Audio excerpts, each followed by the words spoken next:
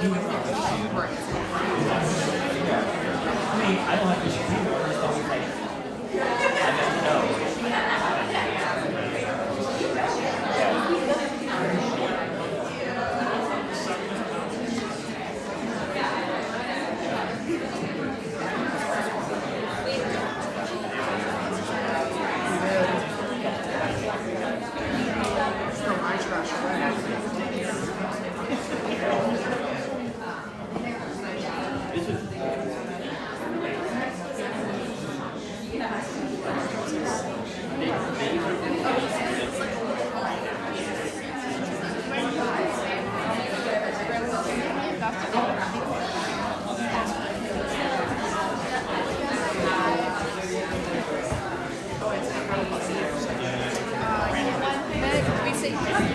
Watch the camera though. Oh.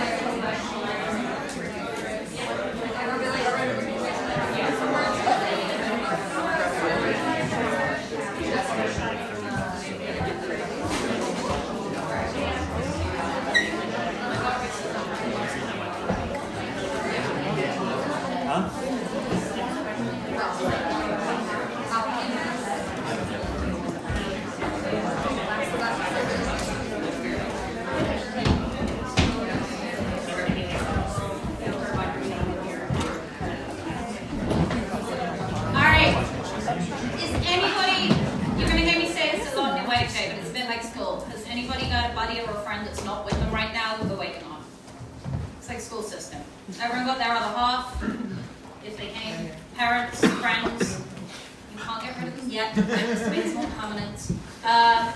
Alright, cool. In that case, I'm just going to double check frames and we'll get going.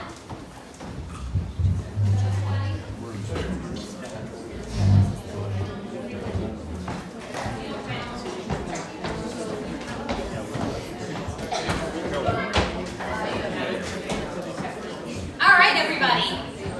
I am live, which I hate. Oh god, I hate this. Okay, just as a full heads up for those that haven't met me, because I'm Isadora, so I own and run the venue. I've had it for over 10 years now. On my left-hand side is Grace, who I guess technically we call general manager, but really is just another carbon copy of me, and has worked for me for 10 years now. And then on my right is Adam, who is technically my cousin, and has been here for 7 years now. And Adam does a lot of everything, but very specifically, he is going to be here when you do drop-off. He's going to help you set up the bar and things like that. So that's who you've got right now. And then wandering around somewhere is yourself. And the rest of the vendors will just kind of start dropping in. They are all going to be here for after lunch, but they basically drop in as they can up until that point. And then we'll do vendors after lunch. So please say hello to people if you see that they've got their role on their label.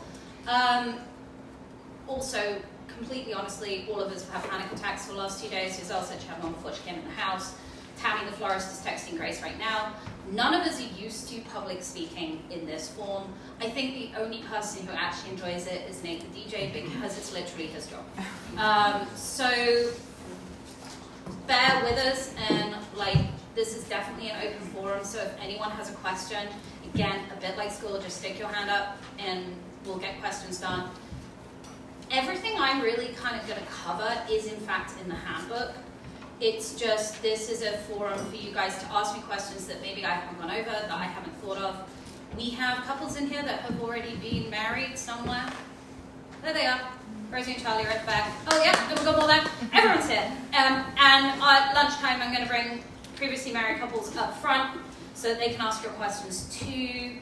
Has everybody at least got a copy of the handbook between each couple? Okay, because that's going to be a starting point for what we're doing. You may have seen on the table there is a printed brochure of all the things that you can borrow. I literally finished it Friday, Thursday. It is now also on the website under things you can borrow. So by all means have a look there. It's just going to work out way easier for people if we still do have a literal physical cottage with the stuff. But we've got so much stuff, if it hasn't become obvious from the brochure, it's easier just to flick through and tell us what you want to borrow. Also, if those that haven't seen it, there was a QR code floating around on a little thing. It's a survey. I do this every once in a while to kind of get feedback on what you guys want, so that we can keep making the manor more in line with what everyone is looking for. There's a few different questions on there. The other thing that's on there, I've done it twice in the 10 years that I've been doing this, is I've done a survey on what people are using and really real numbers that they're finding on their budgeting. Obviously, it's for future couples. We try and be as transparent as possible and all this stuff. I can't get that knowledge in the same way that you guys can when you're shopping around and when you're talking to people. So if you feel comfortable providing that information, please put your email in that survey, and I'll reach out with the budgeting survey and just to get a little bit more information about what you're spending actually today for real. That way the next round of couples can have that kind of information too.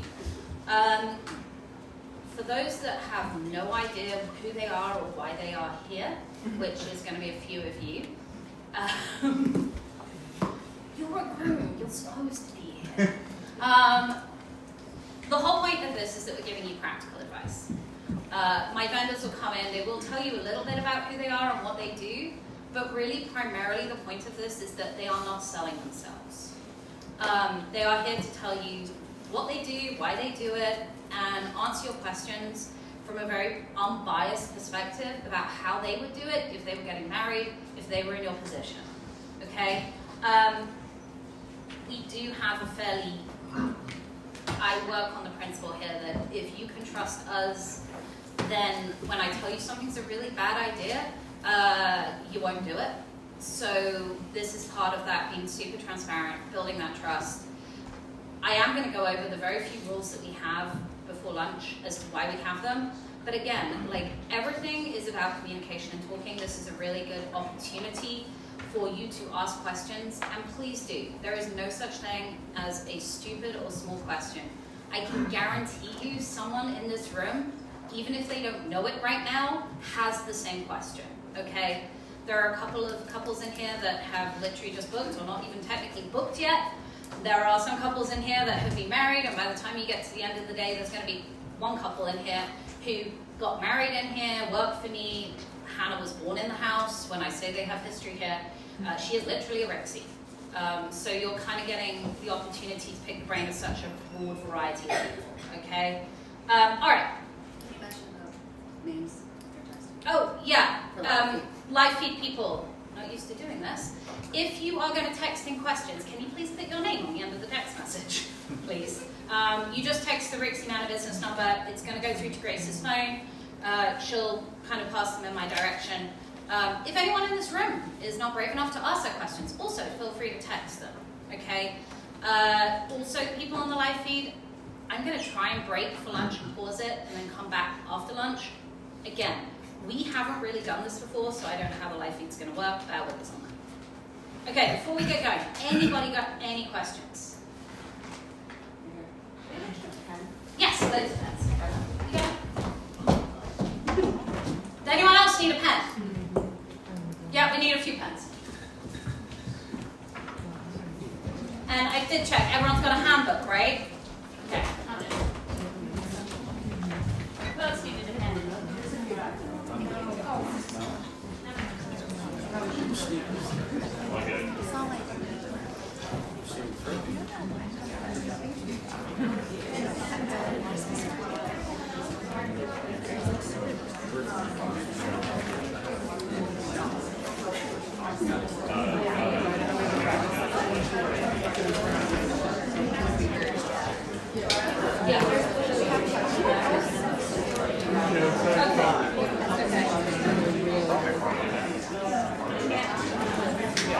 Yeah, let's do that. Let's get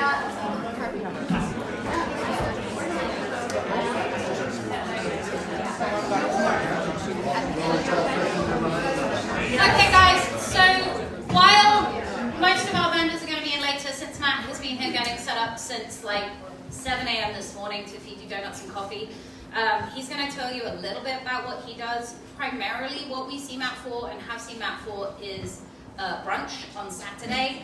We did have a wonderful couple who are coming later who used him for their welcome drinks and donuts, and then he actually did all their wedding food as well. So he's a very, very useful person to know in a whole different loads of capacities, and his donut's great. Turning it over to him for 2 seconds. Fantastic. Thank you very much. Guys, thank you guys for coming today. I have been an enormous fan of Rixey Manor and their team and what they do up here for most of a decade. I started Carpe Donut in 2007. The whole goal of it was that we wanted to make organic kind of comfort food because I'm very, very, very overly focused on the ingredients that go into it and that kind of thing, but it turns out I really like doing weddings too. And that's turned out to be the real anchor of our business. So Carpe Donut is just a specialty caterer. You can bring us in, we can do a whole breakfast, we can do lovely like sort of late night snacks, sobering up station, whatever we need it to be. I'm very, very, get very excited about the coffee, get very excited about the hot chocolate, obviously get kind of excited about the donuts. In the last year, started up a new project, which I'm calling Rodeo Catering. So I worked for a couple of very nice catering companies out of Charlottesville while I was starting this business, mostly training staff and organizing and captaining. Rodeo Catering, I think, is something fairly new under the sun. It is an aggregated catering model. So what I'm working with is high-end food producers from my farmer's market, people who have little restaurants, people who have food trucks, but they don't do catering. So we hold the Virginia ABC license. We can manage full-service bars. Usually Rixey's very good at doing those sorts of things, but if you wanted a champagne brunch on Sunday and they were not interested, we could pick up those pieces of the slack. But more importantly, the kind of catering we can do is to bring in the best barbecue guy and somebody who's bringing in lovely pot stickers and handmade organic bao buns for an appetizer cycle. We can do a bunch of those elements, particularly in the seafood arena, because I have a background as a fishmonger when I was in college and just thereafter. So rodeo catering, you know, if that's for maybe rehearsal dinners or these other pieces, if that's interesting to you, please feel free to reach out to me on that as well. I love what you all are doing today. I think the Bridal Bootcamp is a brilliant idea because this is a very heavy lift for most people. The idea of bringing 100 or more or even a few less of the most important people in your life to see what it is that you're about to do. The bearing witness part is immensely important, and it's the part that is the emotionally overwhelming part for me, for my wife's tough Irish uncles.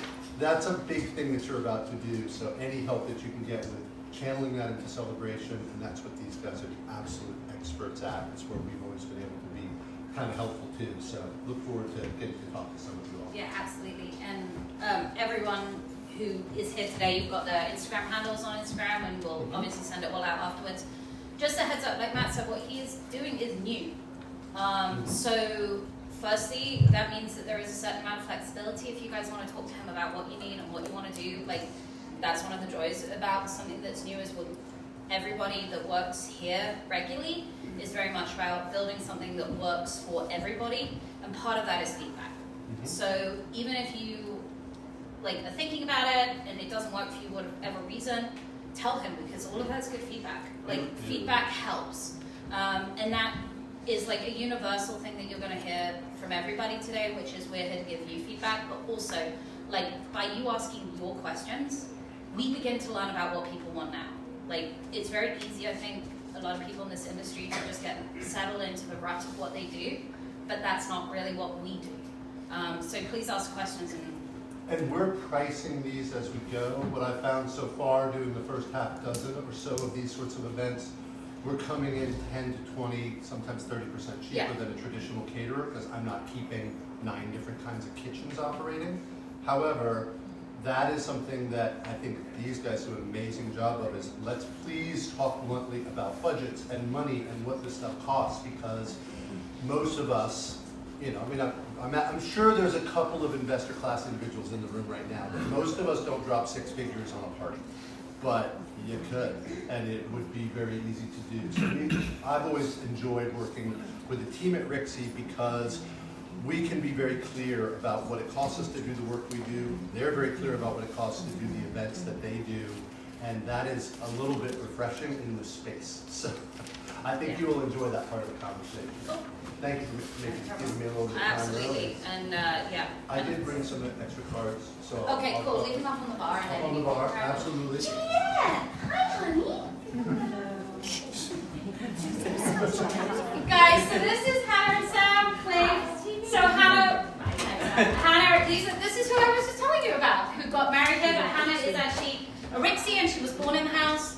And this is the youngest generation of Rixies who's joining us. And in true Grace form, if anyone wonders what Grace's job is, a lot of the time she is the person that's happy to grab the newborn or the baby and go and keep it happy, because I'm not that person. Okay? She's great with children. This is Hannah and Sam. By all means, come and find a seat if you want to join us. Like I said, Sam is not only married to Hannah and got married here, but he is also one of our most seen bartenders. I think between Adam and Sam, you're pretty much going to see one of them behind your bar on your wedding day, which really leads me into kind of a little bit about the Rixey team and what you're going to get. We're going to kind of cover all the T's now, which is the team, the timelines, the table layouts, the tipping, and then one that I can't seem to fit into that, which is family politics. Okay. So the team. Grace is doing a really good demonstration of what she does right now. She is usually the person that we say is extra sets of hands. You're going to see this come up a few times. It covers a huge range of stuff here when we talk about extra sets of hands. Our first extra set of hands that usually comes in is Grace.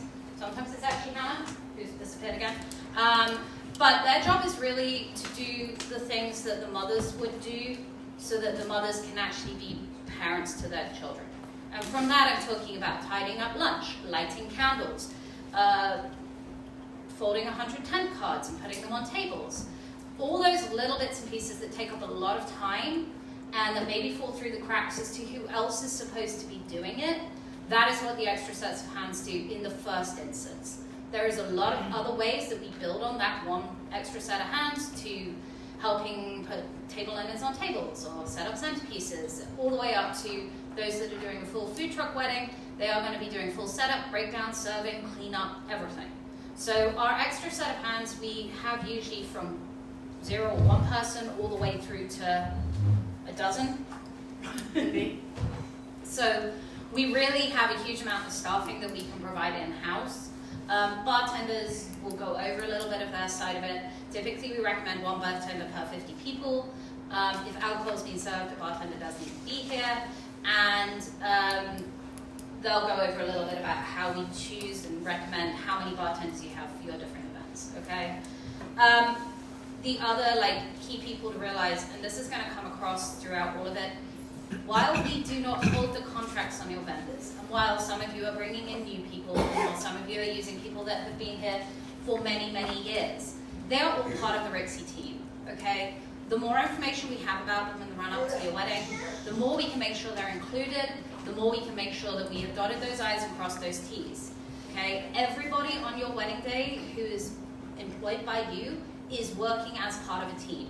It's one of the major reasons why we have no trouble getting our vendors to come here every year. They are not coming here because you guys, a lot of you have already booked them, okay? It's not about selling themselves, but actually they get as much knowledge out of it as you do. When questions get asked, they hear, makeup doesn't usually get much of a chance to talk to the DJ. They're 2 roles that usually are very, very separate. But the fact of the matter is, those things do actually interplay in some respects. And certainly if your makeup artist is late, it's definitely going to ruin your DJ's night, okay? So them having an understanding as to how everyone plays together, also really important. All right, let's do some logistics. Table layouts. This is going to go really fast, okay? Because it seems like we're here for the whole day, and we are, but it's still a hell of a lot of information to get out in the time. All right. You will find at the back of your handbook, you have a lot of different table layout examples. Now, I say a lot. This is literally a starting point. At your final walkthrough, we will make sure every single one of these table layouts is fully customized to you and your people that are coming in. It's really a guideline to give you a little bit of an idea. But here are the rules. A 5-foot round table seats 8 to 10 people. A 6-foot round table seats 10 to 12 people. Now clearly, obviously, you can put 6 people at a 5-foot table, that's not the end of the world. I would not recommend going, if you can, much below 6 people at a 5-foot table or 8 people at a 6-foot table. It gets very, very spaced out and it becomes a little like you haven't got enough people at your wedding, okay? So 8 to 10 is a really good guideline at each one of those numbers. The reason why it is that variety comes a lot to do with things like chargers. Chargers are beautiful, a lot of people use them. Some of our caterers include them, some of them are rented separately. For those that don't know what chargers are, they are the plate that goes underneath your plate, okay?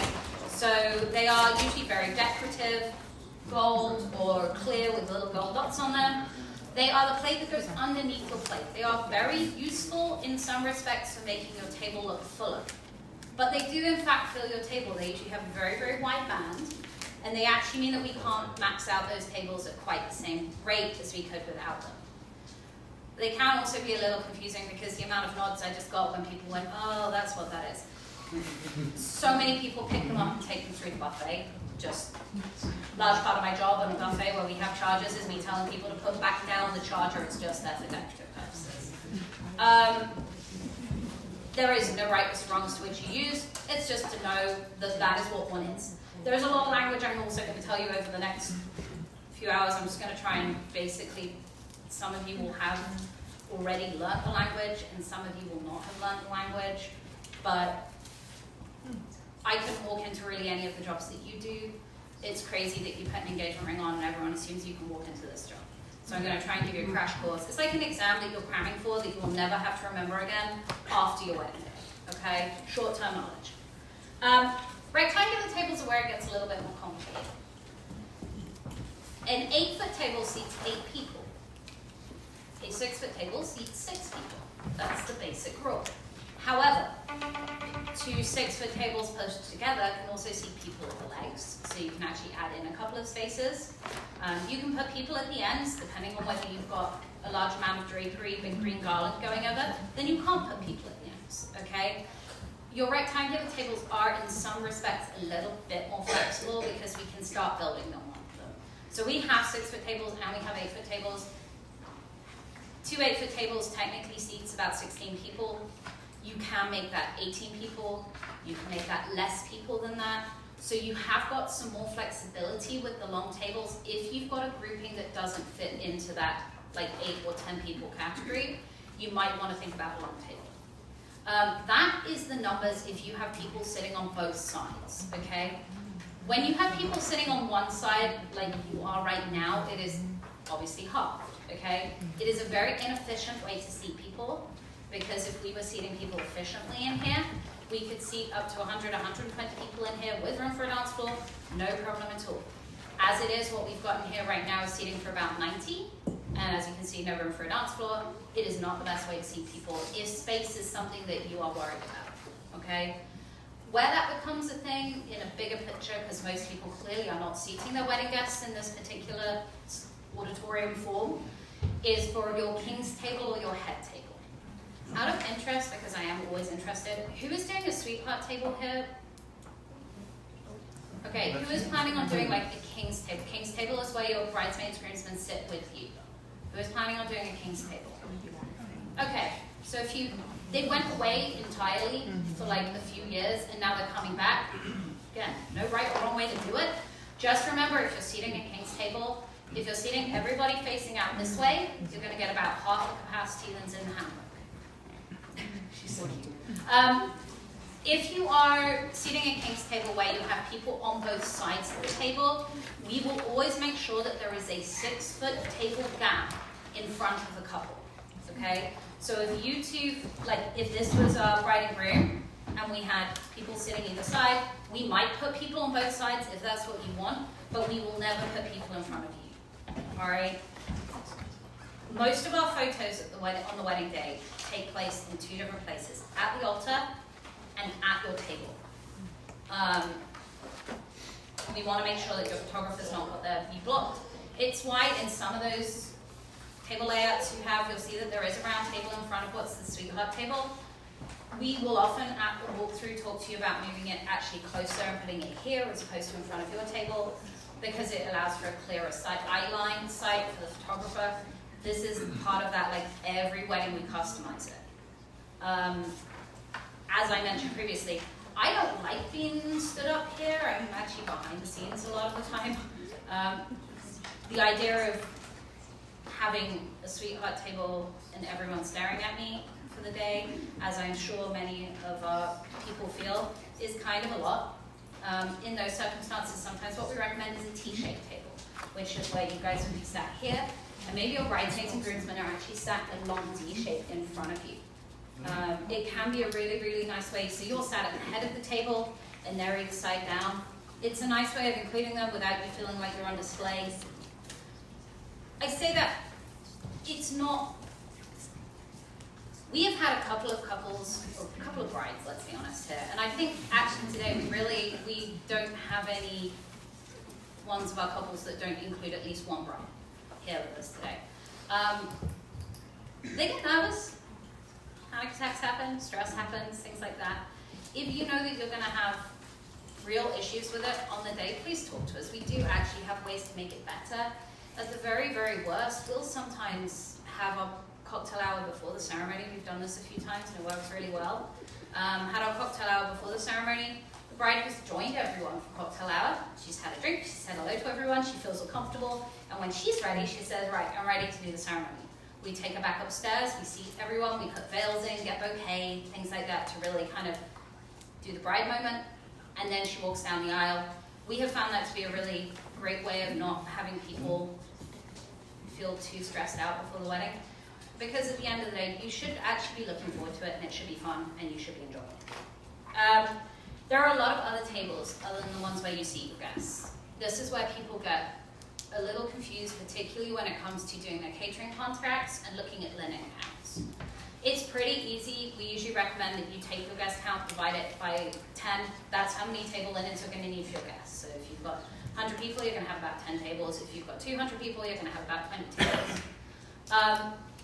On top of that, almost everyone will have a selection of the following tables. Gift table, welcome drinks table, favor table, dessert table, buffets, DJ table, depending on who you're using, they can sometimes have a booth, sometimes they need a table linen too. Cocktail tables, all of those different tables are going to need linens.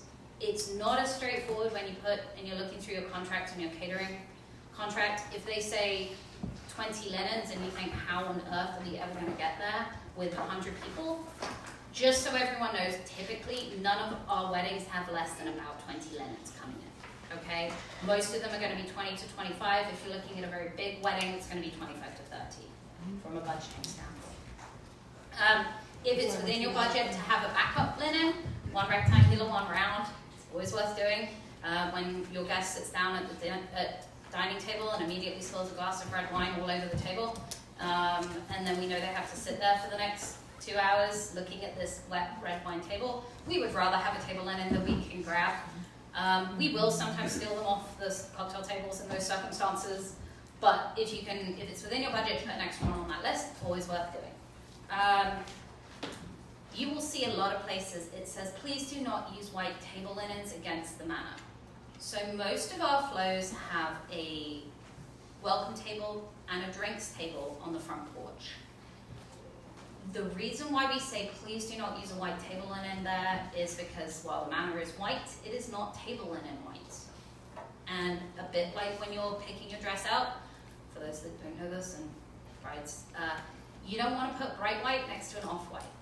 It makes the off-white look dirty, okay? So if you put a bright white table linen next to the house is actually not painted bright white. It would be horrific to look at if it was. And the same with a veil or your satin shoes or whatever you end up doing. If you put bright white against a dress, and very, very few of our couples ever get married in bright white, it is going to really stick out. So for the front porch, please think about using a table linen color that is not bright white, okay? If your colors are mostly white and green, a sage muted green like the ones we have in the very front row here kind of blend into most color schemes, because almost everyone has at least leaves and ferns and stuff at their wedding. It's a very nice way of blending it in without destroying your color palette by having to feel like you need to put a different color in it. Quick note on the table linens, these all came from Select Event Rentals. They are upgraded table linens. These are going to be not typically the ones you see that are quoted within your catering packages, okay? These ones are usually going to be a little bit more expensive.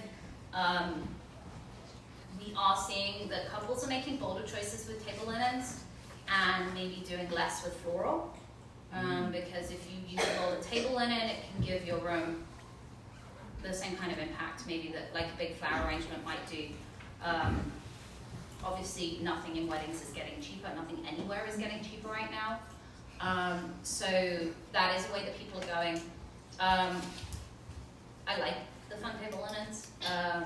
One of my favorite weddings this year, and very like in 2016, had these bright blue and white like table linens. They looked really, really lovely. You didn't need a lot else other than table linen, okay? Because they were very busy. You wouldn't want a lot else other than table linen. Everyone has their own room. Okay.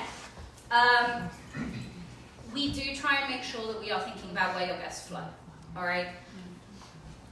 Every wedding is totally unique, but you put that many people together, and there is patterns that emerge, right? And I've done 350 weddings now, and we're pretty good at knowing what pattern will emerge and what people want to do first, what they want to do second, where they want to go.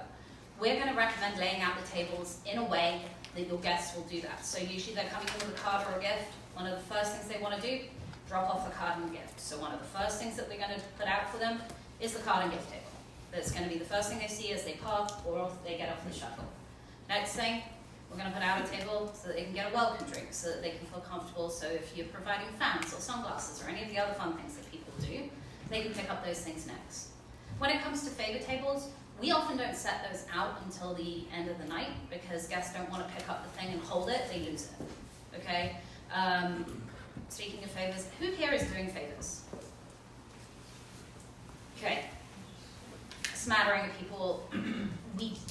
That's probably proportionally right now how often we see favors. It really, I always think if you're going to do favors, make sure it's stuff that people want, and I say that meaning, what favors are you guys doing? Just out of interest. Magnets. Okay.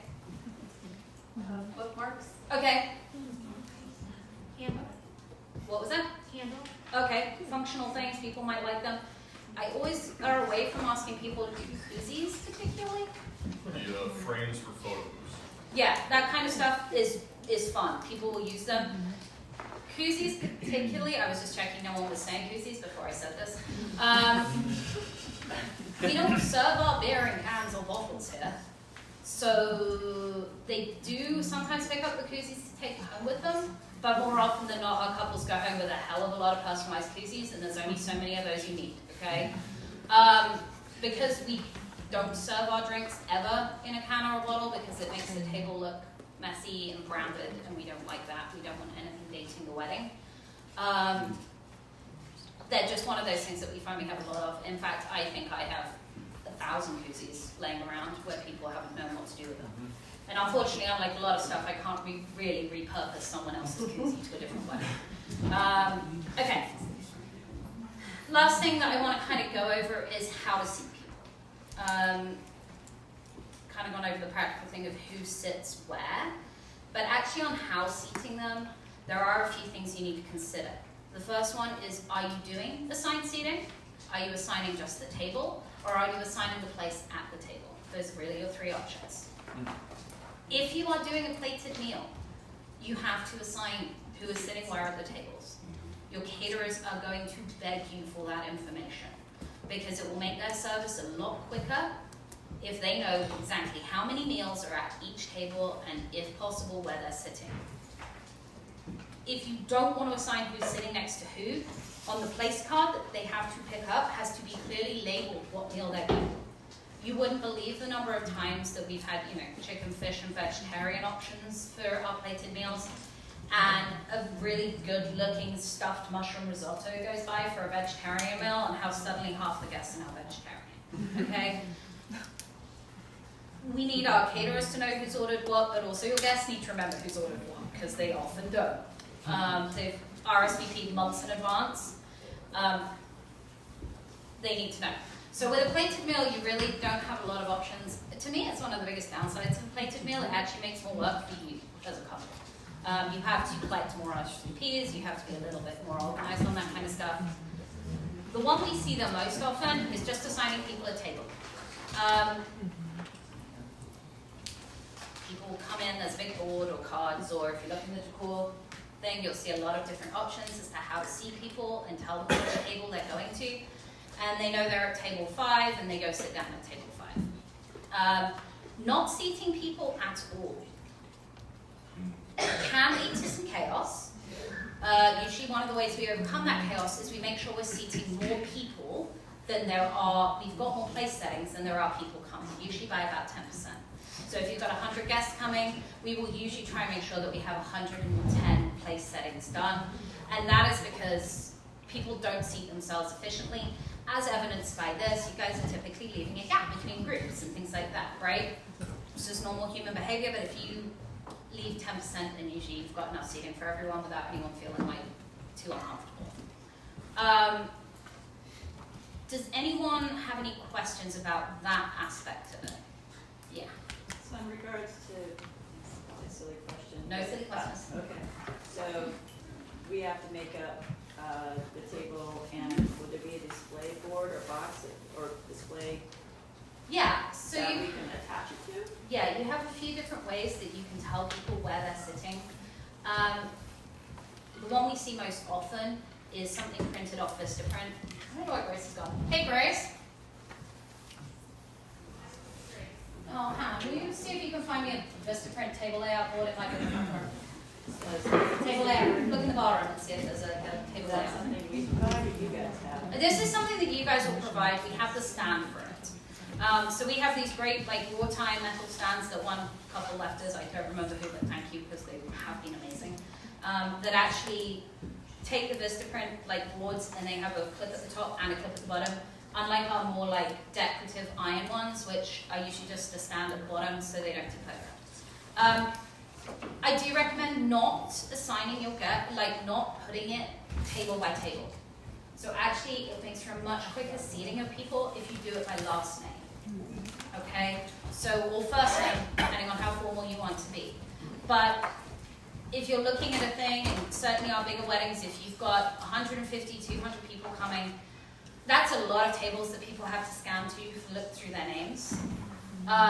If they know, I hope, their last name, it's much quicker for them to be able to read so-and-so, oh, table 4. All right? It makes for a quicker placement of people. We have that being the Vistaprint one. We also have a smaller frame that a lot of our couples use. I think Rosie and Charlie used it. Did you use the white frame? How did you see people? We just used the gift cards. Yeah, okay. They didn't have a massive wedding, so it made it easier that they've got like a little bit more flexibility on, we don't have to make 200 people sit down in 10 minutes, which is sometimes the reality of what we're doing. Yeah. So if we're just assigning tables and not seats, do we have to allocate an additional like 10% like you said? No. Seating? No, so if you're assigning tables but not seats, everyone will politely sit at their table. Cool. It's if you're not assigning tables at all, you need to allocate a little extra buffer. She has a question. I have a question.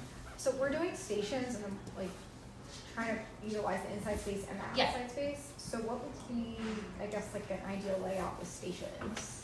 So when we do stations, and along with stations, I'm kind of going to go with food trucks as well on this. Typically, we do recommend assigning tables for the formalities. So they will have an assigned table for like first dance, speeches, things like that. I meant like the light. I was asking specifically like with the layout. Oh, okay. Yeah. So most of the time, we recommend having everybody in one space. So if you're having stations in here, everybody be out in the tent. Okay.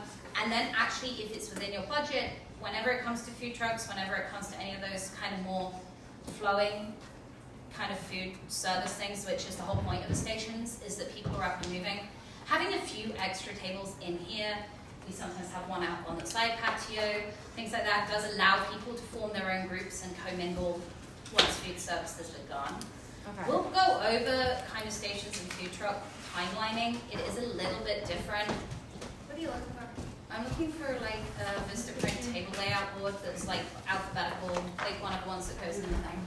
Thank you. And we'll go over that a little bit. We actually slightly structure the timeline differently. When it's a food truck or a station wedding, we try and get all the formalities done up front. So we've gathered everybody and we sat them down for like 20 minutes at the beginning, and then once they're off, we don't try and force them all back together again. We want them to flow more naturally. Sorry. No, you.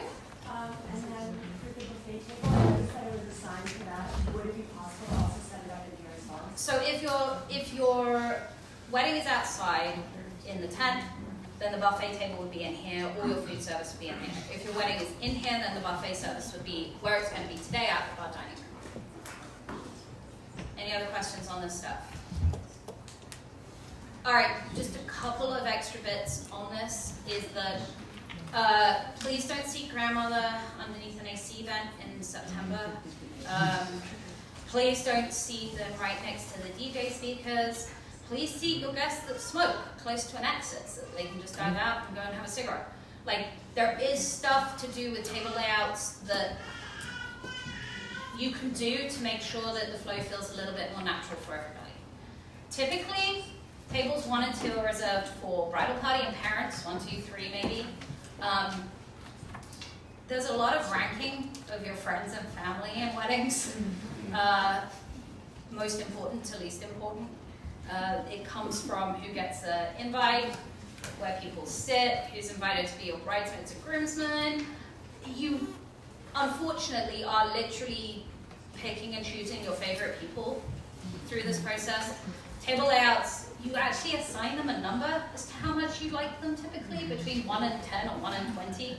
I think there's nobody here that hasn't been to a wedding that has been sat at table like 15 and been like, all right, I can't see the couple, whatever it might be. Please be aware that that is a reality, and you can always name them, but please give us numbers. Oh, I was gonna say that, like, we saw something, like, assigned colors or something. Yeah. Have you seen that before? Yeah, so it's really nice if you can get away from, well, I guess it's really nice for them if you can get away from giving them a 1, 2, 3, 4, 5 number, because it's very easy for guests to rank themselves in that thing, versus giving them a destination or a color or something like that. A favorite TV show that you guys watch as a couple. From our perspective, can we please get a number as well? Because we may on the day, we're going to go through our table layouts with you, but like we may on the day slightly rejig stuff depending on what the weather's doing and things like that. I need to know who table 1, 2, 3, 4 is, so that they never go anywhere but right around you guys. I need to know who table 20 is. On your Google Sheets, and for those that haven't quite got their Google Sheets yet, it will be coming. At the very bottom, for some of the newer ones, but not all of them, it will ask you what the family layout is, and certainly in final walkthrough, we will ask you. If you can pick who's sitting on each table, tell us. Bride's family, groom's family, bride's extended family, work friends. I know that if I'm looking at that and helping you design a table layout, that we're going to put the bride's family and their extended family near each other. But I literally don't know who any of these people are, so you have to give me some help with them. The units. Yeah, that's what, I said about not putting grandma next to the AC units. Wasn't sure.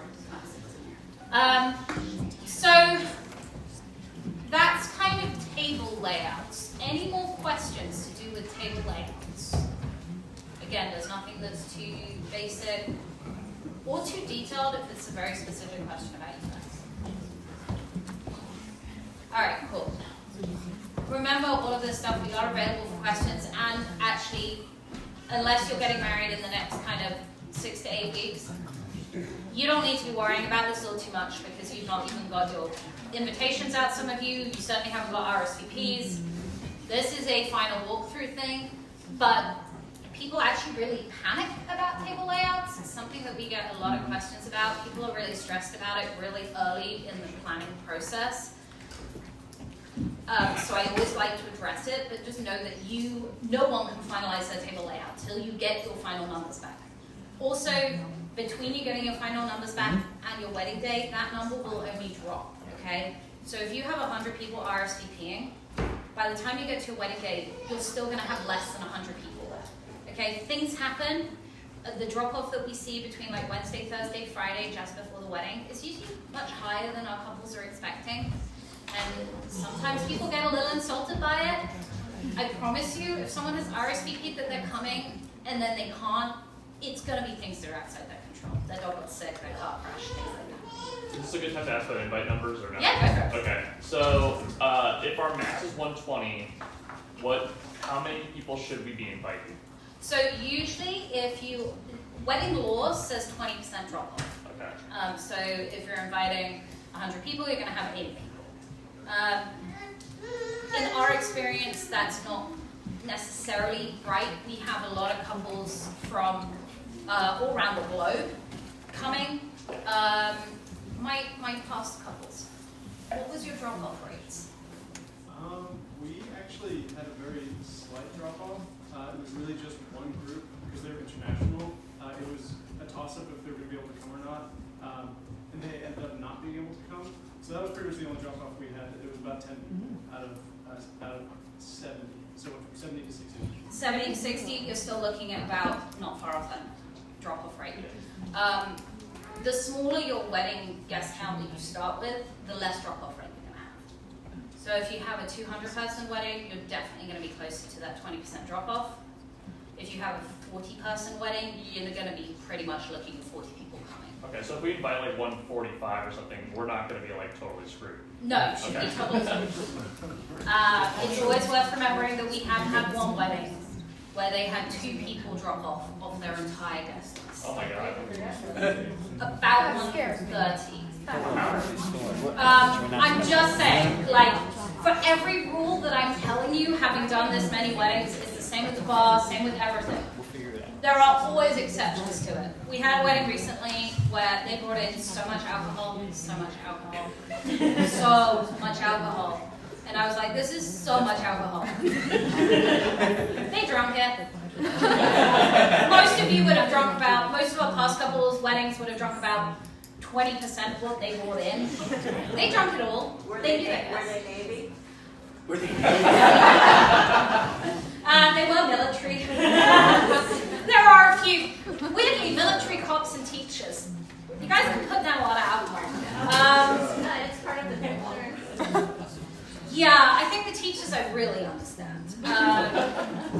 Although Nate, for those that most of our couples aren't that local at all, Nate actually used to be head of the school board in Culpeper, which if we ever had a teacher, local teachers, I'm like, just so you know, Nate's head of your school board.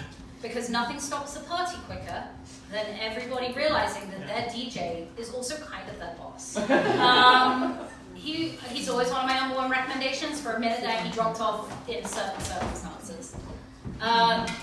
Okay, any other questions about, like, we can go, this is, by the way, I try and keep to a structure, but we definitely jump all over. So if you have a question, ask it. Go for it. So this is about when you make invitations.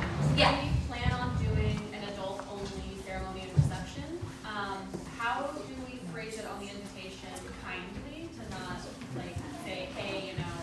One of my favorites is those with children, please find childcare. Okay. It's not left, that doesn't leave room for interpretation. Usually the people that are going to have an issue with a child-free wedding are going to be your aunts and uncles, your siblings, the people that, and it doesn't matter what you write in the invitation, they're going to ring you and you're going to have a conversation about it. It's going to be, do you know what I mean? Like you're a lot of people when they're like, oh, we have an excuse to go to a friend's wedding and they don't want kids there, great, grandma, here you go. One of the issues with that, honestly, not to compare children to dogs, sorry, it's a bit the same with weddings. Who are you leaving your dog with when all the people you love the most are here, right? It's a bit hard with kids when you say to your siblings and your aunts and uncles, like, you can't bring your kids because a lot of the time, maybe the grandparent that they would usually leave their kid with in that circumstance is here anyway. I do have sympathy for those people where they have that issue. You could work around it a few different ways. One of them is, I always just say blanket rules. This comes for everything with invitations. Make a blanket rule. It has to stick on both sides. It's the only way that you're not going to get in trouble. Okay. okay? So if you're not doing +1s, don't do +1s for anyone. If it's +1s if they're living together or they're married, great, bring them. +1s if we've only met them, that's great. But make a rule that sticks for everybody. If you make an exception to the children rule, you have to make the same exception across the board, which is, okay, we will have children, but they're only allowed to be nieces and nephews. Or, you know what I mean? And they have to be over the age of, or under the age of. Are children good at a wedding? Okay. Yeah. Are we allowed to hire a babysitter That was where I that was. watches a kid? Yeah, that's absolutely where I was going to go with this. One of my biggest pieces of advice is if you're going to get in a fight like this, we have some babysitter recommendations who are fantastic. You can use the cottage for that. They can get dropped off over there. They can watch TV. You can put chicken nuggets in the oven. It's a full house. Parents can pick them up at the end of the night and go home. You know, it really works quite well. We can help you sort a babysitter. You can even just tell them that they'll pay for it. Do you have multilingual Babysitters. We have a few different ones that we've used in the past. One of our favorites, I don't know if she's multilingual. We can find out. Wouldn't be surprised with me. But we can also always find out. We have a pretty good network in Culpeper, and it's actually, I mean, almost everyone that we recommend, everybody that works for me, honestly, almost everybody lives within about a 10-mile radius of us here.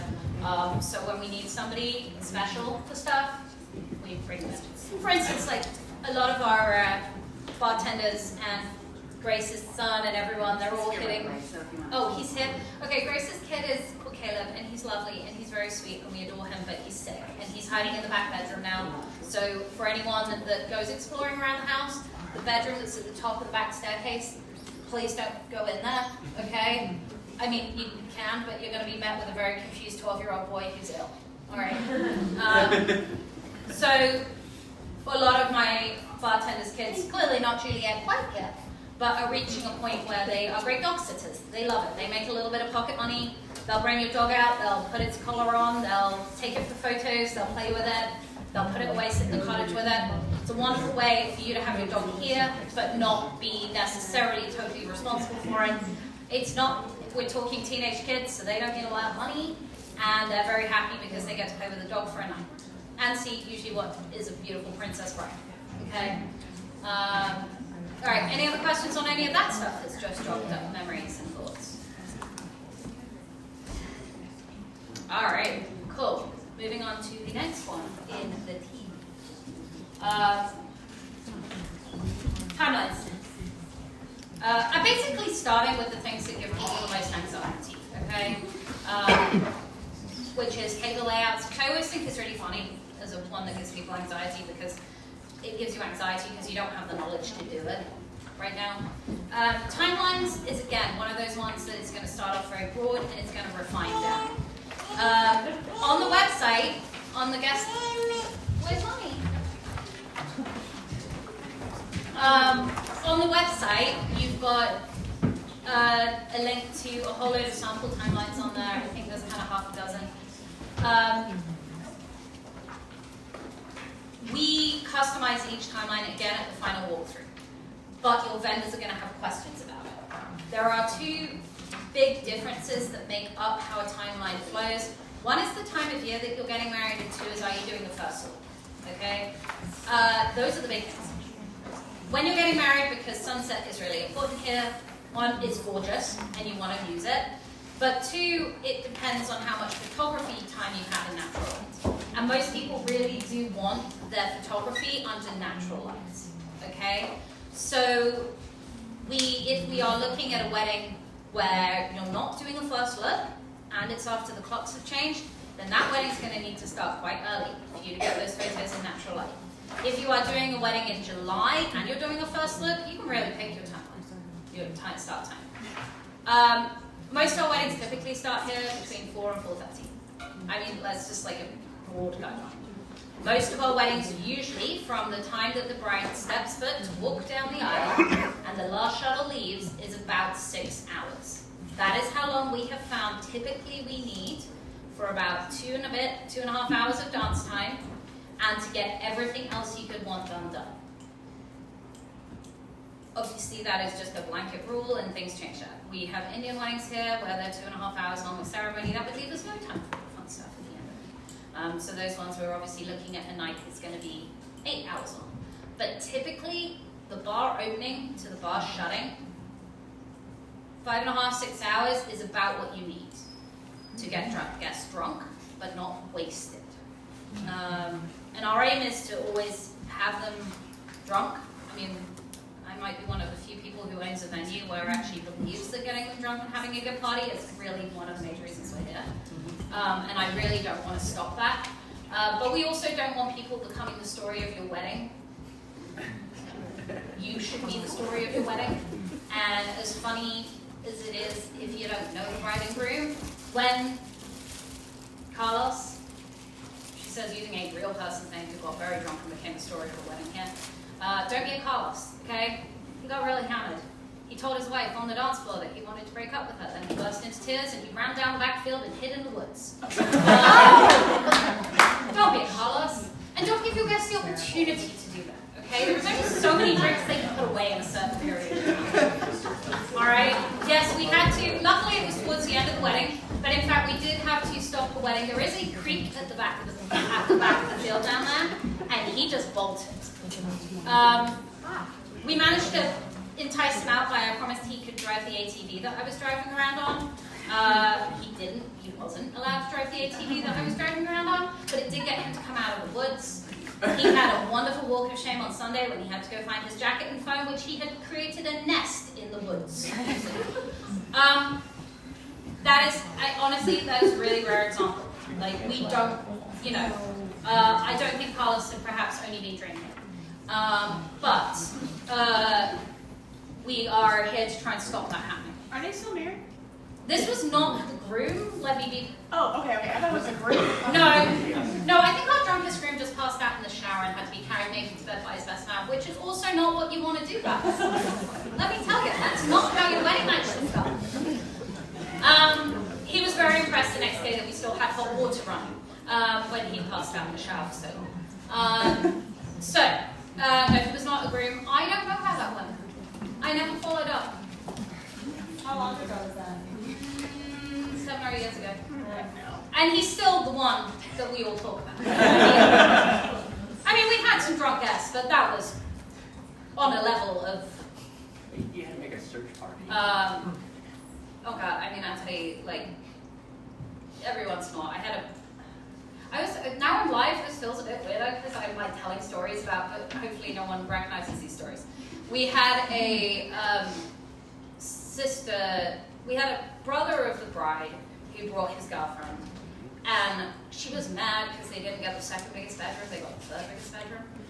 We'll get into family politics in a minute. And I do remember her at the rehearsal dinner standing out there, kind of drunk, but not super drunk, yelling, "I don't understand why your family thinks I'm crazy." And me standing there along with whoever else was working with me going, "We do." You know, we don't want that, right? Like, we don't want your guests getting like that. The whole point is people are going home and they are saying nothing but, "My God, didn't they look beautiful? My God, didn't they look happy? Didn't I eat enough food? Wasn't the DJ great? That ceremony made me cry." Okay? That's what we want people going home saying, not like, "Did you know they even had a friend named Carlos?" You know. So yeah, 6 hours. We do have the option for extending. That usually takes it to 7 hours. It's not a big deal. We do 7 hours. You can extend your wedding. Most contracts finish at 10. Some of you have got contracts finishing at 11. You are more than welcome to extend. Just be aware that between that 10 and the 11 is when we get messy. Okay? And I'm not saying no to that. Some couples want that. And we had one wedding that was Fireball themed. Go for it. Like, did you know Fireball comes in a keg?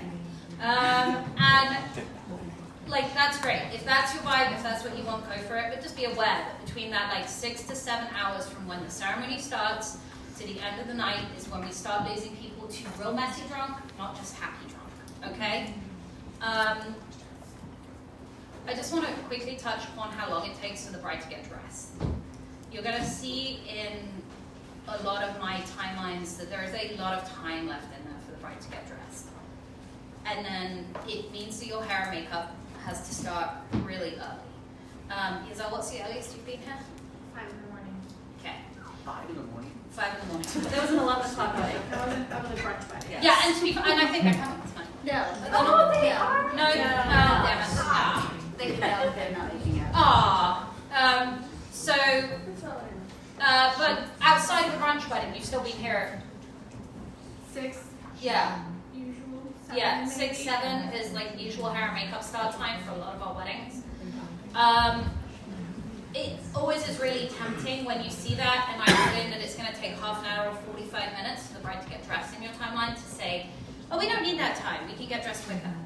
Well, you can if you're putting on sweats. Sure. But when your photographer is saying to you, okay, now sit here and put your leg out, now pretend to do the buckle up on your shoe. Okay, now your mother's going to come in and pretend to do the buckle on your shoe. And now your maid of honor is going to come in and pretend to do the buckle on your shoe. Just the one, we just undo it and redo it a lot. And I'm really not joking. A lot of the time, if you've got 5,000 buttons, I'll do up all the buttons, and it will literally be someone standing there like this. Or earring backs is always one of my favorite ones. I mean, if you've looked through any wedding inspiration tool, you've seen the picture of the bride like this. I mean, putting the earring on is a 3.5 second job on a normal basis. We are going to extend it to being a 3 to 5 minute job on the wedding day, okay? So please don't cut the bride getting ready time, including hair and makeup, but that little period between hair and makeup officially being finished and the bride officially being in her dress is legitimately going to take us an hour to an hour and a half, all right? You've got the finishing, having your makeup, pretend photos done. You've got all the photos of everybody in their robes, in their pajamas, whatever else you've got for your girls. Like, then you've got, everyone actually has to go get dressed for real. And then we come in and we do the photos of you getting dressed. And then we do the photos of everyone being shocked that you've put a wedding dress on. And by the time we get to, I'm being very cynical, I think these are beautiful photos. And I will say that actually I think the getting ready photos are some of my favorite photos, because a lot of the photos you get throughout your wedding day do feel a little bit staged, and there's usually a lot of people in them. A lot of the time, the getting ready photos with the bride and the bride's mother, or her mother-in-law, or her best friend, or her godmother, or whoever is stepping in for that role for you that day. Guys, this is Tammy. Whoever's stepping in for you on that role in that day, there's actually not as many photos as you might think with them. And that's usually going to be someone who's very important to you. So taking this time through those photos is really important. Your photos that are done before the wedding are typically going to feel a lot more intimate than your photos once the wedding is underway. Okay? So don't cut your time for getting ready. First look. Who's doing a first look? Who's not doing a first look? Okay. So that's, again, pretty proportional. I will say about 75% of our couples, I feel like, do a first look now. I could give you the pluses and minuses of each of them until I was blue in the face and still not personally have come to a conclusion as to what I think is better. Okay? It really is such a personal thing between you two as a couple. Some people love it from a practical perspective, which is you get to go to cocktail hour and you get to go eat your appetizers. Some people love it from an emotional perspective, which is it's actually private time between you and your other half before the wedding, so you actually get to say things to each other. Don't forget, if you first see each other as you're walking up the aisle, you're stood facing each other with everyone watching you, and you don't feel like you can talk to each other, right? So there is a weird moment there, but the tension is kind of sometimes what people are after. I don't think there's anything right or wrong as long as we've got enough daylight. That is from a very practical coordinator, planner perspective, that's what I care about. Do I have enough daylight so that I'm not chasing dark? There is nothing worse than after the ceremony having to be move, because we gotta beat sunset, all right? So as long as we're doing that, there really isn't plus or minuses to first looks. I'm gonna pause real quick. Anything in what we've just talked about so far to do with timelines before we get into the formality stuff? Anything so far that we've talked about that anyone has any questions on? Clearly I'm doing a great job. Okay. Sorry, I don't know if this is the right time That's to my ask wrong this time. question. I just wasn't sure. So we're having an outdoor wedding, and just because of our really, really, really strict budget, we would like a tent if it rains. Yeah. But if it would not rain, then we would just have like an outdoor. Yeah. But I just don't know how that would look like if I would pay a deposit and all that and have to cancel, or if I should risk just. So almost with everything when it comes to weddings, I always say when it comes to booking your vendors, do your best guess, but don't overestimate, right? So like, if you think you're gonna have 5 bridesmaids, certainly tell your hair and makeup artist that you're gonna have 5 bridesmaids. But don't tell them you're gonna have 10 when you think you're only gonna have 5, because you wanna kind of get worst case scenario quotes, okay? Because it messes with them, they're bringing in stuff, like it's not fair on them. Tent rental is one of the few places that I do think it is always better to rent at the top end of what you might want. Chances are you maybe don't need all those things, but certainly most of our rental companies, you have up until, some of them it's a few days before your wedding to make changes to what things come on your tent and whether So you for a have tent, you probably need Monday to make that decision. Because they're normally here Wednesday, Thursday. setting up. So as long as they really haven't come to set up yet, and most of the time if you're renting a tent, even if you choose not to use the tent, you might be using bistro lights or linens through them or anything like that. They do typically roll that deposit into the other things you've rented, and you don't really lose any money. You can have select when I get here Yeah, too. that's a good point. Because there is going to be 10. There is going to be a 10 person here later. Just as a heads up, by the way, the select who are coming to talk about tents this afternoon, for most of you, some of you might use them.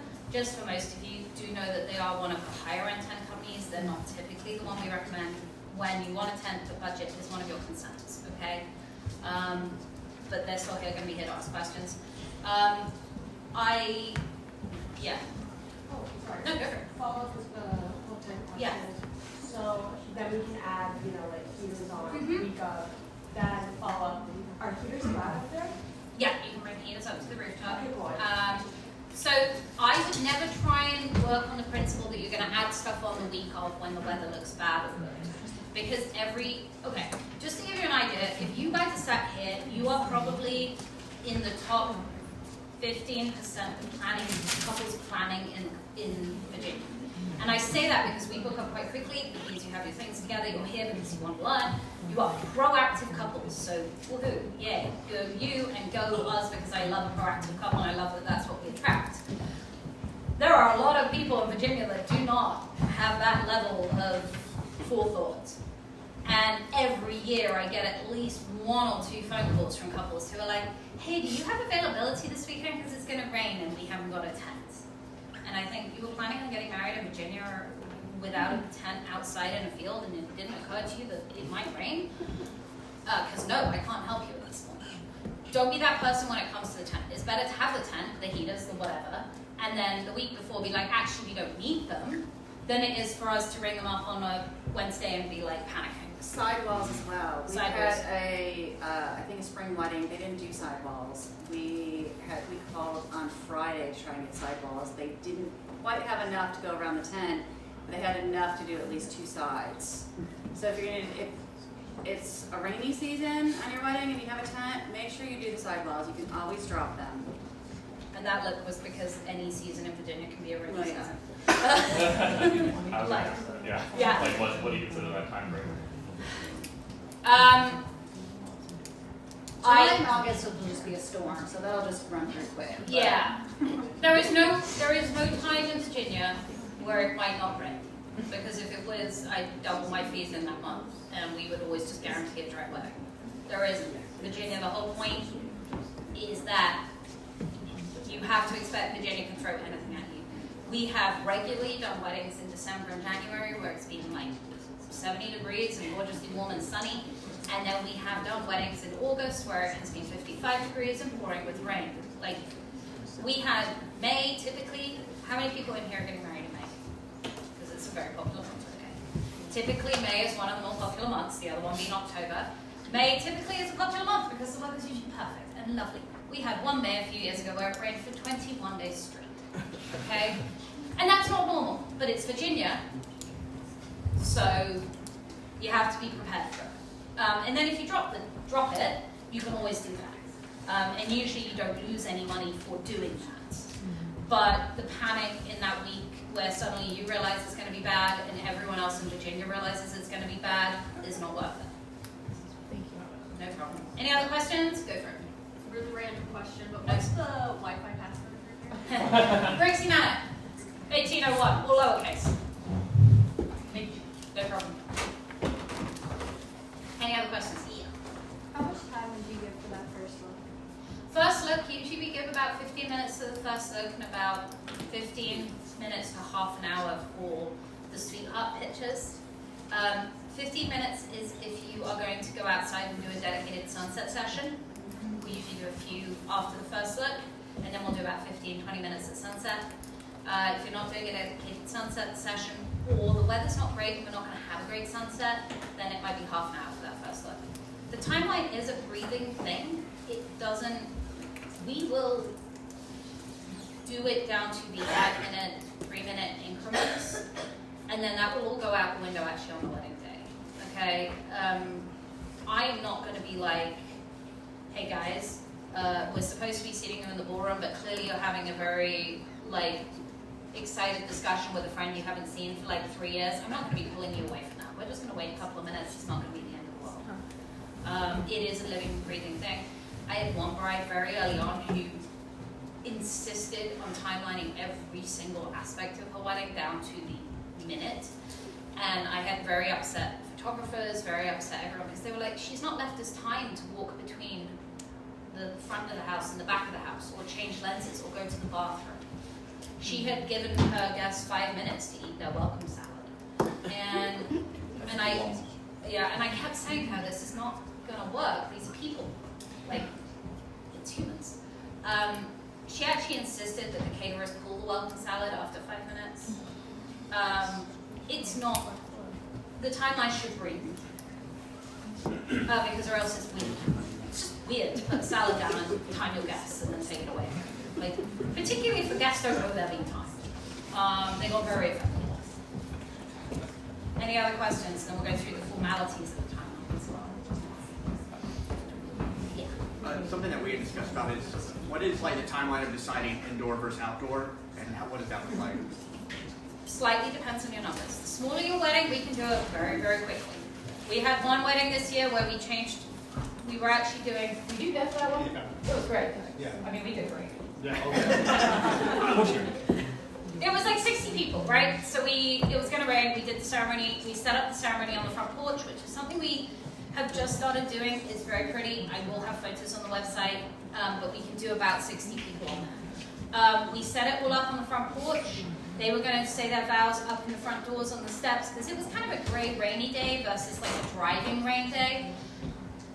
About 20 minutes before the ceremony, roughly, we all make the call that actually it wasn't going to rain like it had said on the radar the whole time. We could get the ceremony in quick enough before the rain came in, and we moved the whole ceremony in 7 minutes. It was a team effort. But then we also, they rented bistro lights for the back patio. They wanted the reception out there. Well, we set everything up in here. And in case everyone doesn't know, I go and block the driveway so no one can come in and out during the ceremony if it's up front. I was sitting there and I sent Isadora a message and we're moving everything outside. There was nothing on the radar, so we picked up tables from in here and took them all the way back to the back patio. And I think it took us 20 minutes with catering. Yeah, 20 minutes of catering to move the entire... But everything was set. The tables were already set. Everything was set, but it took us about 20 minutes of catering to move the whole thing from inside to outside. If you have a smaller wedding, the answer is 20 minutes. If you have a bigger wedding, we need longer. Ideally, we try and make that decision first thing on Saturday morning at the latest. Okay. Actually, that's to do with floral, more than it's to do with anything else, which is once those arbors are set with all the pretty flowers and the draping and the things, it's really hard to move them. So once they're set, once Tammy's done her job, once her florist has done their job, shifting those arbors, it kind of cannot be great for your flowers. So we do try and make sure that that's the thing. It's also one of the reasons why sometimes when you're debating flowers, if you are wanting a quicker moving thing, the champagne buckets that we have, we can move those we pick them up and move them. They're very quick and easy for us to move. We can make decisions at the last minute. Almost all our couples want to do as much as possible outside. We obviously have a couple, at least one couple in here who are getting married in February. So there is less of an option to do everything outside in February. Sometimes that's also the same for July when it's 110 degrees, okay? But primarily we are aiming to usually do most of it outside. That's what we love. I mean, it's gorgeous, even on a day like today when all we've had for a month is horrific weather. Speaking of that, by the way, we usually try and set boot camp so that by the time we do boot camp, usually we are prepped ready for the next year of weddings. This year, because of the way the Super Bowl fell, Valentine's Day fell, and our first weddings back are in March, boot camp's actually a lot earlier than we usually do it, and the weather has been really bad, so we've been concentrating on a lot of behind-the-scenes paperwork stuff, like the decor stuff like that. So the house and stuff isn't quite, like, if you're wandering outside and there's no landscaping being done, that's why, okay? We usually are a bit later than this when we do boot camp. But we want to make sure that as many people can attend as possible. All right. Timelining stuff like first dances and all of that.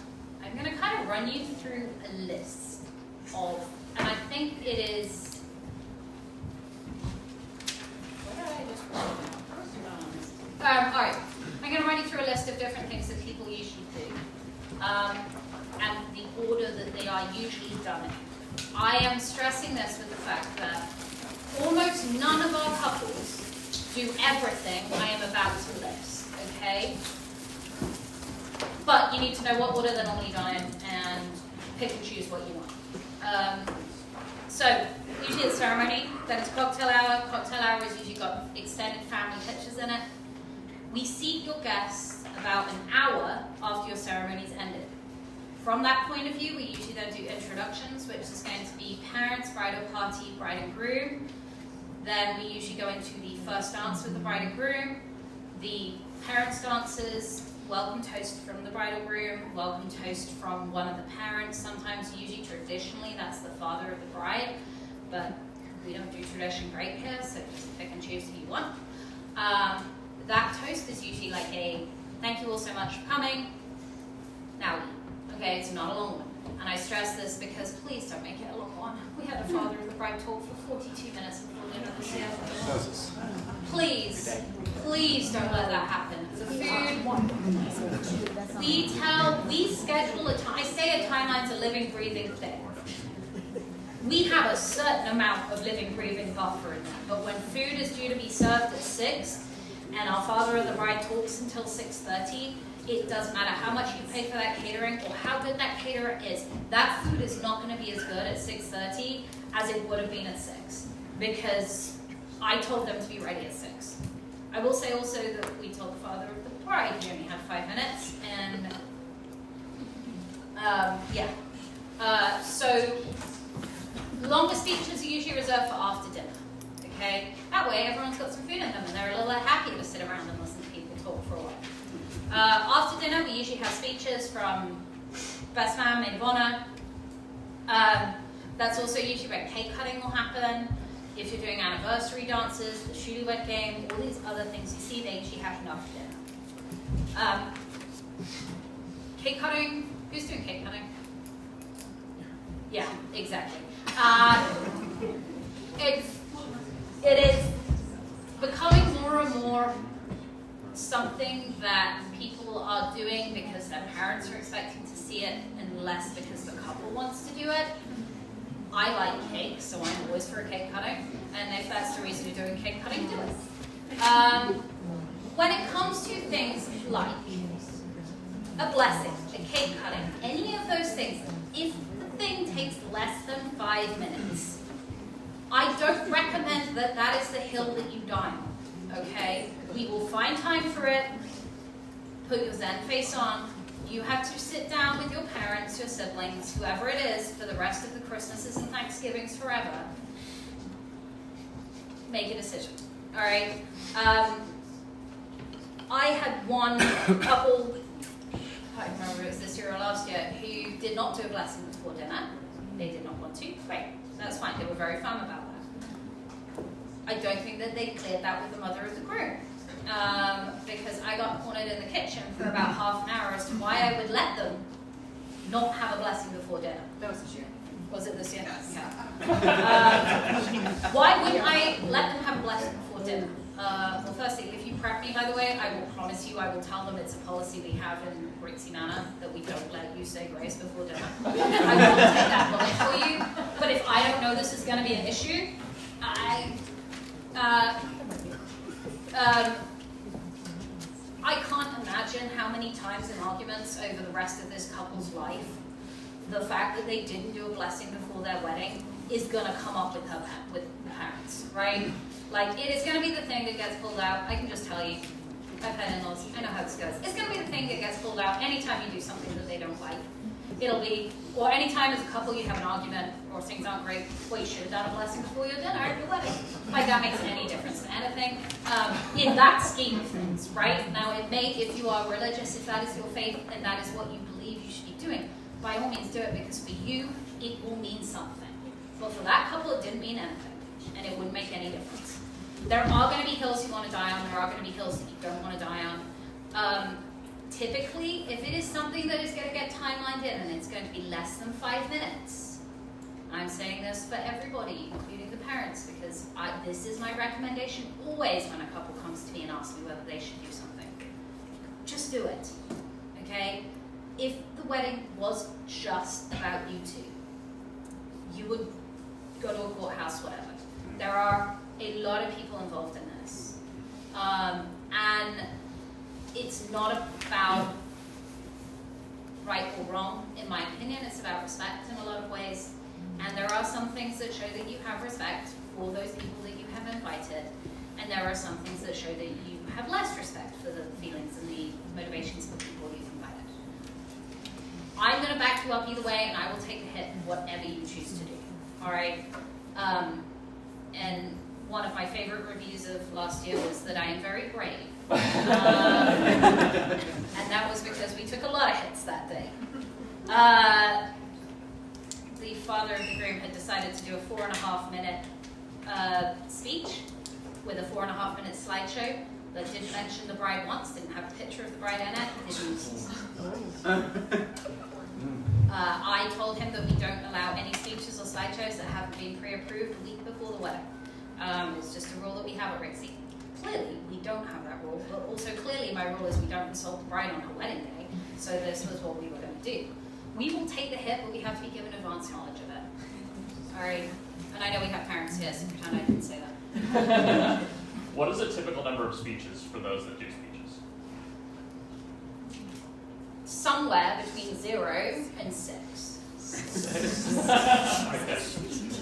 A parent on each side. Sometimes, yeah, best man, maid of honor, parents. Okay. And depending on what your family situation is, that might be 4 speeches. Right. I do not recommend open mics. Please don't do an open mic. In fact, if an open mic situation comes up, I will talk to you very much about it. You guys did an open mic, right? Did you do open mic speeches? Kind of. We had a friend kind of last minute want to do a speech, but he had already kind of warned us that he wanted to. But yeah, I think actually the DJ offered to do an open mic, but no one actually. Open mic's not the easiest thing to do. We have someone sing once in an open mic speech thing. You know, not really. All right. Any questions on that stuff before we go into exits? Because that's the last one. I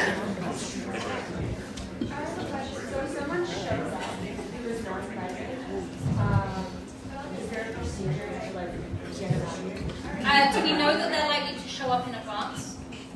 No, there's one person I have a suspicion that they might try to show up. I am happy to be very rude. Okay. And if it helps not many people argue with a 5'1" British woman. It's true, right? Okay, boys behind the bar. Like, if there's someone that needs to be cut off, if one of these two cuts you off, this is just universal thing.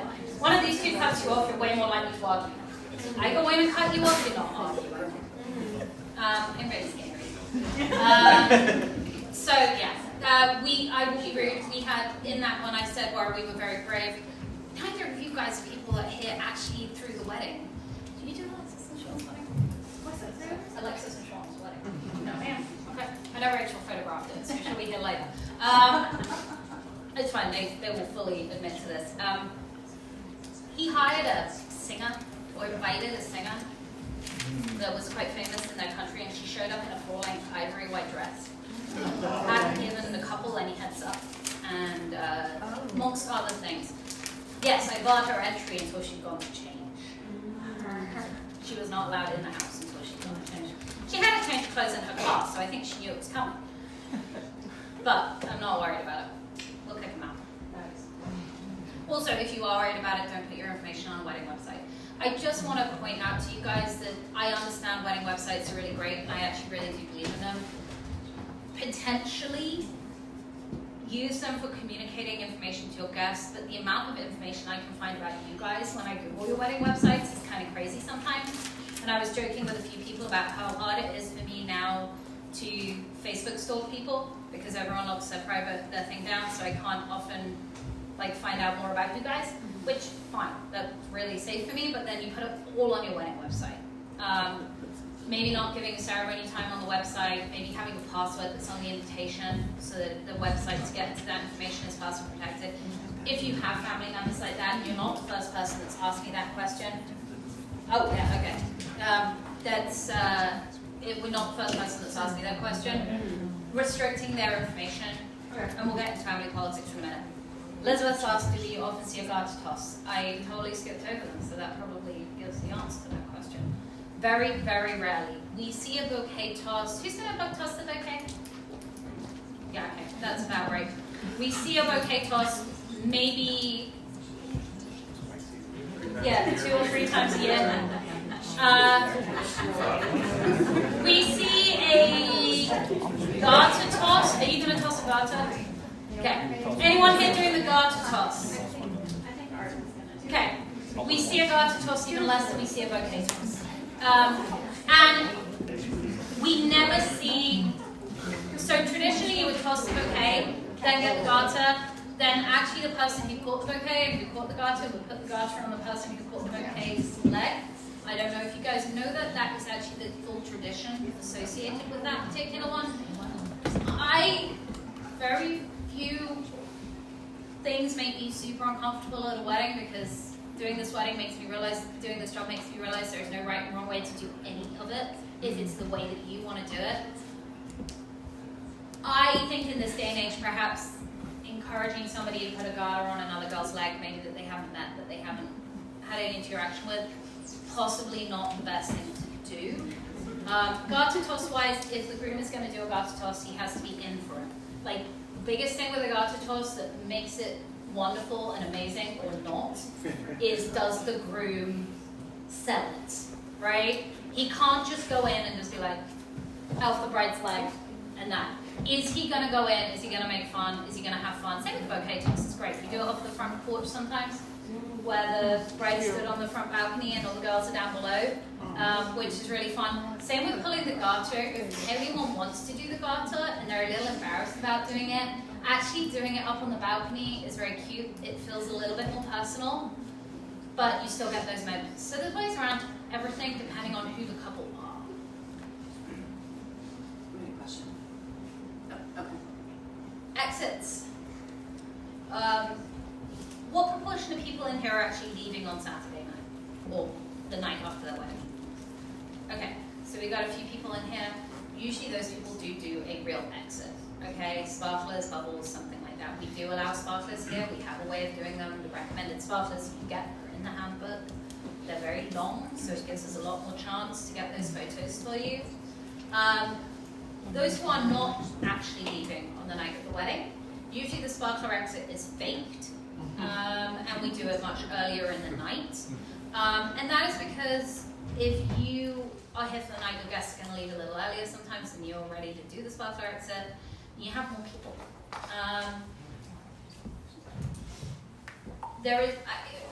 people have a lot of fear about a sparkler exit, and a lot of venues don't let you do it. We've done it for 10 years now, pretty straightforwardly, other than the odd person that hands us the hot end of the sparkler when we go to get them.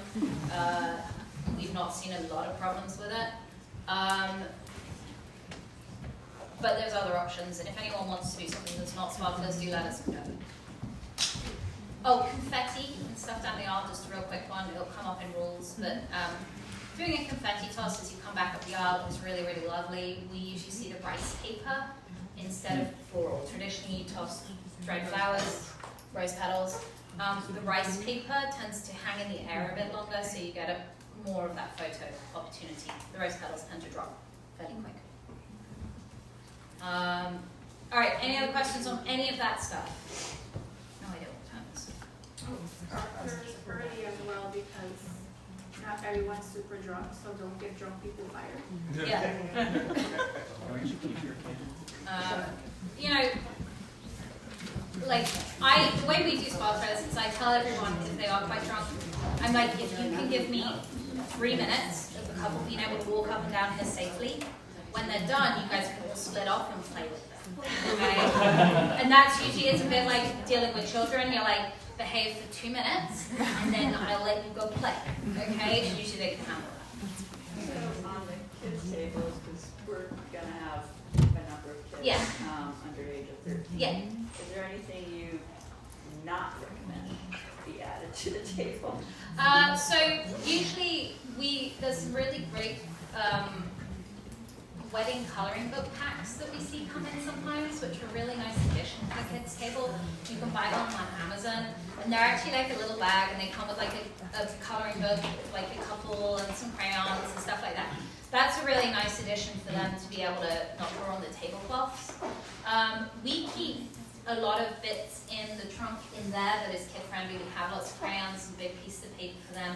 So if we feel that they need a break, we'll often take them into the library and give them crayons, puzzles, things like that to kind of entertain them.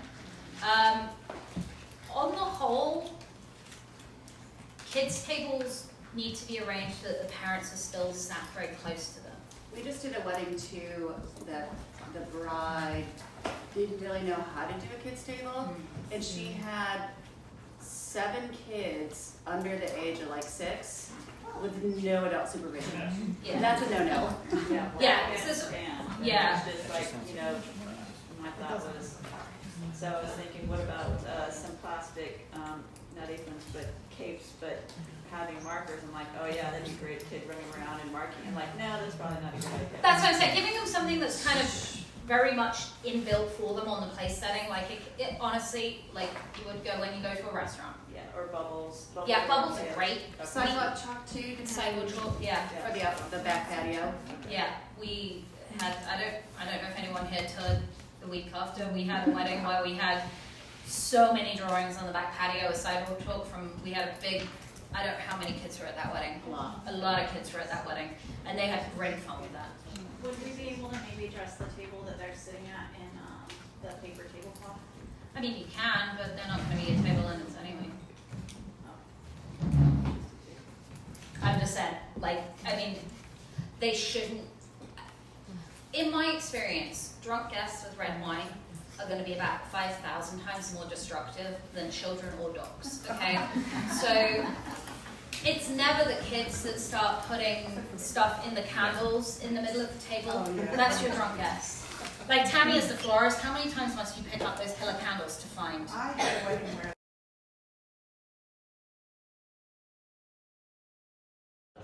yes. That's Yeah. So, yeah. In my experience, no one's worse than a drunk wedding guest in that respect. The number of things I find shoved in candles at the end of the night, and you know it's not a child, is crazy. They play with them too, and sometimes if they get too close, they're playing the floral ends up on fire. And I will say they being drunk guests, not children. Children are actually usually our children are supervised by their parents. The drunk guests are not supervised by anybody.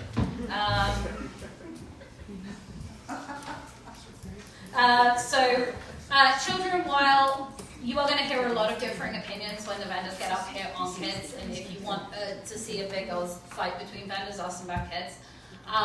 whether kids should be at a wedding or not, because Nate will swear up and down that they shouldn't be, but that's because he's got $4,000 worth of equipment and like kid height there. And the photographers will often say they love kids at a wedding because, let's face it, they create some really fun and cute pictures as they're twirling around the dance floor or, you know, with the bride and things like that. The glass most likely gets broken by a drunk guest as well. Yeah. Yeah. Like I said, a lot of venues don't like drunk people. There is reasons for that. I, on the other hand, think that you don't do this job unless it's something you're aware of. But also, kind of romantic ceremony, kick-ass party, that's what we do here very well. It's kind of our brand.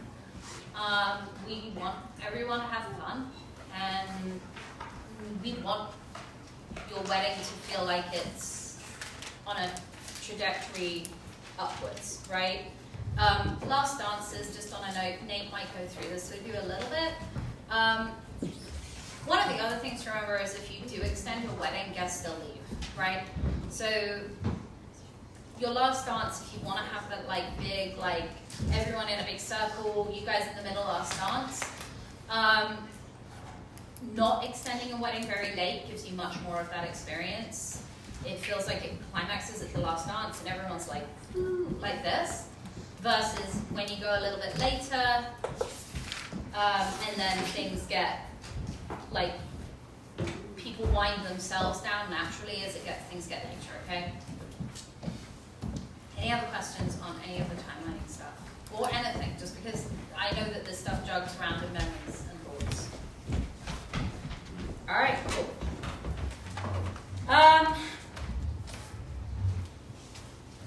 What am I looking at? Okay, let's really quickly go over tipping, which, just because people, again, it's one of those things that people ask me a lot of questions of. Hair and makeup always get tipped out. That's just I don't know why, that just seems to be the universal thing. Hair and makeup always get tipped out. Everybody else, it really is hit and miss as to who tips what and when. Okay? Some contracts will have a service charge on them. I'm talking specifically about caterers. Please, please, please ask your caterer who that service charge goes to and what it's for. Okay? Sometimes they may actually have tips in there broken down in your contract. Very specifically, I'm talking about catering right now because like that's going to be one of your largest staff bills. So catering, you should only ever tip on the staffing, not on the whole bill. Does that make sense? So usually people tip on the staffing. Most of the time what we find here, if it's not included in your contract, is that people tip a flat rate for each server, and then they tip a little bit more for the event captain. But please know that if you're going to do catering and each server, that goes to us. And we've had some instances where they have on the contract maybe 8 servers, but only 5 show up. Well, they're not getting that tip, that extra. I'm going to give that back to the couple. Yeah. We don't recommend we recommend telling us how much you want to tip per server, how much you want to tip for the event captain, but not necessarily putting them in individual envelopes, because we'll kind of make sure that you're not doing that. Usually most of the tips do go to me and Bryce as soon as you walk through the door, and we'll distribute them. Because, for instance, Tammy, doing your flowers, and her assistants that come in to help with all of that, if you're tipping them, you will probably not see them. So that usually goes through us, if you're doing that. Yeah. Do you usually have tip jars out on the bar? So unless you tip the bartenders out separately, there are tip jars on the bar. It says that in the contract. Those tips go to the bartenders. They don't go to any of our extra hands, just so that everyone is aware of that. That's how we tip here. And here is Nate. For those that haven't met Nate, you're going to come up a few times. Everybody else did too? I like it. Enthusiasm. There's loads there. So, tipping people out. What? Oh, you're pulling your name tag out. Okay. I didn't even do a name tag to start with. Yeah, so bartenders have a tip jar next to us. Yeah. Let's go back first. For bar tipping, you guys also do like a QR code type thing? Yeah, we do. And actually, generally, for paying out any of our team members, We usually do a Venmo request for you for everybody. If you want to tip people out on top of that, please pay the Venmo request for paying them actually for their job, and then tip separately and let me know what that is. You can still tip through the Rixey Manor Venmo, or you can bring in cash, or you can tip them directly through their Venmos. You've got lots of options on that. I guess I meant for like guests. Yeah, and they have a QR code as well on their bar. Just don't tip in cocaine. We've had that. Oh my gosh. I don't think it was deliberate. How about almost certainly. It wasn't. It was a lot of cocaine. We all just stood. Okay, this gives you an idea of everyone that works for me, right? The bartender's like, "What is this?" And we all just stood around the kitchen going, Then they give it to the DJ. What is it? I don't know. But then I also text the group and I'm like, "Hey, someone left a baggie of coke in the tip jar. That was pretty fun. What do you want me to do with this?" And we all just were like, everyone just agreed flushing it was the best idea. And that's what we went with. Funnily enough, no one ever complained. We also had a groomsman jacket that once got abandoned with a few little blue pills in the pocket. No one ever claimed that jacket either. Do you guys not know that one? No, that was great. Why? I know, that's great. Yeah, please tip cash or Venmo. Okay, so that's usually how that works. When it comes to like how much to tip, obviously that is going to be slightly based on what you're paying for the different things. We usually recommend like not doing a percentage, but just a flat thing. It gets kind of detailed and crazy if you start working out percentages of stuff. Also, you know, tipping them a bottle of red wine on top of it or something like that never goes down badly, particularly if you're not sure.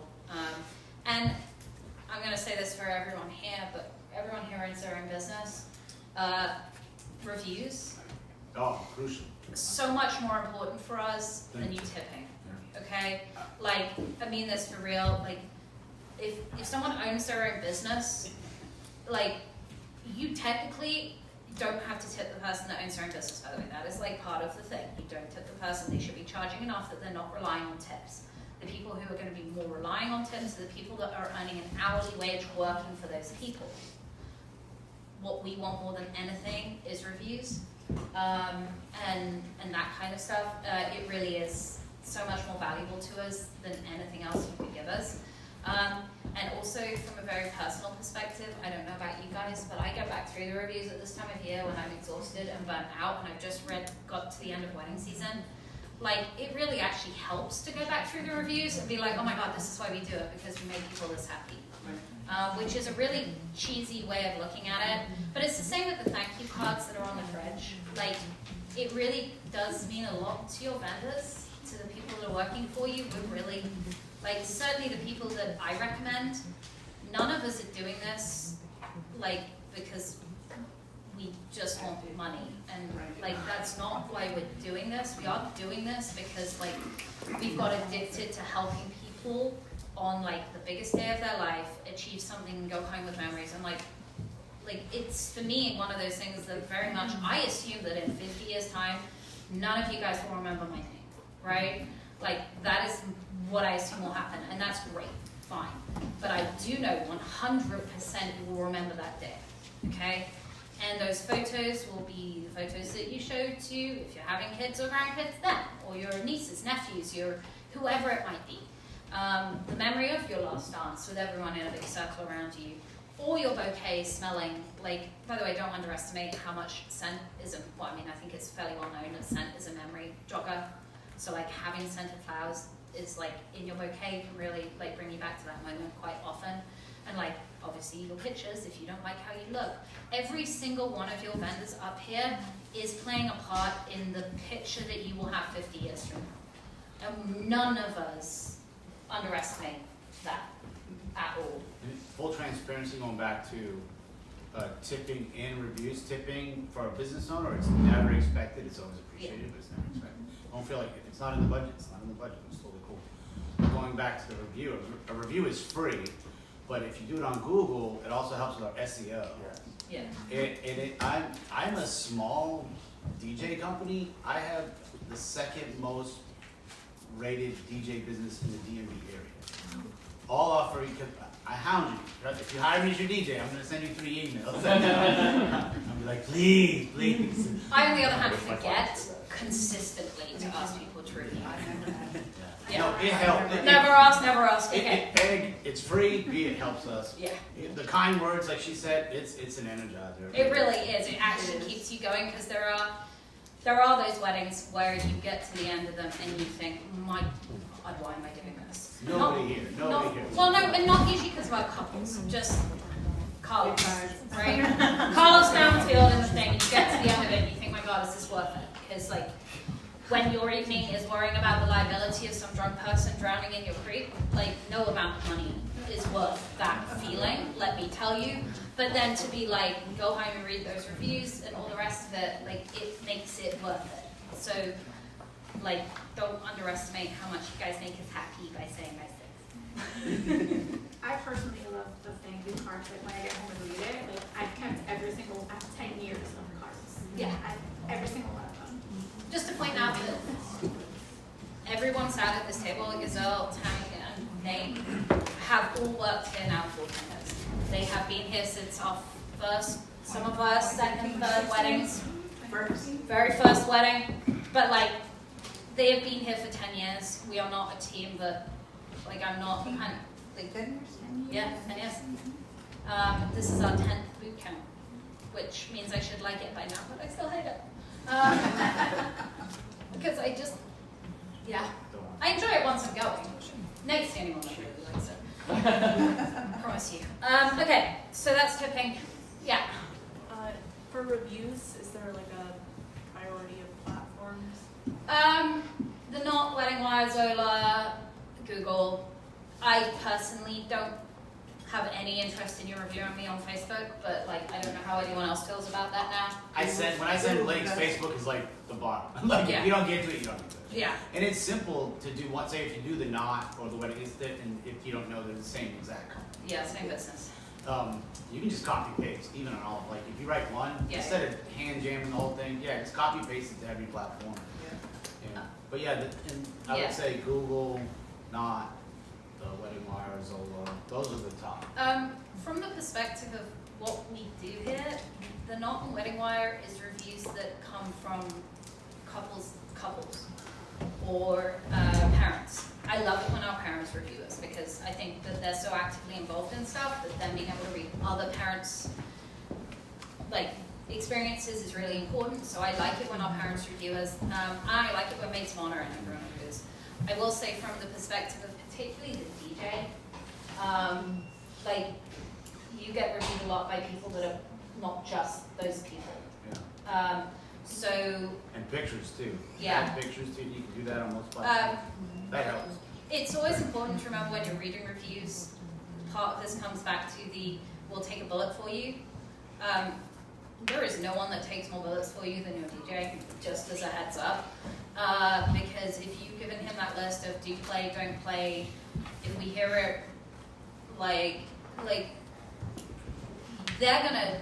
I mean, Nate had one recently where they wanted Celine Dion, and you had to claim that you didn't know who Celine Dion was. That was from the bride and groom. They're like, you don't know.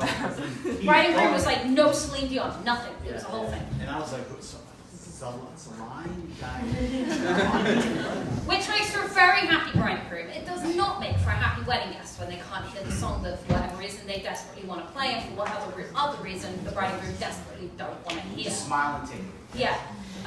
So just remember that, like, particularly when it comes to reading reviews of some people, that you're going to hear reviews from, we're very lucky, we have universally great reviews. We do have one review the only review that we have that's bad is from a father of the bride. Father of the bride and the bride did not get on very well. Bride wanted the father out of here as quickly as humanly possible, and it was my job to toss him out. After things were done, she wanted him to leave. The review is not overly glowing of the fact that we kicked him out of his daughter's wedding, but I work for the bride and groom. I don't work for in that instance, I don't work for the father of the bride. So just remember that your reviews also, less so for a venue, but very much so for like a DJ and a caterer, can balance out like some of the ones where the guests maybe haven't understood that the person that you've hired is doing the job that you have asked them to do, even though it wasn't the job that they would have wanted done. Okay? We had one bride and groom who served primarily cold food. Like it was all, like their buffet was not hot, it was primarily cold food, it was in the summer, that's what they wanted. A lot of people would never have that in a million years, but caterers did exactly the job that they were hired to do, and they did it really, really well. Anything else on whatever part of this whole thing we got to? Anything else, just generally? All right. Well, that takes us quite neatly into family politics. Good segue. Okay, there is a hierarchy when it comes to a wedding. All right, every single wedding has a slightly different one. There is the bride and groom, and then there's the person that's paying. They're not always the same person. All right. Actually, I will say here, they're often probably more the same person than they are in a lot of other venues. Our couples tend to be slightly older, they tend to be slightly more settled, and certainly actively involved in not just but some of the financial stuff too. But by no means is there a hard, fast rule anymore as to who's doing what. For instance, I just want to point out that Rosie and Charlie, who are our couple that sat at the back, I don't really typically hear a lot from the father of the groom. In the grand scheme of hierarchy, he doesn't really register all that high in my brain, okay? But Charlie, your dad, was amazing, really integral to the wedding planning. And in fact, I got a call from his dad before I got a call from them, really, to say, Rosie really, really wants to get married there, and I really want to make sure it happens. And sometimes our father of the groom, like the one who hired the singer who appeared in a floor-length gown. Ivory gown, not my favorite people. Every once in a while we have the absolute best people that pop up on this radar that I don't really consider. So there is no real hierarchy.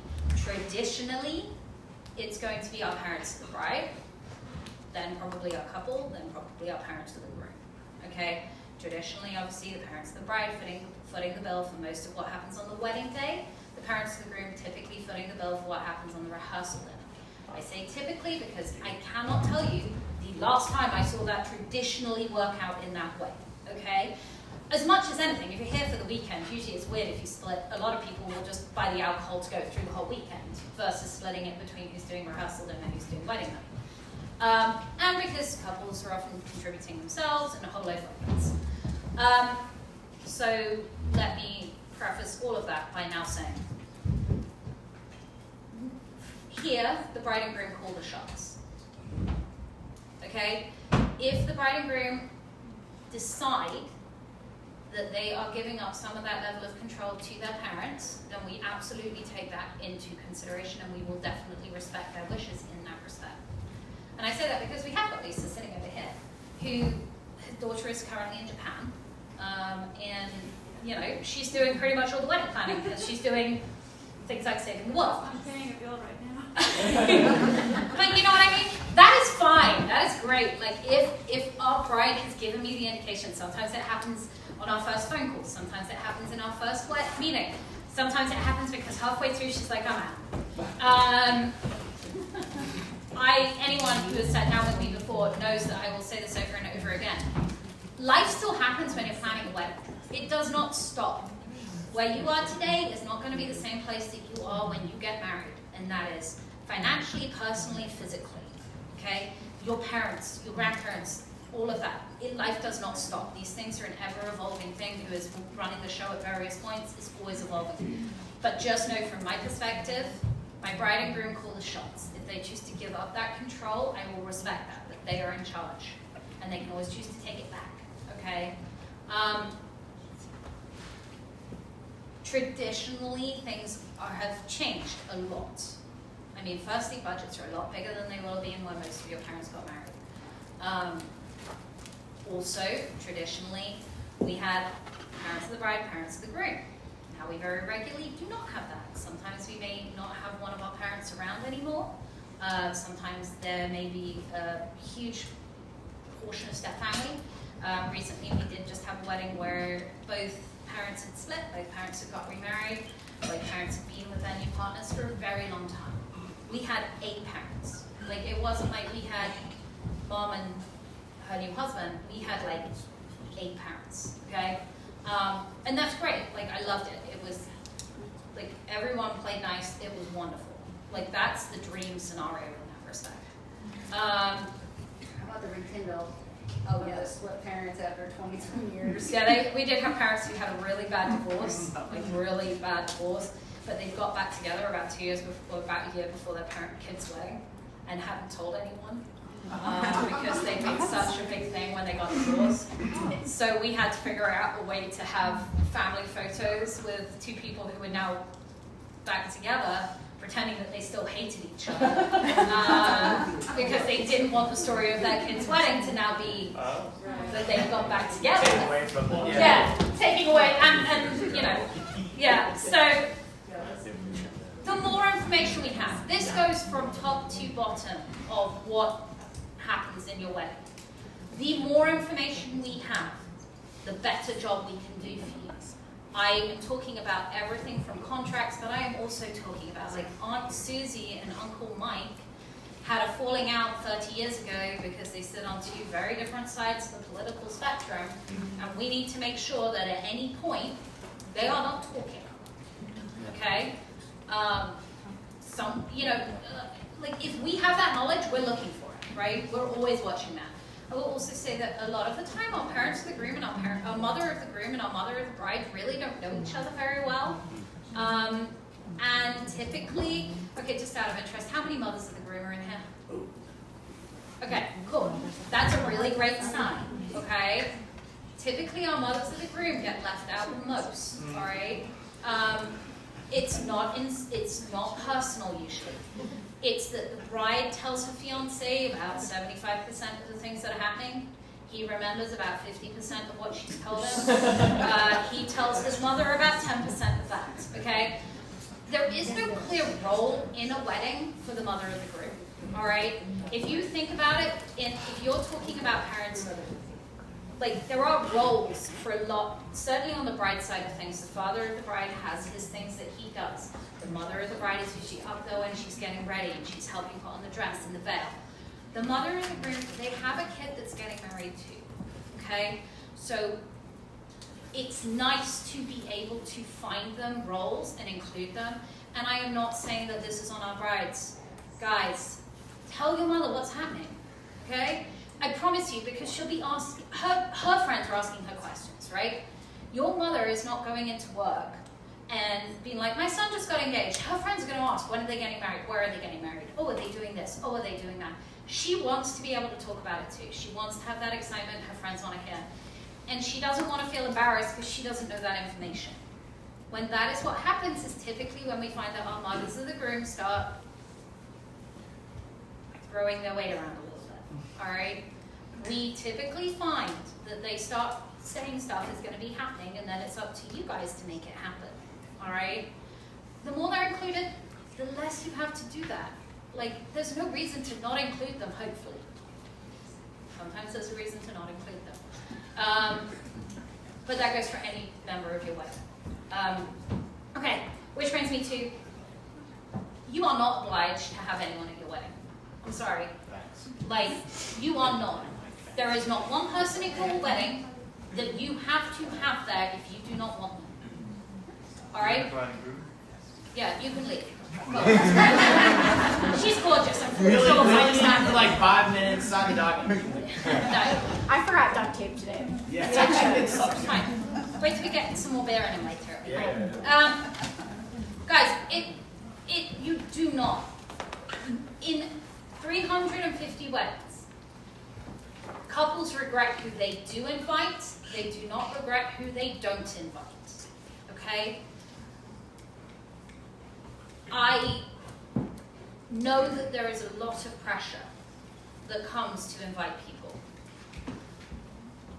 I don't really have any way, if I can lie and tell you that we don't allow brothers of the groom to come here, or we don't allow, like if I can make up a rule, I will. If I can do something to make it easier for you, I will do that. But this is not a family reunion. This is not a chance to build bridges, okay? Alcohol's involved, emotions are high. This is not the moment to make those amends, all right? If it's really important, try and make those amends before the wedding, okay? Try and establish those relationships, re-establish those relationships before the wedding. Get them back on solid footing before the wedding. No one is the best versions of themselves at a wedding. And I am saying that, like, honestly, bridegroom, parents, no one. Your emotional capacity is, like, sky high, okay? Whether you're happy, sad, whatever, you are teetering on the edge, and lots of things can push you over, good, bad, whatever. This is not the time to be bringing those people into your life that are there to push you over the edge, and I think we all know what I'm talking about. There are people in our lives that are there and do that, okay? I say all of that knowing that, but if they're coming anyway because you didn't win that argument, please let us know and we'll keep them away from you. Can I interject? Yeah, go for it. Just to say, people need to be worthy to come to your wedding, to celebrate you guys at the altar. They're seeing a lifelong commitment between the two, and you are spending upwards of $100 to $300 per guest. They need to earn that spot at that seat. They don't. You're buying them a meal. You're giving them free drink. Whatever the case is, they need to be there to support you. And if they don't, or if they have a riffraff with the other side, like she said, political, whatever, religious, you don't need that on your biggest day of your life thus far. Yeah. Like don't use. I would, if you're super cautious about it and tiptoeing around, use the dollars and just make it make sense, right? Say, well, we're spending up to like $250 a guest. You didn't make the cut. I'm sorry. If you got to break it down that way, but you don't want negativity. We've got stories. We don't need to rehash them, but it's not pretty on a wedding day. Like you said, it's totally heightened. Everybody's heightened. Add alcohol. I will say, as the bride and groom, if it's something that you personally have an issue with, I will say that you actually will not notice on your wedding day. That's the other thing about it. Like, you guys are in, like, La La Land. Nothing touches you. Like, really, like, you don't know who's here, what's going on. It's like being wasted for 7 hours without having to have a bit of alcohol. Like, it's a weird day. Okay, we talked a little bit about ranking people.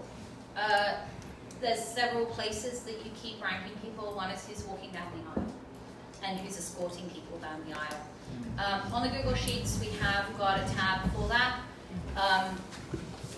to kind of help you get your head in the game as to who's supposed to walk down the aisle, and in what order.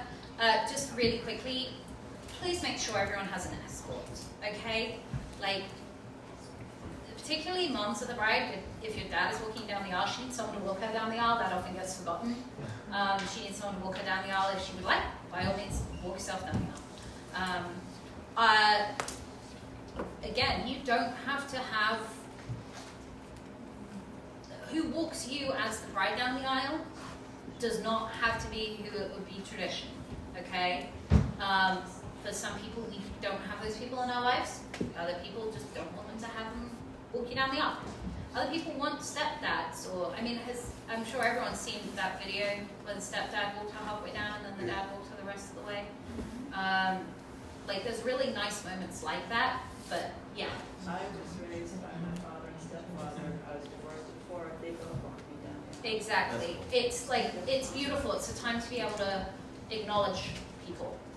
I like it when godparents often don't, if you've got godparents and you're close to them, often there's not a space to them in the traditional what's happening with the wedding.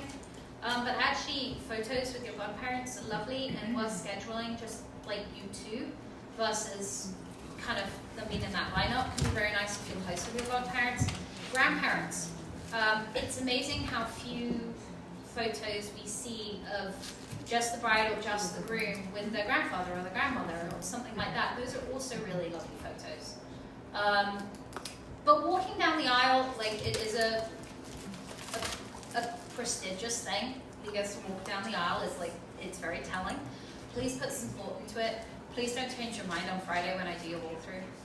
That's really where I'm coming to with this. There's nothing worse to me on Friday than being like, wait, is this because someone bullied you into it? I want that with all the things on your Google Sheets that I really, really, really not want to make any changes to on Friday, it's who's walking down the aisle, what order, and where are they standing.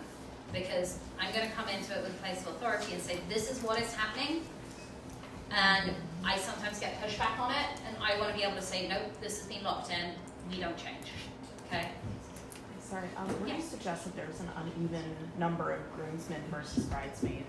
So usually on the way back up, we do 2 and 1, like 3. Sometimes the officiant, if they're a friend, will escort or walk up with somebody. Most of the time, I will say a lot of our wedding parties are uneven. A lot of them don't necessarily now follow the typical gender norms. Like we haven't usually got girls sit on one side, guys sit on another. Like we see a whole load of different things here.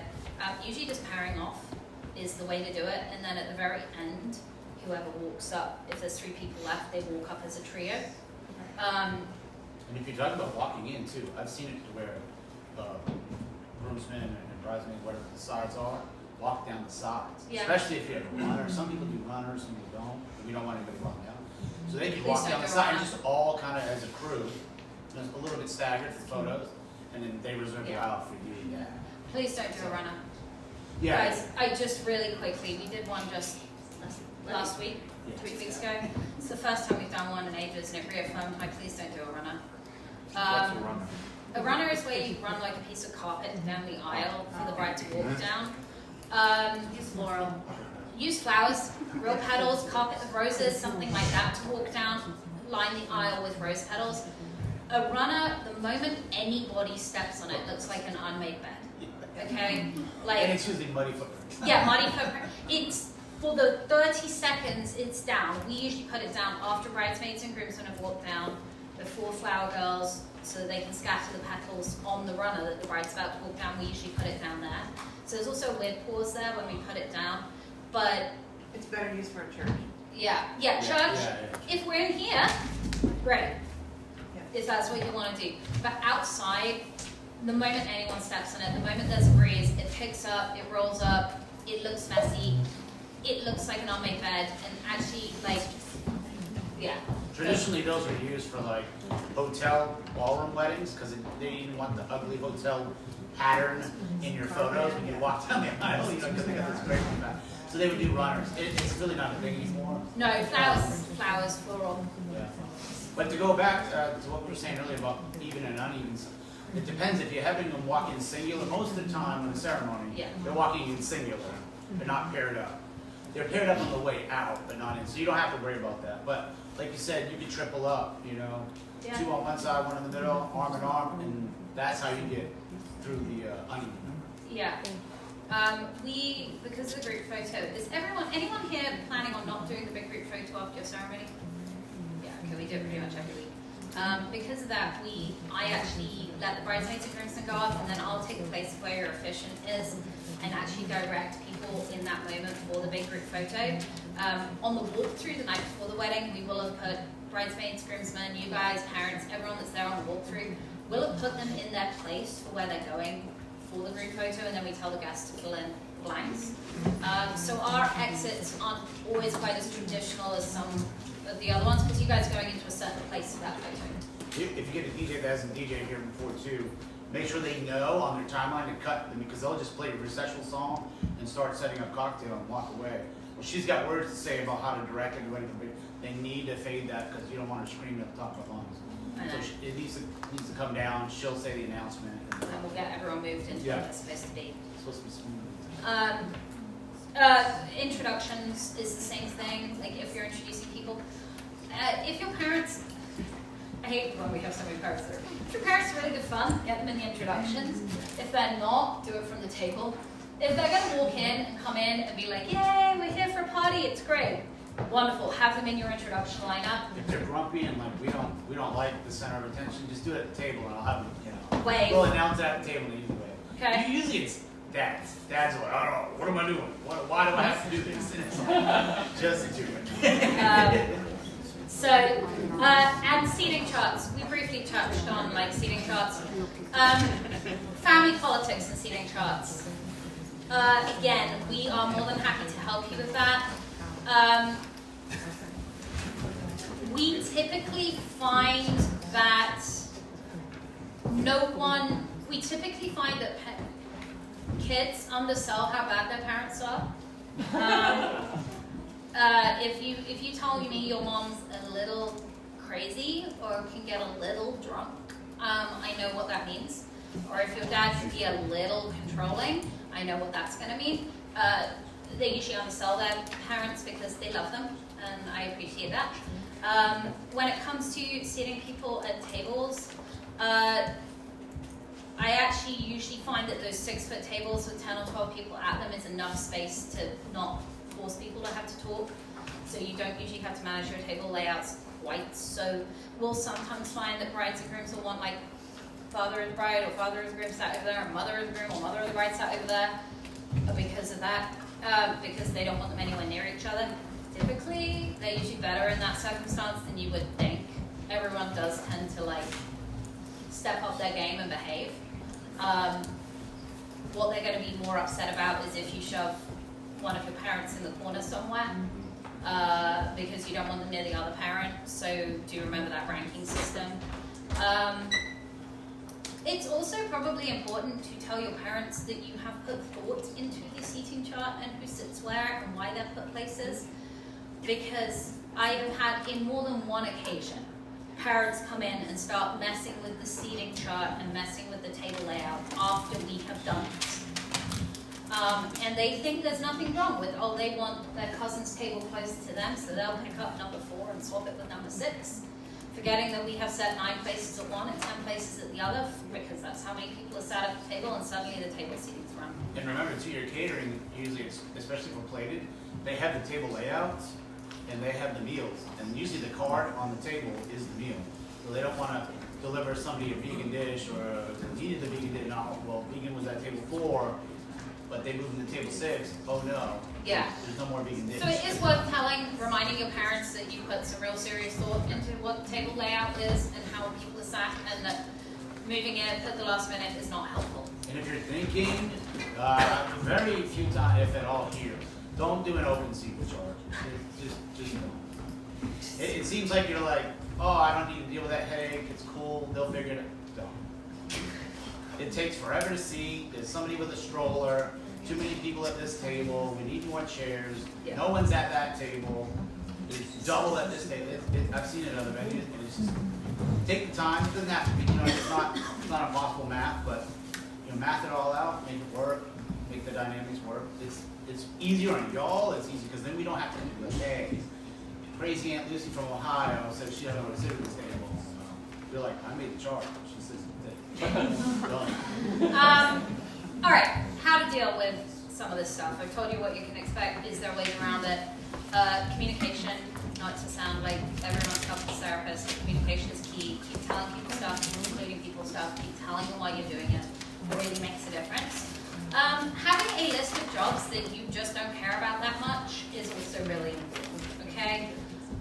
Give them to, very specifically, I always use wine choice, wine selection as a thing here. Wine is not something that our couples are usually very tied to as to what kind of wine and what quantity, or like what is getting served. They're like, yeah, sure, okay, there needs to be a red or white, whatever. That's usually their feeling on it. Charlie's nodding in the back. Your parents will put in a very huge amount of effort. If you ask them to help you with wine selection, they love it, okay? If you say, can you help me put a wine list together, like to your father of the groom or your father of the bride or somebody who wants to be involved but doesn't really know how to be involved, that is a really, really great thing to have them involved in, because they'll put a lot of time and energy into it, and you get really good wine, which may not matter much to you, but there's going to be people at your wedding who are very happy that you've got a great wine selection. Also, they get to stand at the bar and go, do you like the Merlot? Because I picked it out, which they really like. Anything like that that you have not got much emotional attachment to is a really great thing to have in your back pocket as jobs to hand out, okay? Everyone has a different thing. Some people really aren't that tied to flowers. I'm sure you get a lot of parents that are very involved in the floral selection. Sometimes our bride knows she wants X colors. These are the colors she wants, but she kind of a bit hands off other than that with flowers, in which case it's usually something the mothers love stepping in and helping them. Yeah. At what point in the wedding process do you have these conversations with the family? Because I've been putting off like the wedding invite conversation with my mom for a long time, and I just don't know when to have that conversation. In the sense of Like jobs, like all sorts, like involvement in general. when it comes to guest lists, if you are financing it, typically it's easier to say to parents, you will have a table, you can bring 10 people. And that's usually an easy conversation to have fairly early on. If you are not financing it, then you usually have to go to them and say, who do you want invited? Please could you keep it up about this amount, or whatever. When it comes to jobs and things like that, the earlier the better. I really, truly believe the sooner, it's one of the reasons why when we do boot camp, we don't just say this is just for our couples. This is why we say, parents, maids of honor, like, bring them. The sooner, the more information people have, the more in control they feel, the less problems they get, okay? And I say that knowing that there are some people who should not have information, right? Like, there are just some people in lives who should not be given a voice, and that is fine, don't give them one. But if you can clearly hand them a role and let them obsess over it, it's gonna help you from day one much easier. I would also use the trust but verify method on that as well. Because you give somebody, like flowers, for example, in 6 months, say, hey, where are we at on the flowers? Oh, crap, I haven't done it. That's not good. So, yeah, trust but verify, like trust that they're going to do it, but verify they're going to do it. Hotel blocks are a good one that get handed out quite a lot, like dealing with hotels and shuttles is one that gets handed out quite a lot to families. Drinks, sorry? Rehearsal dinners? Rehearsal dinners, yes. Although I would say that one of my least favorite things is when our parents and the groom try and compete with the wedding day on Saturday, which happens. Hey, I'm here for it. Let's go. I mean, I'm not saying, no jokes, we've had DJs, photographers, plated meals for rehearsal dinners. Yes, but don't let them run with it too much. Dads, don't do the food. Dads are good for picking out bourbons, stuff like that, like wines with the mom, that kind of stuff. That's a great thing for them to do.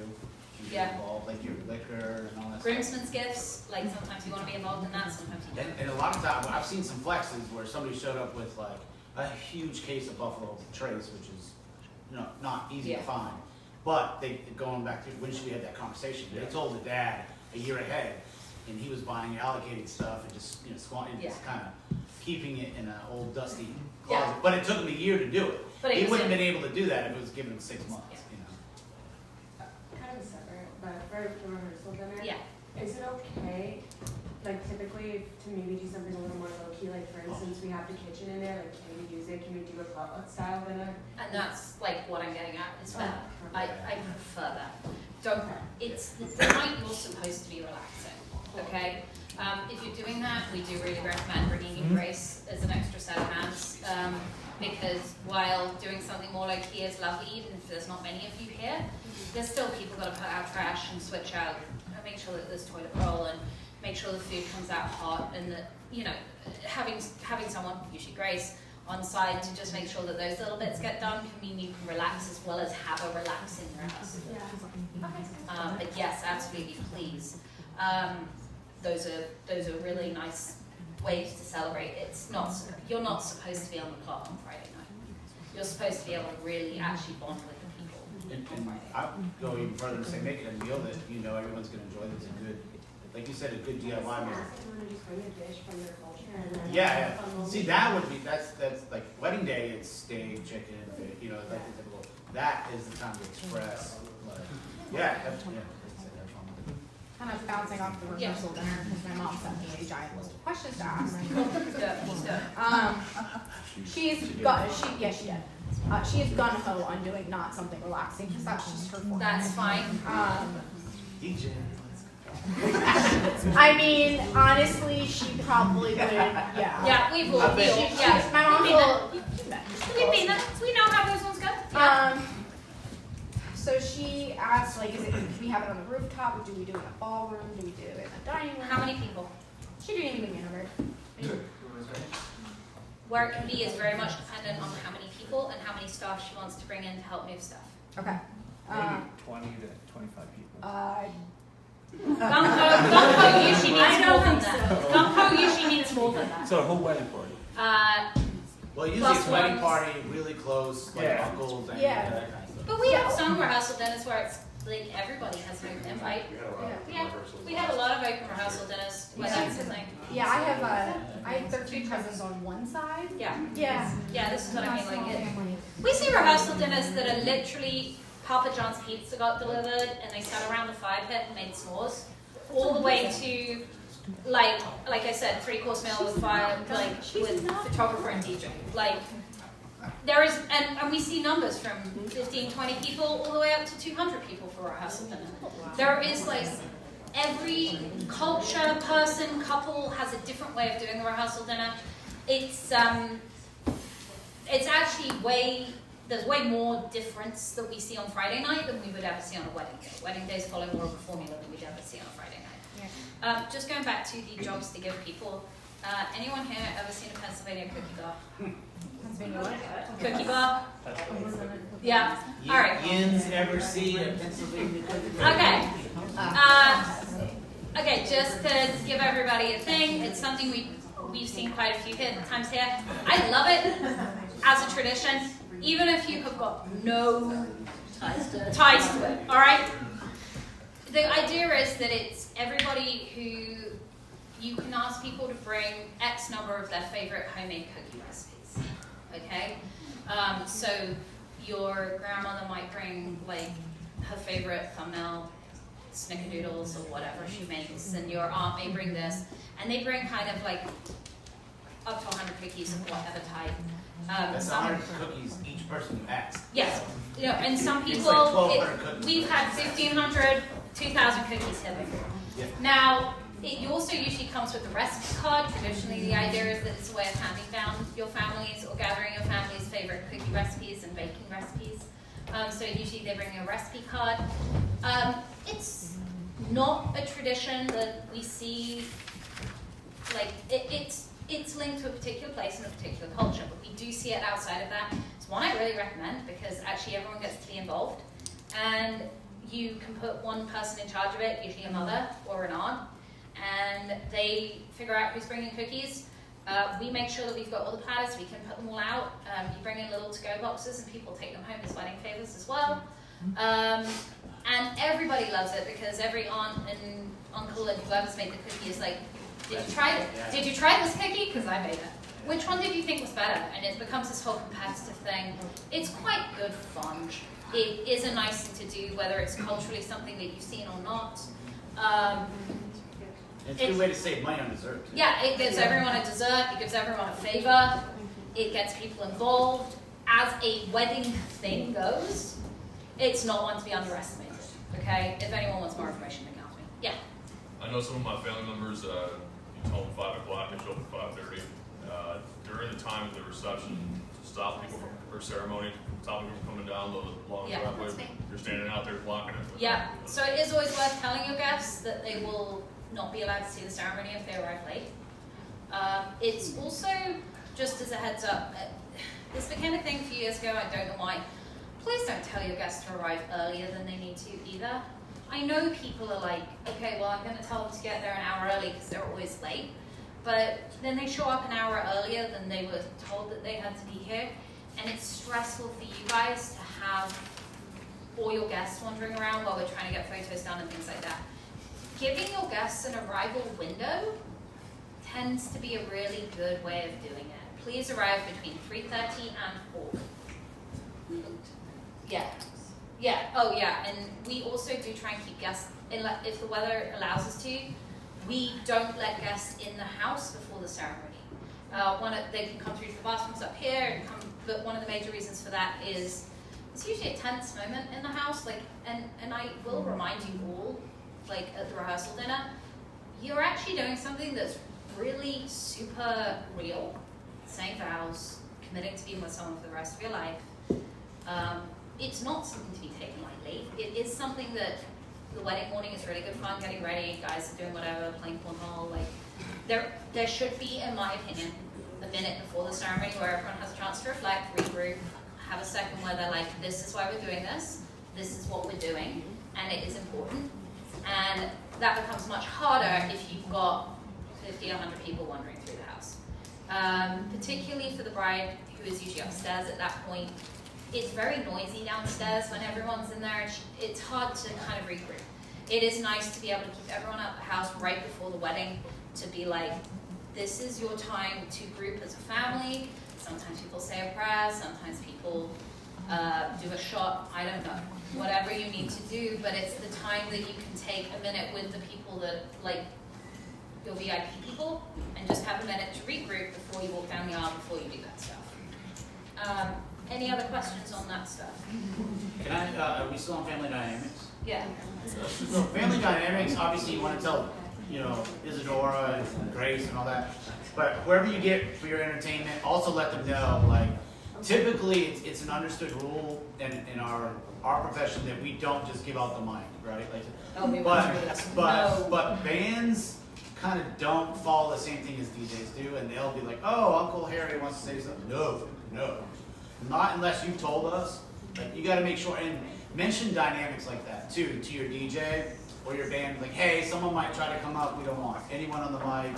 You know, we just smile and say, no, thank you, not now. You know, just keep putting them off. We're super polite about doing it because we don't want it to reflect back on you. We don't throw you under the bus saying, oh, they said.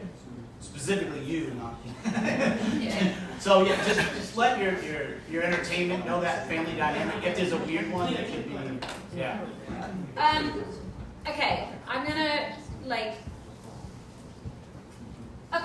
I'm gonna go through kind of the next thing, which is why we have the rules we have. We don't have a ton, guys. This is gonna be a quick part. No silk flowers, petals outside, okay? Please don't even put them on the tables or on the beds or anywhere. Silk flower petals are a nightmare. Use real flower petals if you're gonna do something like that. They static amongst all the other reasons to not use them, like I don't want birds eating them and stuff like that. They static to everything. So every single silk rose petal, we are finding, I have no jokes, I am finding rose petals 10 years later from when I learned this lesson, okay? Please don't use silk stuff where it's hard for us to clean up. Silk flowers in the sense of if they're in an arrangement, not the same thing. I'm talking about those like little loose silk rose petals. Everything that goes outside, everything that gets scattered has to be biodegradable. All right, that includes confetti, petals, anything like that. That's just that. And please, no mylar. No mylar. Oh yeah, the glitter cannons. I mean, like it's not specifically written in our rules, but for like, yeah, please don't. Okay, the other ones are just real quick. Like, oh, this is just a general thing. It came up in COVID, but I think it's really important to just point out to you guys. There's only one of me. Grace is a really good duplicate, but there's really not, we don't have a big team at Rixey Manor. So if you are sick, or you, like, please tell us, okay? Please don't get us sick if you can avoid it. If you know you're getting sick, if you know you've got a cough, whatever, please let me know. I'm very physical with our brides when it comes to putting their veil in, when it comes to pinning up their skirt, like doing their bustle, things like that. Like, part of that is that. The other thing is, if on checkout, for those that are here overnight, you can strip your beds and bring them down to the back room behind the kitchen. We really do appreciate that. In the odd times that we will have COVID, it is seen because we stripped beds and carried bed linen down like this, okay, for someone who's not been very well. Now, you know, there's no literal no way, I keep saying touch wood, but there's, yeah, this is wood. But like just generally, like if you could pack a trash bag and stuff like that, so we don't have you picking up tissues. Your weddings happened, and like hopefully we were healthy and wonderful through your wedding, but probably we have a wedding the weekend after. And just as a like thing for everyone, if you could just kind of help us with that, it does make a difference. And part of that is yeah, just like communication, and yeah. We had one a couple of years ago where the mother of the groom didn't tell anyone she had COVID. And This would be why I'm saying Four of us this. got COVID. and everyone behind the bar, including my 2-month-old daughter, who you saw walking around. Who was not behind the bar? Let's She was not behind the bar. Now the bartender. He got brought home to her, and she ended up in the hospital. So, if you're sick, communicate, please. Yeah, like, and it's also one of the reasons why we typically now do encourage plastic behind the, like coming out from behind the bar versus glassware coming in and out. Way less touching. It goes in the trash. It keeps everyone a bit healthier. Amongst speed of service and all the rest of it. Like when I put in rules, when I say this stuff, I can promise you none of it is just coming out from nowhere. Okay, like I am somebody that would rather have less rules rather than more. So when we feel like we have the point to put them in and the recommendation to put them in, it is because someone not telling us that they weren't feeling well meant that Sam's little daughter was sick. Okay, like, and you would think it shouldn't need to be said, but clearly it does. It's the same thing that when I put everyone in the room on the walkthrough on Friday night and I tell the groomsmen I'm going to check that you have the rings and you're going to tell me you have the rings, don't put them down between then and when you walk down the aisle, is because I've had a groomsman go, yes, I have the rings right here, put them on the table and then walked out without them. Okay? I don't say these things. I don't talk to people like that 3 because it's never happened before. I talk to them like they're 3 because there's the odd thing where you want to talk to people like that. Okay. Alcohol policies we'll go through in a minute. Staffing, we've really touched a lot on staffing on our end. We don't include staffing in our contract because every wedding is very, very different. Please, please, please, if we talk to you about some form of staffing and we say we recommend this, we do understand the budgets are tight and we will never, ever do it unless we think it's necessary. And I say that knowing that we actually cut back a lot of the time on our staffing and who we would recommend because we would rather not have people standing around, people not working, things like that. But if we do say that we need somebody, please take us really seriously on that one. I promise you it will make the day go a lot smoother, okay? All right, and part of that is packing. Okay, I'm gonna skip through some stuff real quick because it shouldn't need questioning, really, hopefully. Packing, you're going to see a decor list on your Google Sheets. It's split up into table by table. That is so that we know what you are expecting to see on each table, okay? We actually set those tables to what you write on that decor list, all right? Now, some of those things are not going to be coming from you. Some of them are going to be floral, table linens, whatever it might be. But we are going to be decorating your wedding based on what you put on that decor list. Please, when you are packing your boxes, can you, as much as possible, pack into those boxes? So you have a box that says welcome table with the stuff that you want on your welcome table that you are bringing. It makes life a lot easier for us. It's a lot less us having to root around a box because you told us there's a photo frame somewhere that you want to make sure that goes on the memorial table, and it could be in one of 10 boxes and it's bubble wrapped and we don't even see it in the bottom of the box. If you can label those boxes correctly per table, it is much more likely that we are going to get it right on your wedding day, and our aim is to get it right, okay? You will also have stuff that you bought and you're not really sure what you want to do with it, but you're kind of bringing it anyway. It's like the home goods stuff, okay? That is also defined to go in its own box. Just write like extras box, whatever. It might be extra invitations. It might be, and that box we'll use as if we have a gap somewhere, we'll pull something from that box and we'll use it. If we see a spot for it, we'll use it. Same with like the decor cottage. If we realize that you haven't brought in a sign for this, or like we'll pull it and we'll use it. So it doesn't have to be an infallible list, but the more information you can give us is when you're packing and you bring stuff in, the better. Everyone is encouraged to drop off before their wedding. Very specifically, kegs cannot get dropped off on the morning of your wedding and go on tap that evening. They will not be settled, they will not be chilled. We do say that all kegs for a Saturday wedding have to be in on Thursday at the latest, okay? So that's important to know on that, and the boys will go through it too, but the same goes with your specialty cocktails, right? Are you going to touch on that, or are you going to? Are we not doing that after? Yeah, that's what. Yeah, I'll do it, yeah. So, cleaning up. For those that are leaving the night of their wedding, please can we have somebody that is in charge of your cleaning, that is not you guys, okay? I need a person. This is my person that when I'm like, this is a chunk of cash that came in wedding envelopes, I know who that person is that I give that chunk of cash key, right? Or these are the tips that we're returning. Or I need to know who that person is, okay? Who is going home with it? We never have enough space after a wedding in cars because you drop off during the week beforehand. People always forget that they've already done one run when it comes to space. So also, if you're leaving on Saturday night and everyone's leaving on Saturday night, please assign one extra car that can just take the stuff that there's no room for in the other cars, okay? It takes us about an hour to clean up at the end of the night. That doesn't matter whether you're here for one night or here for 2 nights or not here for any nights at all. We usually leave an hour for breakdown at the end of every wedding to get all of those bits put together. The more we know who stuff is going home with, the more we can help. If we know that all the votives that came in are going home with mother of the groom, we'll make sure they get packed up and put the pile of stuff that's going home with mother of the groom. Again, more information we get, more information we can help with, because we can't do that. Personal items are always where you should start.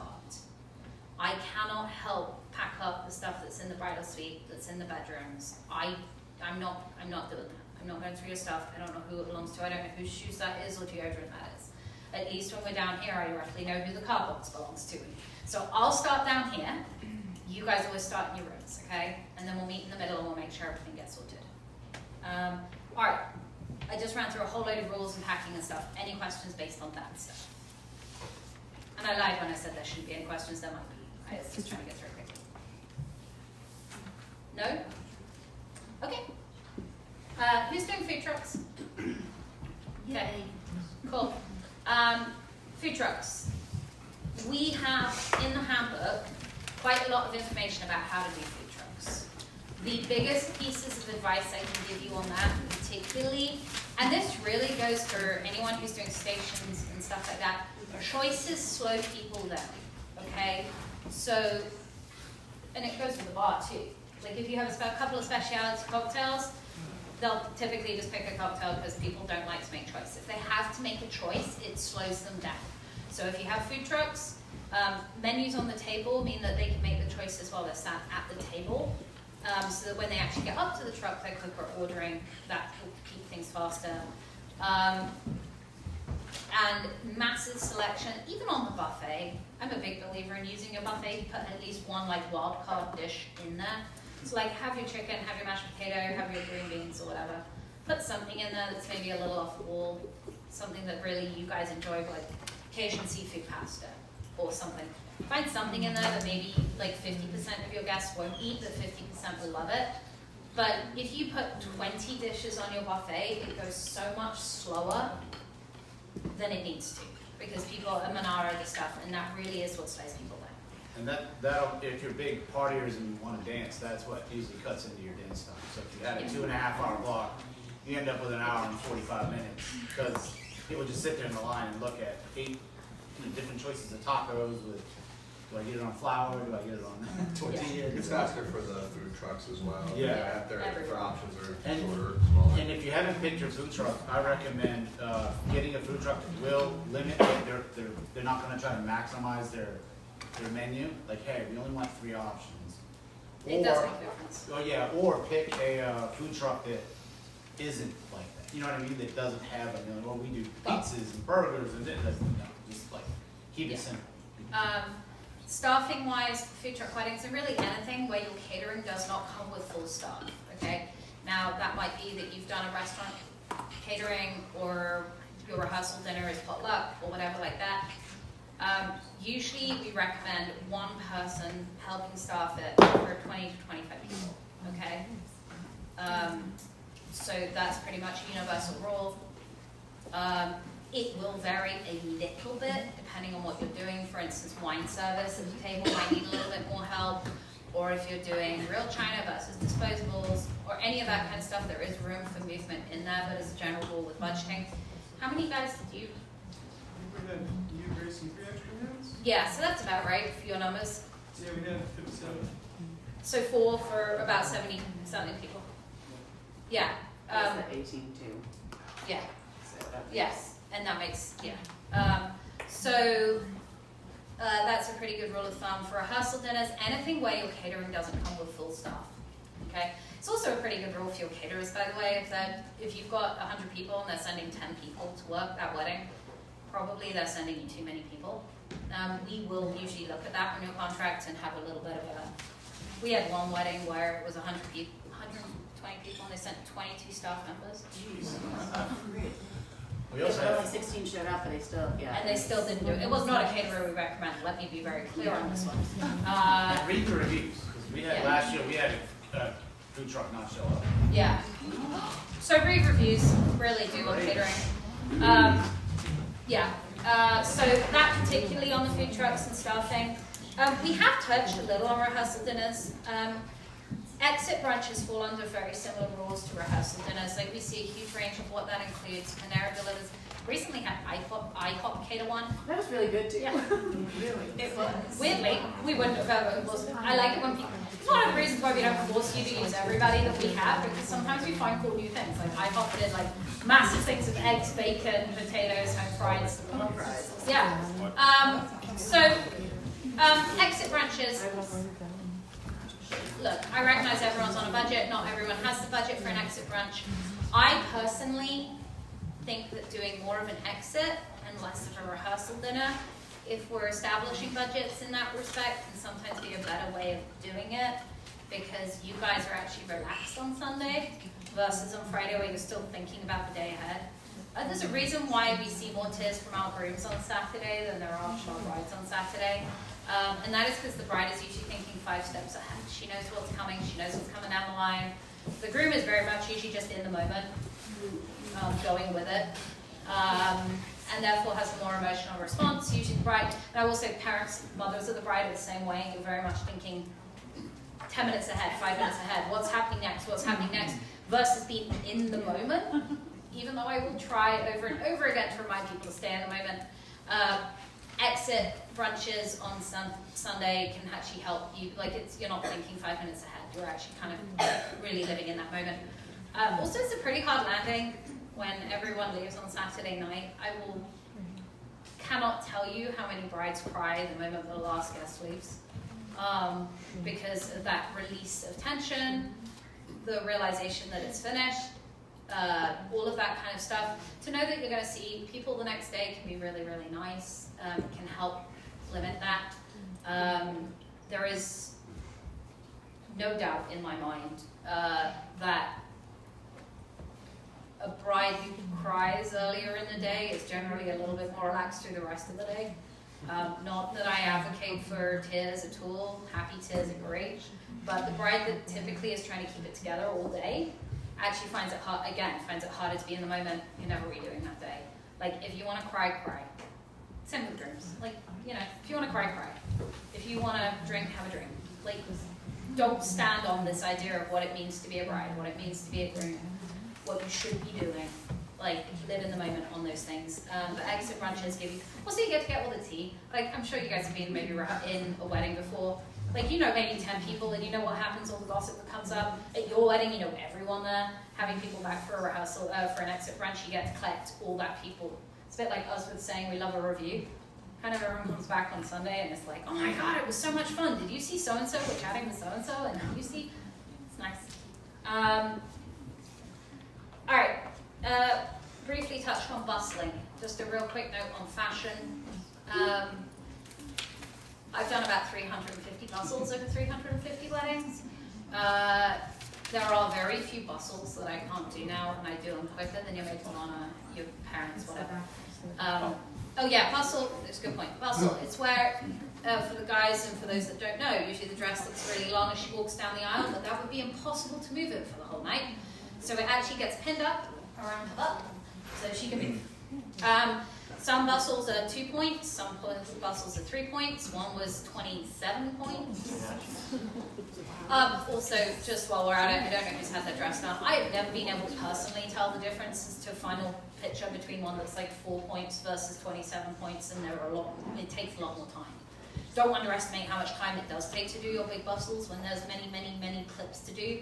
And that, again, eats into food time, eats into That's the biggest delay of every reception ever. Yeah, it's the bustle. Absolutely. I've seen a 45-minute delay because they assigned it to one person, they didn't have the video, and it was just like, hey guys, we gotta get this done, and the buttons are, you know, Yeah. it looks like a 2-point font, you know, it's like very hard to see. Yeah. And they break. Oh, they do break. So, bustling, don't underestimate building that into the timeline, making sure that it's not overly complicated if it doesn't have to be. Other things to realize about fashion is your veil is wonderful and very, very beautiful, but it does not last the night. It usually comes out after the ceremony, because every time anyone hugs you, they go like that on your back. And if you get a long one, sometimes it gets caught on rocks, concrete, Everything. bricks. I love Seen the it veil. come off. They're I love a veil, don't get me wrong. Veils are gorgeous, but you're not wearing them all night, just as a heads up to those that are worrying about that. I mean, Yazelle will go into kind of some more of that stuff. Please bring more shoes than you think you need. That goes to the groom and the bride. The groom usually gets ready in the cottage and then forgets that he has to do the walk of shame from his own wedding in his suit because he slept in the bridal suite. He has to go back to the cottage to go get his clothes. So we do usually try and remind the best man to bring him some clothes over for the next morning if you've got ready over here.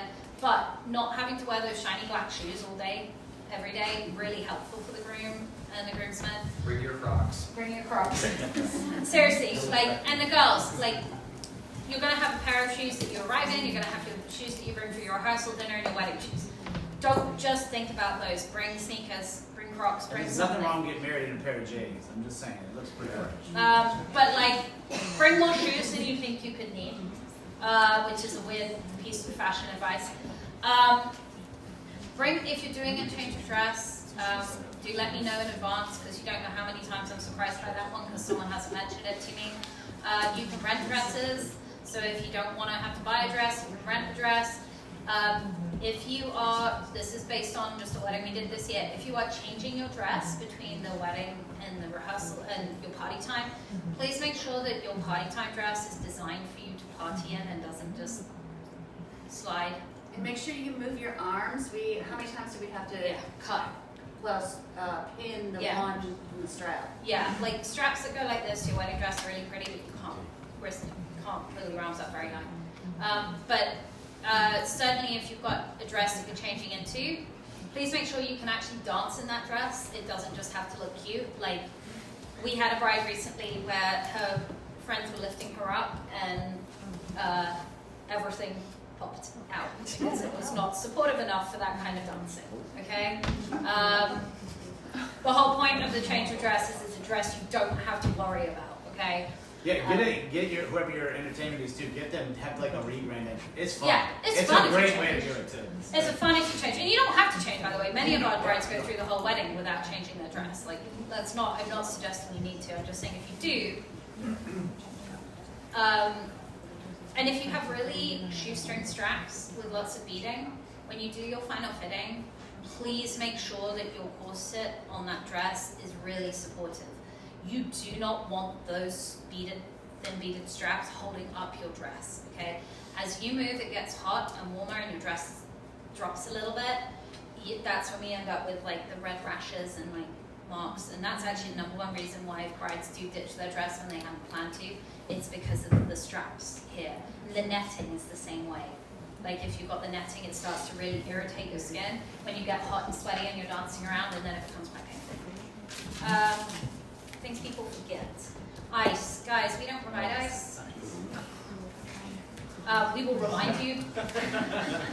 We will remind you that we don't, and we will send you up to the corner store to go get some if you don't remember to bring it. We will go through a final walkthrough, but I'm just saying it again. Okay. Marriage license. Guys, come on. That's why we're here. Please go get it, and then please remember to bring it, because both those things have been forgotten in the past. You can get your wedding license up to 60 days in advance of your marriage. Mary will probably touch on this, but I'm going to go through it again. It is why we're here. You can get it in 60 days in advance of your wedding. Please go get it. You both need to be there for it. You have to bring your license with you when you get married, so you need to bring it here so that whoever's legalizing it can sign off on it. If we live in a different state, or we're getting married in Virginia, do we have to get the license in Virginia, or do we get it in Maryland? You have to get it in It depends if you're really getting married. Yeah. Like if you got married a month before and today it's just like your friend's gonna officiate, you can do whatever you want. Okay. But if you're getting married here, by the way, I do recommend usually having the wedding date on your license be the same as the one that was the date you got married here, because what day do you celebrate your wedding anniversary otherwise? Just a very simple. I have two, they're 10 years apart. I married my wife twice. Yeah, you're just really like that. But if you're getting married in Virginia, they have to get it. Yeah, but if you're getting married in Virginia, you have to get married in Virginia. And you can get it Are on you Friday. residing in Virginia afterwards, or are you going? No, we still reside in Maryland. That's fine. You get it in Virginia, you sign it in Virginia, you go. Is it a county thing? Do we get it? It doesn't have to be the same county. It does have to be the Just same somewhere state. in Virginia. It doesn't have to be the same county. It does have to be the same state. Yeah. I will say that getting your wedding license is not a difficult process. Please remember that government shutdowns mean that you can't get them. I say that because we had a few when the government closes for a bit. You can't get your wedding license. And anybody planning on having a friend apply to be the officiant at your wedding? It's in Virginia. They take it very seriously. It's like 9 months to 12 months to do. Just don't get married, sign it. It's Yeah, very easy man, to get do. out. It's worth the not having the headache and having your friend. And they have to put up a $500 bond. Oh, it's a nightmare. It's a big It's a thing. nightmare to get legalized in Virginia. All right, last thing I'll make people forget. I'm gonna please upload your contracts to Honey. Okay? When you have signed a contract, upload it to your HoneyBook portal. Once you have got it up there and that contract updates, because these contracts change, take it off your HoneyBook portal and put the new one up. And if you could please make sure that the file name is named something that means something to us, okay? So it can just say caterer, florist, DJ. Like, a lot of the time people will upload it and it'll be in whatever thing it is when it's downloaded. The name will be whatever it is when you downloaded it. And it'll be like, you know, just a random collection of letters. We have no idea what we're opening and things like that. Please take off the not up-to-date one when you put on the new up-to-date one so that we know what we're looking at. But honestly, it is in your contract that you signed with us, which is if we don't have that, we cannot be held responsible to make the coordination part of your wedding, okay?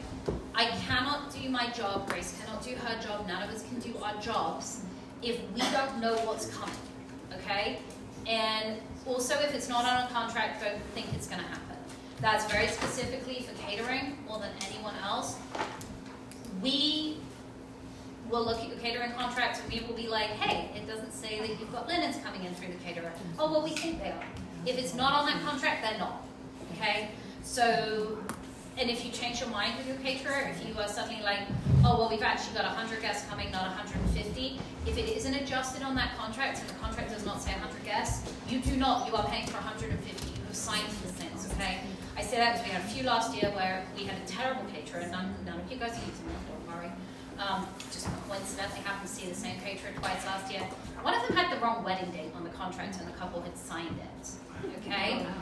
Please, please, please make sure that your contracts are what you are expecting. I'm gonna say that with Tammy, floral particularly. Like, if you add an extra groomsman and you need another boutonniere, tell Tammy, but also make sure that Tammy sends you a contract back That it's up to date. with it up to date. Yeah. The biggest difference between your vendors and your coordinator versus a planner is that your vendors and coordinators are going to be reactive, not proactive until they need something, okay? So we are not going to be texting you and saying, hey, by the way, have you changed the number of groomsmen you have? Or, hey, by the way, like, we only have 4, like, bridesmaids bouquets, are you sure that's how many we need? Like, you have to tell us, and it has to be on your contract. When we get to about a month before, trust me, if you've not uploaded those contracts, if I've seen nothing on your Google Sheets, we're like, hey, what's going on? But we're not going to be like 6 months out going, hey, have you done this, have you done that? Now, we can do, and we'll happily look over contracts if you ask us to, but most of your vendors, and I say this because people get a little like confused by that, are going to be reactive to emails versus proactive on emails, okay? Until we get to a point where we're like, why do we not have this information? But usually our ability to be able to adapt and get there is way after you guys. So typically, I don't know if you guys will agree with that, but I'll probably bring it up when everyone's here. But like, please be proactive, not wait. You guys be proactive, asking the questions of your vendors. We'll happily answer them. As a coordinator, I'm going to be a little bit more proactive than maybe other people sat around this table. But just this is more of a public service announcement for all of your people. Like, if you shoot them an email, they should respond, and they should respond in a timely manner. But they're not going to double check, have you picked the right appetizers, have you changed your mind? Okay? All right. How are you guys doing? You want to do bar? Are we doing that now? Yeah, you're up, I right? thought we were gonna do that after lunch. They're going to take a minute. That's awesome. That's awesome, man. Yeah, we can do it. We can do alcohol now. Yeah, let's do alcohol now because we've got a little bit of time. Yeah, we're gonna, I'll have an hour of setting up right now. So once we've done the bar, then we're going to lunch. Once we've done the bar, just for those that don't know, actually it's probably worth me just telling you, I'll have an arrow are listed under our food truck category on and catering on the recommended vendors list. They do some form of hybrid between the two. They can do what you're going to see today, which is like normal catering more, but they also do it in more like a cool stall aspect of it, so it kind of is also a food truck thing. They're very much middle ground. They cover a lot of different stuff. Really reasonably priced, and if anyone has ever asked me, I always tell you, typically for these kind of things, we'll usually serve Mexican food because there's something for everybody. If you're a vegetarian, you can have rice, beans, vegetables. If you're gluten-free, we have corn tortillas. Like, it fits in with a lot of dietary restrictions without us having to manage them, which is why when we do food truck weddings, they're one of the ones we recommend. And they're great.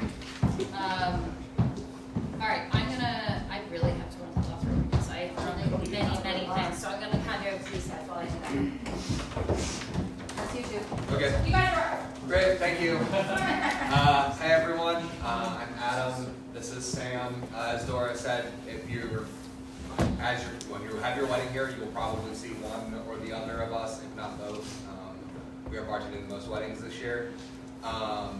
This is sort of off the cuff for me, so if you guys have any questions as I'm talking, please raise your hand and I'll try to get to everybody. Sam will help me on that as well. This is just a sort of generalized breakdown, and we're going to be looking at numbers for about 120 people for your event. Obviously, you can adjust up or down based on any of these numbers. So first rule is that bartenders are required if you're serving alcohol on the property. You'll do that through Rixey Manor. We set up the schedule for that, and then we will come in on Friday if you're doing a rehearsal. And depending on how many people you have on Saturday, you'll have 1, 2, or 3 bartenders based on numbers, specialty cocktails, whether or not you're using glass or plastic, and then things like if you're doing an entry champagne toast or anything like that. We do not allow any outside alcohol. That applies to your guests. If you have groomsmen and bridesmaids on the property, obviously whatever alcohol you bring in to drink during the day on Friday and Saturday, it's up to you guys. But Saturday, as guests come in, we just want to limit the alcohol to this building. We have had events where people have gotten drunk in the parking lot. We don't know how much they're drinking. We don't know what they're drinking. It's much harder for us to. Groomsmen will bring in flasks. Yeah, it's much harder. It's much harder to monitor the alcohol consumption if we don't know where it is and who's bringing it.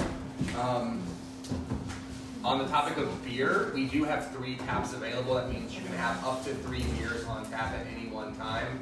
When you are choosing your alcohol, we do say no half kegs. If you're bringing in beer, please bring it in a quarter or a sixtel. These are numbers that you'll get from Total Wine or Costco or wherever you get your beer from.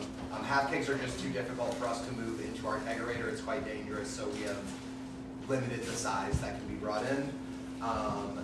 This is not a hard and fast rule, but we do discourage liquors that are only for shots. If you are doing margaritas, bring in tequila. If you're just gonna have it behind the bar for shots, I mean, you can do it, but that tends to lead to some quite messy things. If that's something that you are worried about. Just to jump in on the shots thing real quick, a lot of, again, along with sparklers, a lot of venues don't like or allow shots. You are going to do a shot for every single one of your group of friends if shots start happening. So as a couple, It can get very dangerous for the like bride. like your friends from school are gonna be like, let's do a shot, and then your friends from work are gonna be like, let's do a shot, and they may have only done one shot, you've done 6. That's the bride and groom, you are allowed to say, don't serve shots to Yes, anybody. if you guys don't want shots served, let us know beforehand. We will just go, no, that's our policy. No shots. Yeah, or if you want to do what we call a shot song, which is also something that's doable, we have a shot, we'll pour 60 shots, whatever. Everyone comes up, everyone gets to do one shot with the bride and groom, and then we're done. Like, so Or at there's the- ways around it. At the end of the night, you can do one as a group or whatever. Like a last shot, Yeah. like there's stuff to do with that, but like, yeah. On that subject, we do have a right to refuse service here, so if one of the bartenders thinks whether your guest is getting a little too rowdy, we will cut them off, and we'll let you know. You guys can tell us, hey, give them an hour, 2 hours, just feed them water, and then start serving them again, or say, that's fine, just get them on the next shuttle out of here, or how we do it. Your entertainment should be kind of, I do that a lot with these Yeah. guys. If I'm positioned here and I see somebody that's falling It's asleep, all talking. I'm looking and I'm going, Yeah. just We communicate a lot. And if, as a bride and happens. groom, if someone, if someone here hands you a bottle of water on your wedding day, drink it. We're not gonna cut you guys off. It's our way of saying, hey, slow down a little bit, just drink the water. and watch the I'm not, obviously not a bartender, but I even say that on my form, when I send you my planner form, watch your pregame.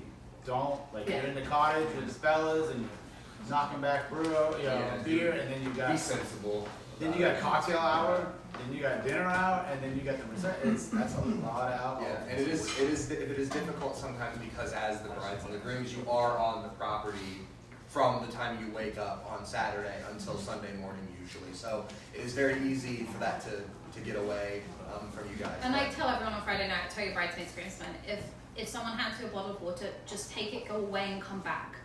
Okay, it's just a subtle cue that we use to be like, slow down, without having to cut someone off and embarrassing them. It's just I don't remember where I was going to go with that. Sorry. But this is because we do, if you are guests are drinking and they're coming from the hotels, if they're drinking, they have to take shuttles back. It's just, that's the way of the world. It's our liability, so that's how all that works. Does anyone have any questions about sort of the rule breakdown? Do you, any other questions people have? What do you? For kick? The front here first, sorry. So what our caterer, the contract comes with a bartender. I know that you guys are bartending. Is there something we can do with that person? Can we have them wander around with pre-mixed drinks? tell Can them we? tell them to take them off the contract. See if they can just, you could have, not to come in as a bartender, but have them come in with the caterer as another staff member. Yeah, can we have them serve? Yeah. Okay. We talked to them about that specifically, because our bartenders do come directly through the Rixey Manor. In the back. You said you 3 kegs, max size. So we have 3 taps, which means you can have 3 beers on at one time. I believe our kegerator can hold 4 quarter kegs and 3 sixtels max capacity. So between those 7 kegs, you can have 3 beers. Does that make sense? Yeah, so you can hold 4 quarter kegs. 4 quarter kegs and 3 sixtels. All at is the our, same time. Yeah. So that's the max. That's the max capacity. And you would never need to bring more beer in than that, let me tell you. Yeah. How much? So that's 2 half kegs. I honestly don't know the servings. I'm very bad at the serving stuff. That would probably do Friday and Saturday. For a big wedding. Yeah. I will say that if it is possible, not highly recommended, if you want to swap beers between Friday and Saturday, we can do that. You just we have to know on Friday. Because that gives us just enough time to get the beer in, chilled, and settled for Saturday. But also not required at all. Yeah. Are we required to have a bartender for Friday as well? If we're not technically serving alcohol, but if we have a bottle of wine at the table? So it really depends. Our insurance works. This is where it gets really complicated. Much so, I think my insurance won't give me a straight answer on it either because insurance. When we are running as an Airbnb, we don't need to have a bartender serving alcohol. When we are running as an event venue, we have to have a bartender serving alcohol. Now, Airbnb to me usually means those that are staying on site and maybe parents. Okay? So a lot of the time for your rehearsal dinner, if your rehearsal dinner is a smaller number of people, you don't need a bartender. every drink that is poured has to be poured by one of my team, which means that we don't let, when we're in event mode, we don't let bottles sit on the table. So we're not going to put a bottle of wine on the table. We're not going to put anything on the table. It has to be served by my team or by your caterers. Your caterers can definitely do wine service. It's really specifically very hard for me on Saturday nights to be able to make the call as to when we go from event time into Airbnb time. Usually I do it when I can look around the room and know the faces that are in the room and how they're all going home. As an Airbnb, if you were to book an Airbnb, you'd just be allowed to sit down and drink and do what you want. So there is a bit of a grey area there. It's usually left to my discretion. I do use it to my discretion. If I've got grandma, mom, 5 aunts sitting in the sitting room and they're drinking iced tea, and we've still got like the people that are staying and things like that, I'm gonna leave them to it. Like I'm gonna let you guys go back behind the bar and we'll go home. Because I'll look at them and go, well, these clearly aren't driving home drunk. And it's fine. So it is a little bit to our discretion as to what point we require a bartender and when we don't.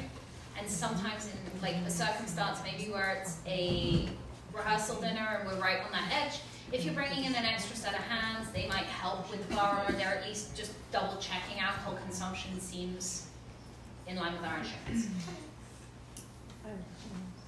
Yeah. Go ahead. Go ahead. Okay. On Friday, if we're doing like a very small rehearsal, like 25 people, and we want to do like a champagne toast, do we still have to have a bartender? Depends on... We're not staying the night. So that is where it becomes a little bit more difficult. Okay. Because we know everyone's got to drive. Right. Now, if you're using an extra set of hands and it's like Grace is in for doing extra set of hand stuff, then usually we won't require a bartender for a champagne toast. Like our elopements, if we do a small elopement and they're having a champagne toast for like 6 people, we're not bringing in a bartender for that. But we've got people supervising. It's more a question of supervision in that respect versus... Okay. Yeah. Yeah. So do you guys have recommendations for local vendors for drop-off and pick-up of kegs? Yeah, so if you're gonna be going like locally as you can, Venocity in Culpeper, they do beer and wine, and they will drop off up here. Venocity? Venocity, Vinosity. And they recommend wine. I'm not a wine drinker at all. I think they have a few wine lists in the Yeah. handbook, I think, Yeah, or up yeah, there. Yeah, I got a copy. They're great. Ken has worked with us Yeah. quite a few times, and they will bring the kegs up, and they will pick the kegs up, and they will pick them up as well. If you are not going as local as that, there's a Costco in Fredericksburg. A lot of people get their wine from that Costco. Or the Total Wine. Or the Total Wine is down there. Obviously, I would recommend using Venocity. They're great, very local, and we love their business. But if that is the way you're going, Fredericksburg is. They also have the wine list that they pulled together is because it's wine that that fit within various budgeting things, but your guests aren't really going to know what you've spent on it, which, like, it's better than, like, if you're not a wine drinker and you don't want to spend a lot of money on wine, it's much better to go to Venocity and talk to Kim about what you want to spend and what your budget is, and she'll find you something, versus bringing in, like, a Barefoot wine. Nothing against Barefoot, I don't drink any wine, but, like, people will know what's behind the bar and they'll make, like, their own calls on stuff. Whereas you can serve them something usually pretty good that no one has any prejudgment on for a single job. More questions? If we're gonna do espresso martinis, how do you guys recommend the espresso? How are we going to do the espresso? So the way that we've done espresso martinis in the past, and this is the easiest way that we have found to do it, people just bring in cold brew concentrate, and we will just that one's nice because if it's all right with when you guys come to the planning part of that, we will probably batch something like that, and then we will just pour as it's ordered. But I think usually the cold brew concentrate is a very easy way to do that, and then it's not a hassle on you guys. It's very difficult for us to pour 120 like espresso shots. It's actually impossible for us to do that. So I'd say the concentrate is the best way to do it. Most practical. Yeah. And on the topic of specialty cocktails, since we seem to be getting to that point anyway, if it's something that has components like coffee beans, or if you're doing old fashions or Manhattans and it's cherries, oranges, any sort of garnish, make sure that you update your sheets with the most accurate list of things for each cocktail. And further to that point, when it comes to the drop-off on the Thursday or Friday before your wedding, keep the alcohol for the specialty cocktails and their components sort of together in the same box. Label everything, as Dora was saying earlier. You are not inconveniencing us by giving us the most information that you guys have. It makes our job so much easier, and then we're not running around on Saturday going, did Aunt Tilly bring in the rosemary for the cocktails? And we don't have to send anyone out to go pick stuff. I will say that actually one of the things that gets forgotten most is the ingredients for the specialty cocktails, because you're usually picking up bits from different places. It's the last thing people do. Yeah, so having a box, like, I cannot remember which bride did this, but it was like the most helpful They thing. brought a tote in, and it literally had a piece of duct tape slapped on the top that said bar specialty cocktails. And then inside of that box, there were 2 smaller boxes, and it was like raspberry lemonade vodka with the raspberries, the lemonade, and the vodka. And then I think it might have even been like an espresso martini. It was like coffee beans, cold brew concentrate, vodka. And they had their shopping list on the top that they had checked off as everything went into the box with the ingredient list, and we got everything we needed. But you would not believe how often we don't have the ingredients. There's no worse feeling for us as bartenders than like having a mother who was very into making a cocktail, or someone who was very into developing one of these cocktails, coming up to us and saying, why aren't there blueberries in this? And it's like, oh, we didn't even see blueberries coming. So it really just helps us out there. Yeah, and then also as well, if you are getting these recipes, the inspiration for these online, and you are using a specific recipe, even if it's not the one that you necessarily are like this, we're beholden to this recipe, also include that, because sometimes people do want the cocktails batched or made a certain way, and it's just much easier for us to do components. Especially if you rename them after your cat or your dog or something, because then we have no idea. Yeah. You have a tequila blush, but you named it like spec. Kind of on the same vein, but the other end of the spectrum.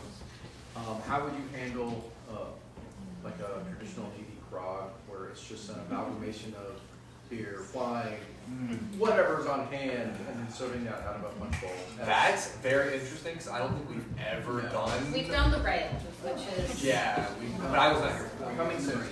Yeah, we've done the rail, which is... We've never done a hairy buffalo, I think is what we called it in college. But, it's the same deal. We're just going to monitor it. yeah. We don't have...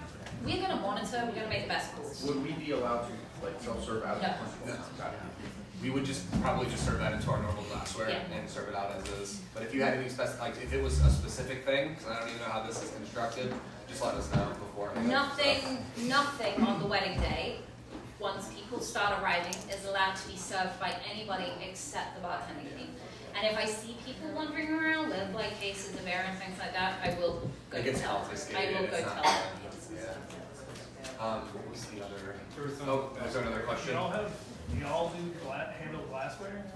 We can, yeah, you have to get that through your caterer. What we normally do is we stock some of it behind the bar, and then as it rotates out, we just go grab full cases and restock it, depending on how much you get. It's labor intensive for us to use real glassware, and it takes up more space on the bar, so do be aware that if you're right at that buffer between, like, if you've got 100 people coming, we would say you need 2 bartenders. If you've got real glassware for that, then we're going to probably be saying we need a 3rd bartender, because bar backing wise, it's a lot more labor intensive than when we use plastic water. And towards the end of the night, we don't have the capability to keep washing the dishes, the glassware, so we will run out eventually. We always go into plastic as soon as dance time starts.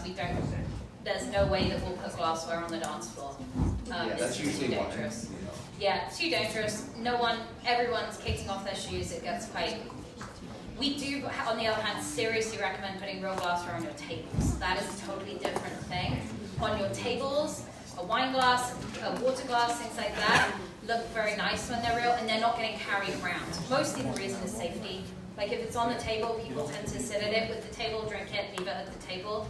If it's stuff that's getting handed out through cocktail hour or dance time, it's up on the roof, it's out with horses, it's on the front porch, on the dance floor, it goes in everywhere.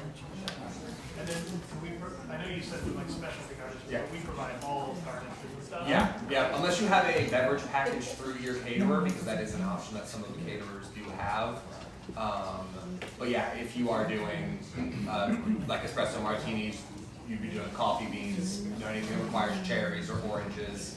You bring it in, but we can prep everything. But you would be responsible for bringing it in. Yep, yeah. For sodas, do you guys recommend cans or 2 liters for cocktails? We prefer cans. Cans are much easier. 2 liters are a little unwieldy and they take up a lot of space. Guys, just on that note, on Mondays before your wedding, always ring us and ask us what we've got. Yes. Sometimes we end up with a lot of stuff in the back, and you might not need to provide any sodas at all, things like that. We operate on a very much like take a penny, leave a penny attitude with this kind of stuff here. So a lot of the time our couples will be like, what am I going to do with this case of Sprite? And they'll leave it if they haven't got drunk at their wedding, in which case we'll say to the next bridal groom, you don't need to bring Sprite, we got a case of Sprite. So it's always worth ringing us on Monday and just double checking what we have. I will say sometimes that also includes beer, wine, liquor. Like, we do sometimes get left huge amounts of stuff. If we have out-of-state couples and they're flying and they don't know what they're going to do with that, like, those 2 handles of vodka that no one drunk, nothing as a thing puts you off drinking more than doing this job. So we're certainly not going to be drinking ourselves through 2 handles of vodka, and we'd much rather you guys have them. Any other questions on the bar? And then I'm going to open it up to random questions for a few minutes, and then I'll explain to you what's happening. One question on the bar. Yeah. Would you be giving us like an estimate of volume? Yeah, I can do that right now. Need for like Yeah. So, I've got a, this is just sort of a breakdown. I'm going to give you the numbers for 120 because it's like the most average. It's also in your handbooks. Yeah, so if anyone wants to turn to that and have a look. So for a 6 to 9 wedding for 120 people, we recommend between 6 to 8 cases of wine. Split between white, red, rosé, whatever your fancy is. We'll wait for you on the turn. Everyone good? Ready? Between 4 to 5, well, between 4 to 5, 4 or 5 kegs of beer. And then for signature cocktails, you want about 2 plus gallons for each specialty cocktail. That's like the size of our pitcher, so enough to make 2 gallons of that out of that, basically. I know our couples, I know the vibe of our couples at this point. You all drink more than every other wedding that has ever been here ever before, so you are going to overstock. Like it's just that's the way it's going to be. You will overbuy alcohol for your wedding. It is better to have more than less. I'll say that. And you can return it. Yeah, and if you, depending on where you buy it, you will be able to return it if it's unopened. So it's not like the biggest deal in the world. Yeah. Going back to stocking, alcohol stuff. Is there a way that if I give you something nice, Blanton's, or so nice Whistle Pig? I was just going to get to that actually. So sometimes we do have people do that. If you have someone, if you are dropping the alcohol off on Thursday or Friday or whenever that is, I will be there, or Dora will be there, or Grace will be there. Let one of us know, go, hey, this is my Blanton's, like this only is served to me and the groomsmen, and we will be aware of that for the evening. We'll keep it out of view so Yeah. other guests won't see it. Yeah, appreciate that. We do try to limit that specifically to the groomsmen or the bridesmaids. Absolutely. We don't, parents. Yeah, or the parents. We don't want like Uncle Gordon coming in and being like, I have this bottle of whatever. So we can't do that for you. Just let us know beforehand. Usually I divvy up my people into people that would traditionally have a flower and people that wouldn't. Not everybody does boutonnieres, not everyone does corsages, all that kind of stuff. But traditionally there's a slightly different set of rules for people who would traditionally have a flower at a wedding and people who wouldn't. And that's really a good way of, obviously our bride and groom sit rank on top. Parents are always going to come right below that, but then anyone traditionally who would have a flower is going to be pretty high up if you all listen to. Yep. My favorite is always when we have like Uncle so-and-so show up like 3 days before the wedding and they're like, I'm uncle to the groom next weekend. I'm like, okay. And that means what? Where's your flower? Yeah, where's your flower? But we do bottles behind the bar. Yeah. Just, We just try to limit it to the bridesmaids and the groomsmen. And then the parents, obviously. And then I guess to go back slightly, on drop-off day, if you are bringing different wines for your rehearsal than you are bringing for the day of on Saturday, just label them so we know. Not many people are doing that anymore, No. but if that is something that is important to you. please make sure the cases are labeled. Rehearsal dinner, wedding Yeah. day. Champagne or usually 1 bottle of champagne Oh per yeah, table. if you're doing a champagne toast, you want to sort of account for 1 bottle of champagne per table because we do smaller pours out of those for the champagne toast. So 1 bottle per table, we do 12 tables, 12 bottles, and then probably a little more just for slippage. And for Yeah. ready and Yeah, for yeah. all of that kind of stuff. So And a nice bottle for your tables, the bride and groom, please. But again, if you bring in a special bottle of champagne, the most important thing is going. If this is important to us, we just have to know. You have to tell someone. For the champagne, I'm assuming it's obviously plastic. Is it like one of those plastic cups like here, or is it like the champagne traditional? So usually if we're doing a champagne pour at the table, your caterer has brought in champagne flutes and we're pouring into the flutes that are at the table. For the welcome table. For the welcome table, again, we are happy if your caterer brings in flutes, we will pour into the flutes. So If that- I bring in plastic flutes, Yeah, is that's that right. Yeah, yeah, yeah. Yeah, absolutely. Yeah, generally they would be served in those. Yeah. Okay, cool. But for welcoming, anything like that, anything like I said at the table, usually wine pours at the table, champagne pours at the table, usually go into real glass vessels being brought in by you. Any other questions? All right, I'm opening it up to generally any questions right now, but this is the time where it's really random stuff is welcome because after lunch, what's going to happen is we're going to go into vendors are going to introduce themselves, kind of tell you a little bit about what they do, and then it's very much roundtable discussion. Like everyone jumps in, past couples are going to all come up. It very much becomes like a very much more of a discussion on stuff. So if there's anything that's very specifically over any of the things that we have covered now, please go for it. For spring and summer weddings, you said you keep people outside of the manor, but what about winter weddings? It's weather dependent. So Okay. if we are inside, we're inside. Okay.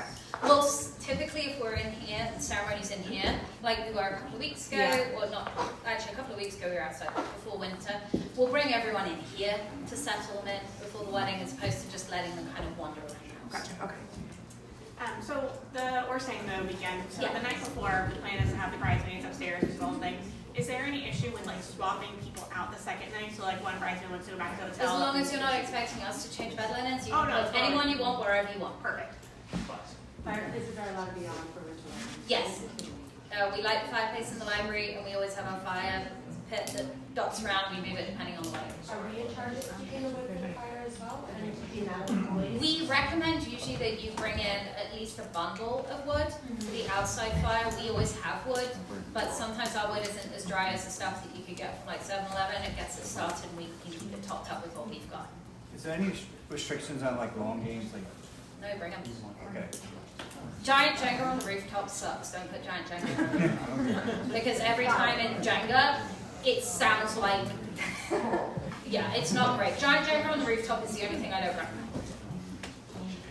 Can we look at the borrowed cottage during the lunch? Yeah, you can. It's a mess. I actually would rather and suggest having a look through the borrowed. So actually, that's a really good point. We have typically always had borrowed cottage. The brochure is laid out in much more of a systematic order now than the cottage ever was. And that is because we found people didn't even realize we had stuff because it's buried, it's in a box, we know where it is, that doesn't mean you guys know where it is.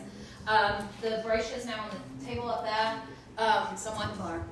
It's also online, but yeah, by all means you can go over there. There is nothing in the back room, there is nothing upstairs, and it's a mess, but other than that, go for it. And some of our table numbers and stuff are in the house. If anyone wants to see anything specific that they've seen in the borrowed cottage, you can let me know, we can do a fun walkthrough. Are there any games that are not allowed? Like stir poker? I mean, go for it. I was gonna say more like beer pong. Obviously, we won't have Oh beer. yeah, no, we've done flip cup as an entrance, we've done, yeah, that's fine. And like cornhole potentially in here if it's too cold. Yeah, out front porch, wherever, we're fine with stuff. As long as it's not destructive or illegal, we're pretty good. And we have cornhole boards, just Yeah. let us know if you wanna use ours, you don't have to bring a set. Yeah. Yay. Oh, also, I will say, guest book wise, just real quick, cornhole makes for a really cool guest book. We've had it a few times. Guest books are one of those things that I always encourage people to make about them, not so much about just having a fold-out book that's on a table, although I think that's got its place for sure too. But having your guests write messages and sign a wooden cornhole board that you letter afterwards can be a really good fun keepsake that you actually get use out of every year. Same with, we've had people sign maps and guitars, and one of my favorite ones is the big group photo that we do. Sometimes people will bring in the photo frame that they know that big group photo is going to go in, and the matting, you know, that goes around the edge of the photo. They'll actually have all their guests sign, they'll get a really thick matting, and they'll have all their guests sign around the matting, so that when the photo's taken and they get it developed, they'll put the big group photo in there and then put everyone's name signed around the edges of it, and that can go on your wall. Any other questions on stuff? Alright, we're doing the lunch. What I absolutely. Okay, they're running late? Yes, they got caught in an accident. Alright, we're gonna keep going. Oh my gosh, really? Alright, cool. They should be here any minute. Okay, cool. I'm good with that. That's fine. Sorry, guys. That's fine. It happens. Alright, in that case, we're moving on to the next thing. Select event rentals. Oh, hey, ladies.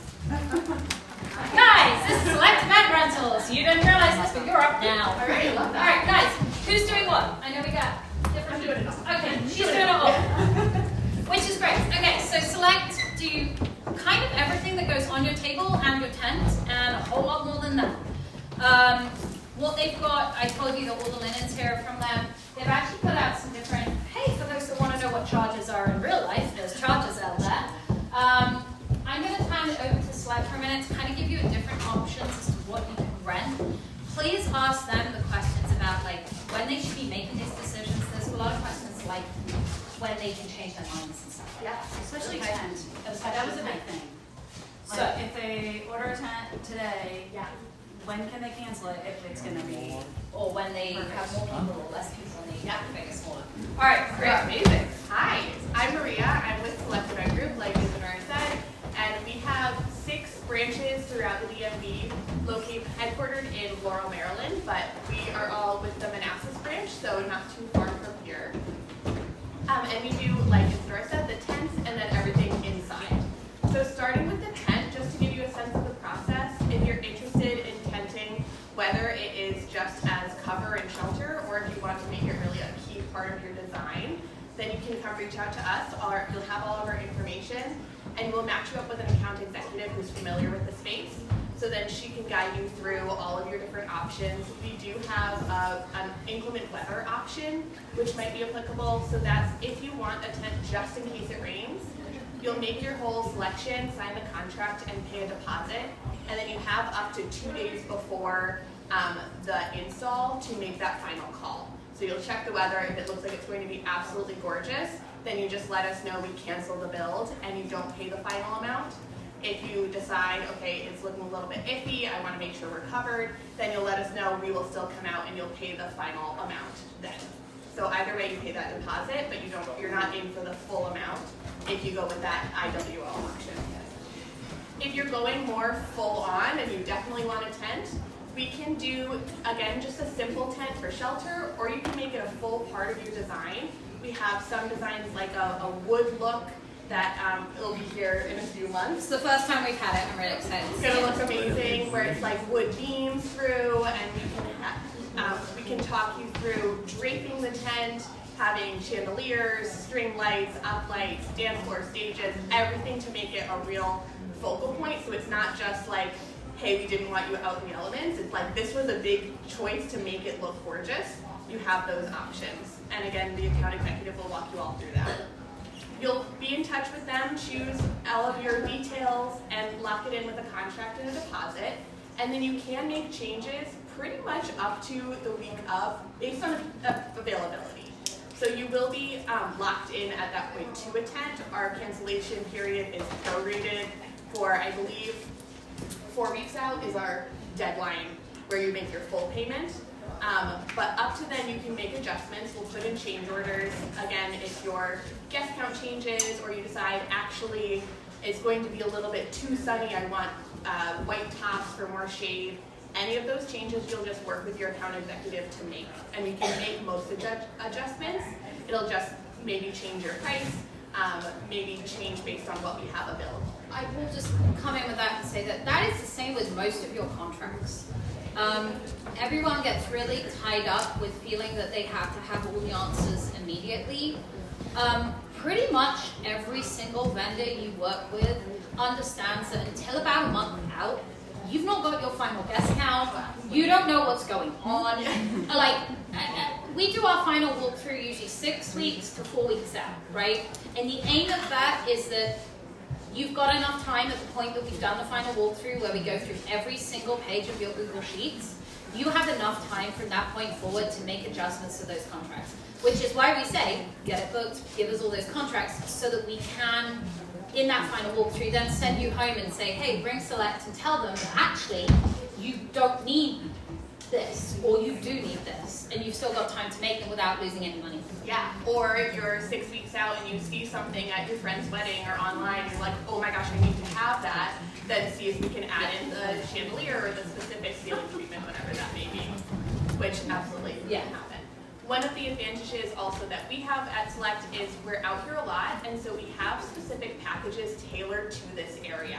So we even have reduced pricing for Rixey Manor couples to tent out there, and our account executives know what sizing and styles will work in that area, so they can guide you, and it's not just like a big black hole of what the heck is a tent and a frame and a pole and all of those things. That's why we have you working directly with somebody to guide you through every step of the way, because I would not know how to do this when I was planning my wedding a year ago. So totally with you, we've got your hands held the whole way. Yeah.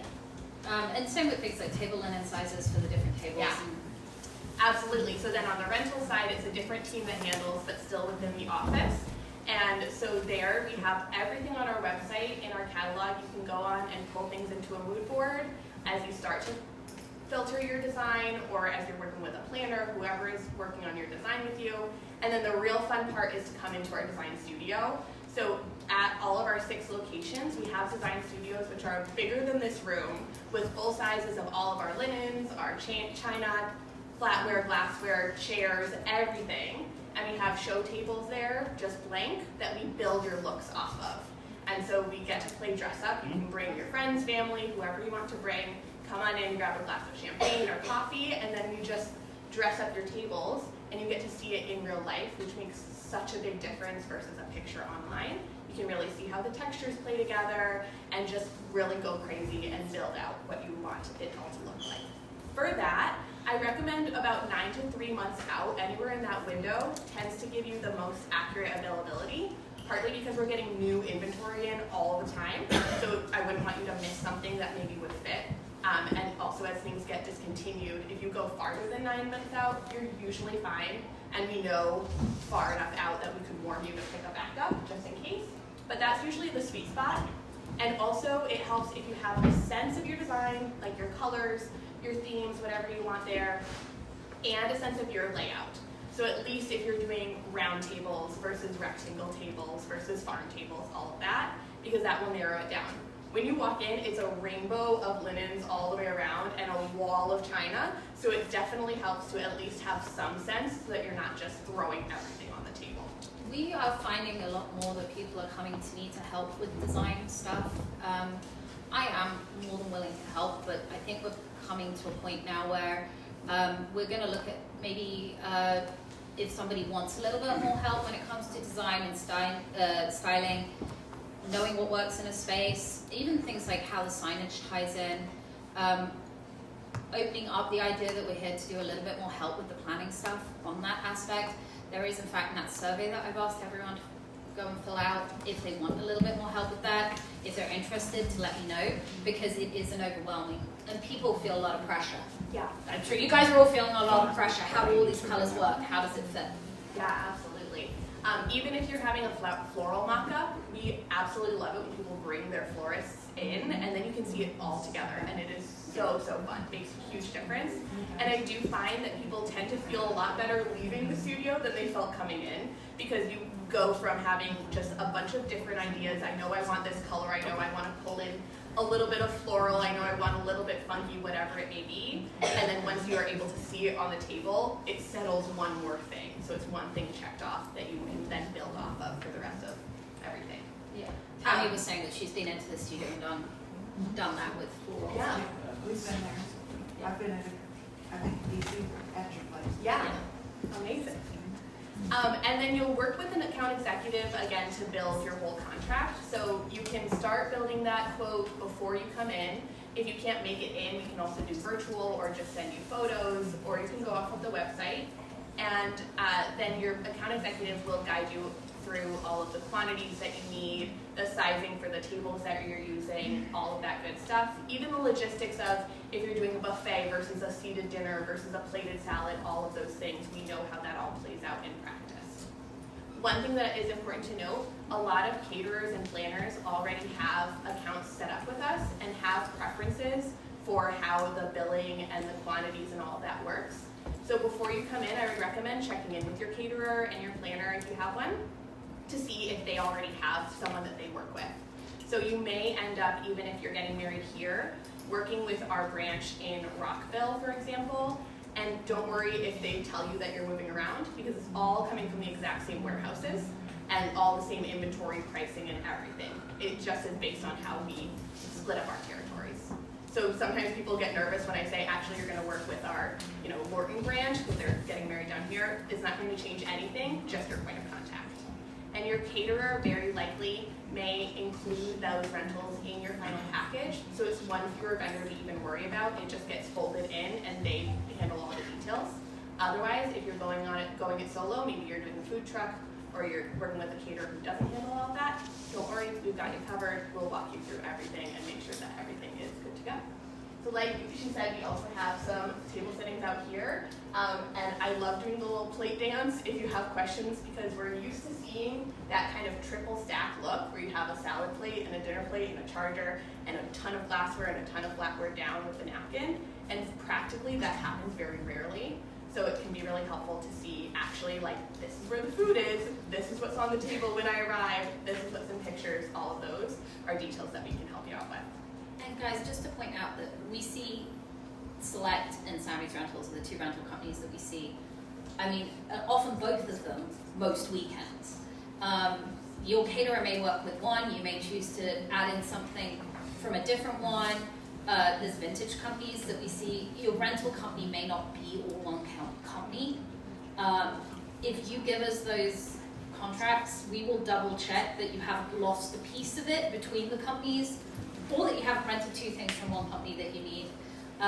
Certainly, our more colorful, upgraded stuff, when you see it, has usually come, if you see it in pictures, has usually come from Select, just as a general rule. So that's just really, if you see a picture and you're like, oh my god, that's a table linen with a bigger pattern or more color, chances are Select have done it. So you can always look at an inspiration picture that you've seen of us and say to me, like, hey, who did that? And I can usually point you in exactly the right direction of which table linen it was.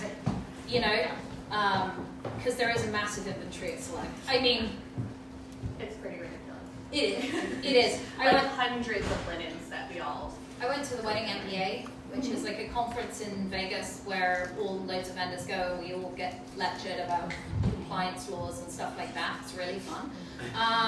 But one of the things that we get while we're there too is that there's a lot of people pitching to the vendors, and Select had a thing there.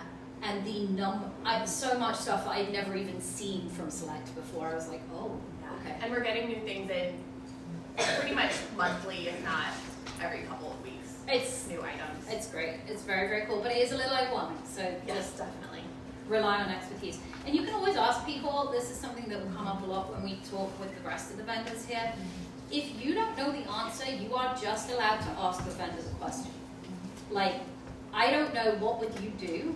Is really fine. We've got a lot more experience, and wedding industry has a really, really bad reputation for being ripping people off or overcharging. It has a horrible reputation for that. Generally, if we're recommending somebody, that's not who they are anyway, but also sometimes that comes from inexperience on the couple's part. You've got people whose brains you can pick. Is this worth it? Would you do it? It's absolutely questions that you are allowed to ask your vendor. And I promise you, our vendors are lovely and they are not going to tell you something is if they don't believe it is. And they're not gonna, you can ask the questions, because I have a pretty good knowledge of everything, but I absolutely have no knowledge in comparison to each one of the people that are sit up here. Like, I just don't. I can tell you how big a table linen needs to be, but that's, Yeah, absolutely. And all these things that you have no reason, there's no reason for you to know what size linen fits on a table. That is most likely not at all relevant to your life and won't be relevant to your life after this. So it's very relevant to our lives. Let us take care of that kind of thing. I do remember the first year I had a panicked call from one of my brides to be like, what is drop? Someone's asking me what drop I want on a table linen. For all those that don't know what drop is, it is how much fabric there is that drops off the side of the table linen.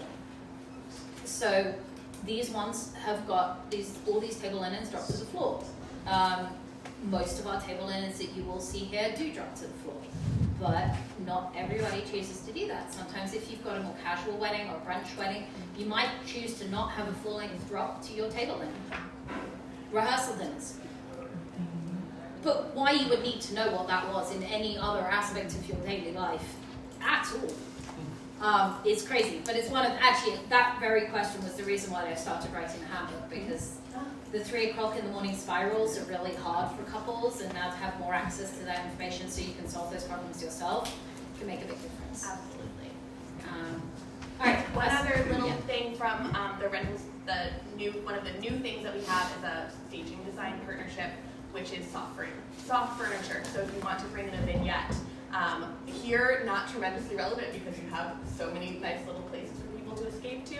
But even if you're doing it out in a tent, lots of times people like to have a separate seating area. And we have now a lot of soft seating options, even if you don't want a full area, but just want like a cozy spot in a corner with a couple of chairs, things like that. That's one of our new things that we're bringing in. And if there's something that you're looking for, we can usually help you figure out where to get it, even if it's not something that you carry. Do you guys set that up? Sorry guys, this is me also asking questions. So do you have outdoor furniture? A little bit, yeah. Okay. Just for those that are interested, we have had people bringing outdoor furniture to go on the rooftop or on the back patio. Just as a heads up, it's new, like they said, it's a new thing for them, so I'm learning. Yeah, always new. Okay, cool. What questions does everyone have? Because this is your time to. Nothing. You did a good job. I was a teacher. And we'll be around as well, so as things come up. We also have goodie bags for you all, which have some notebooks and then more information about where to find us and how to contact us. So just feel free to reach out to any of us. Again, Sophia and Amber, and I'm Maria. With anything that you need, we'll get you where you need to go. But if there are any other questions now off the bat for the good of the order, by all means. Yeah, like I said, no question is too small or too silly. All right, cool. I can't see anyone. All right, well that works for me. Guys, if you do want to go to the Cool Cottage, like I said, by all means do. Sorry. Same with the Groom's Cottage or the blacksmith shop over there. We're actually going to be doing a little bit of a remodel on that over the next few weeks. We're going to actually change out some of the beds. We're going to lean into the fact that mostly it's the guys over there versus any family units over there, and added in a couple more twin beds. Also, the sofa has a big queen-size pull-out couch. No man in the history of mankind has ever pulled out that couch and made it up. So we're looking at doing some more like futon options over there. Consequently, we haven't even bothered doing the floors because we're going to be in and out of there a lot over the next few weeks with this weather. So by all means, go over there and have a look. But just be aware, you'll all get a housekeeping email over the next kind of few weeks once we finalize what the plan is looking like for over there. So go and have a look, but no, it will change a little bit over the next kind of month as we just redecorate. We're always, that bit at the end of that survey where it says like, what would you like? That is not like me just like, please tell me, because we are gonna be making changes. We're always making changes. We're always growing, making it better. Please put what you actually need and what you wanna hear and what confuses you on there so that I can make it clearer. Cool, all right. We're doing what I hate doing because I'm not releasing tables because that would be weird. There are appetizers going to be on the glass table right here on the inside if anyone grabs something. There's food available. By all means, come and sit down. If you're going to go to the cottage, if you want to walk around the house, do. If you want to go to the Cool Cottage, do. Really, it's like a make yourselves at home. We'll regroup in about an hour for what's coming next. All right? But I'm going to try to pull some slides over.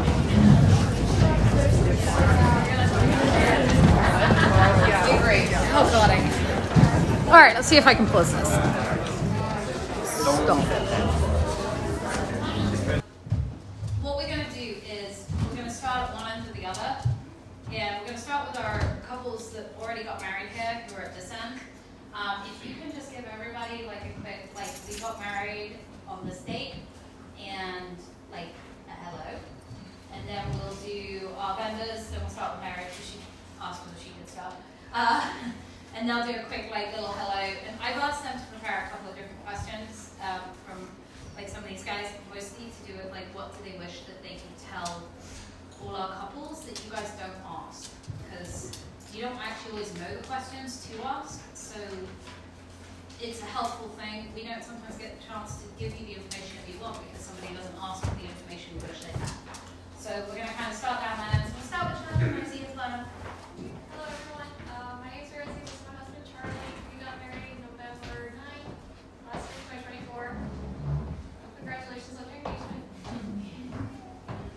And I'm Lily, this is Zach Talbert. We got married on July 14th, 2024. I'm Joseph. I'm Sarai. We got married in September. 25th. Oh, this, 2024. I'm Sam, you guys know me. Hannah will be here probably at some point. She has a baby. We got married in 2019, October. Okay. All right, Mary, you want to go first? So you're up. Oh, okay. Hi friends. Ladies first. Sorry. She asked so sweetly. I like going first because this is like the least sexy part. I'm a wedding officiant. I've been doing it for 10 years. Now I'm only working here with Isadora and most of the faces that you see up here. I'm going to talk to you about what you need to do to take care of the legal side, and then I'm briefly going to touch on the ceremony side. So everything you need to know about the legal aspect, you can find at virginia.org. There's like an entire section on getting married in Virginia. In a nutshell, if you have to get your licenses from a circuit court in Virginia. It doesn't have to be where you live, does not have to be where you're getting married. You can set up an appointment at a lot of the circuit courts. You can do things ahead of time, download paperwork. I'll tell you, if you live out of Virginia and you need to come in, the circuit courts close at 4 p.m. So a lot of couples think that they can do it on Friday before their rehearsal. Don't do it. From the time you get your license, you have 60 days to use it. So I like to tell couples, if you're coming to town for a cake tasting or any of your vendor meetings, go ahead and schedule a time to get that taken care of. In Virginia, you have to get married. If you're getting married outside of a church, you have to get married by a registered celebrant. It's getting harder and harder to become a celebrant in Virginia. There is a section where they have a one-day option. That person has to live in this county in order to do it. So the other side of the coin, because you're getting married here, one of the things I like to do is, if you have friends or family or someone that you love that wants to perform your ceremony, I will come out, legally sign off on everything and file it.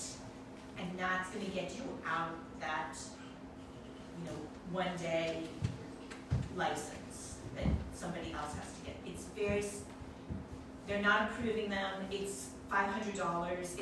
It's a lot. So don't hesitate to reach out if you need to come in, make everything legal. You're surrounded by people who love you. It's a great option. What I would tell people that are getting married, and Dora's heard me say it a million times, when it comes to your wedding ceremony, there is no wrong way to do it. It is all about what feels right to the two of you. And we will work together, your vendors will all work together to create the energy that you want. If you want something short and sweet, absolutely do that. If you want to make an hour worth of celebration outside, surrounded by people you love, Doris saying, no, do not do that. Don't do that. so there's an example of the wrong way. No, it's fine. We do lots of them that are quite long. Yeah, add whatever means the most to you, and you know, it's a day to really tell your story, so it should feel great. You are surrounded by people that will do all of the worrying for you. So if you start feeling worried, drink some water, eat some barbecue, just pet a dog and move forward. Tell a friend, we've got you. So just don't hesitate to reach out if you have questions or if there's anything I can do to help. And I hope you have a great wedding. Congratulations. Can I just ask quickly our past couples, who had Mary legalize it? Okay. And who had someone else do the actual ceremony? Okay. And who did your legalization of it, guys? Our pastor. Yeah, okay. That's one of the few instances where usually they are doing so many weddings that they have not legalized in Virginia.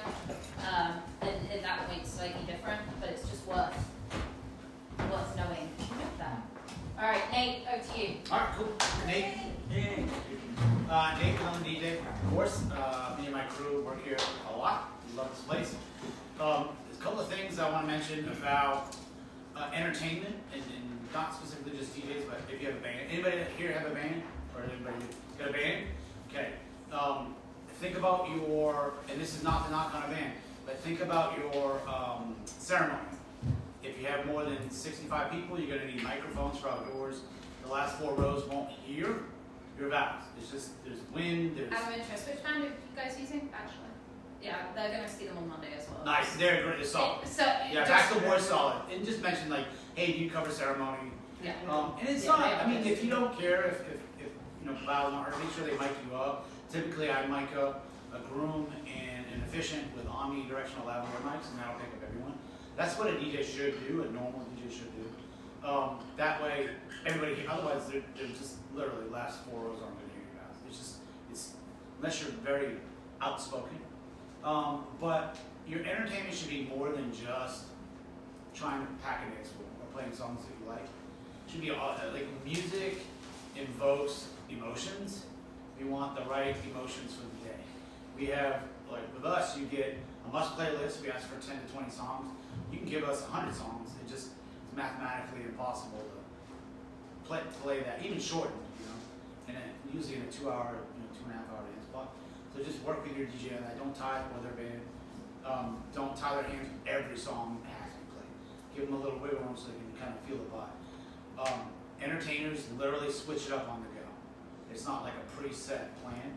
You don't want, because those don't usually, if they're not feeling the room, everyone's not feeling your music, you gotta switch it up.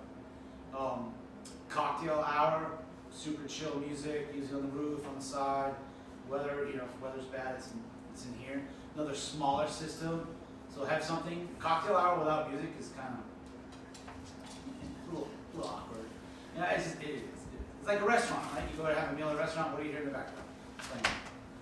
So make sure that's covered as well. But again, it's a vibe. Like we were talking about personalizing your ceremony.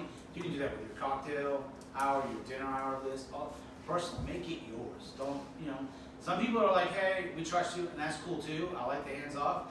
Less work for me to do, but I love curating a list. We're like, oh, they're like the guests can tell. Well, they're going with this vibe. Like they like throwbacks. Or I've had almost a danceable cocktail hour. They're like, make it just enough to where they're not busting down, but then it's high energy. Or do the typical like Frank Sinatra, Ed Sheeran, Stevie Wonder, that kind of. You can do that as well. Just make sure that you have a vibe in each of those areas for whoever you hire, and just let them know. It's good intel.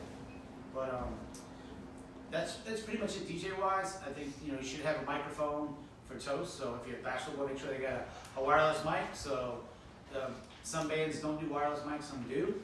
Just make sure that it's wireless so they don't have to stand up at the band to give their toast. They'll have all the equipment around them, the band. Make sure they have a mic that can walk back towards the sweetheart table and do that. One question, what was it? One question you wish they asked? One question you wish that every coach was asking during the planning process, but rarely does. Oh, yeah, that's great. So, big focus on the newlyweds. And we put this out with every document, and it never gets asked for, but what lends to everyone having a great experience, not just I'll get a fire list from a couple, and it's like all bangs. It's just good. Like I've had EDM weddings where they're like, nope, we EDM, that's it. We don't care. Nope. Grandma comes up and asks for ABBA. Nope. Like I get that, and I want that for your wedding day, but I also don't want it one-sided. We want everyone to get up on. We don't have to. We can get the ABBA and the Dancing Queen and all that stuff early in the night, and turn it into Club Rixey later on in the night. That's typically what we do. But think about how can your guests enjoy the day, not as much as you, but equally. So they're not just there watching you, like getting married, doing an event, and just sitting at the table, being observant the whole time and not partaking. So that's pretty much it. Timeline management and space planning. That's another one. I was going to throw in a few bonus. Reach out to your entertainer and say, hey, does this flow work with your setup? And that's key. But sometimes we get a timeline from, and not here, but from other venues, and it's just like, nope, this is the timeline. I'm like, this makes absolutely no sense. It breaks it up too much. You don't want to break up the dance floor.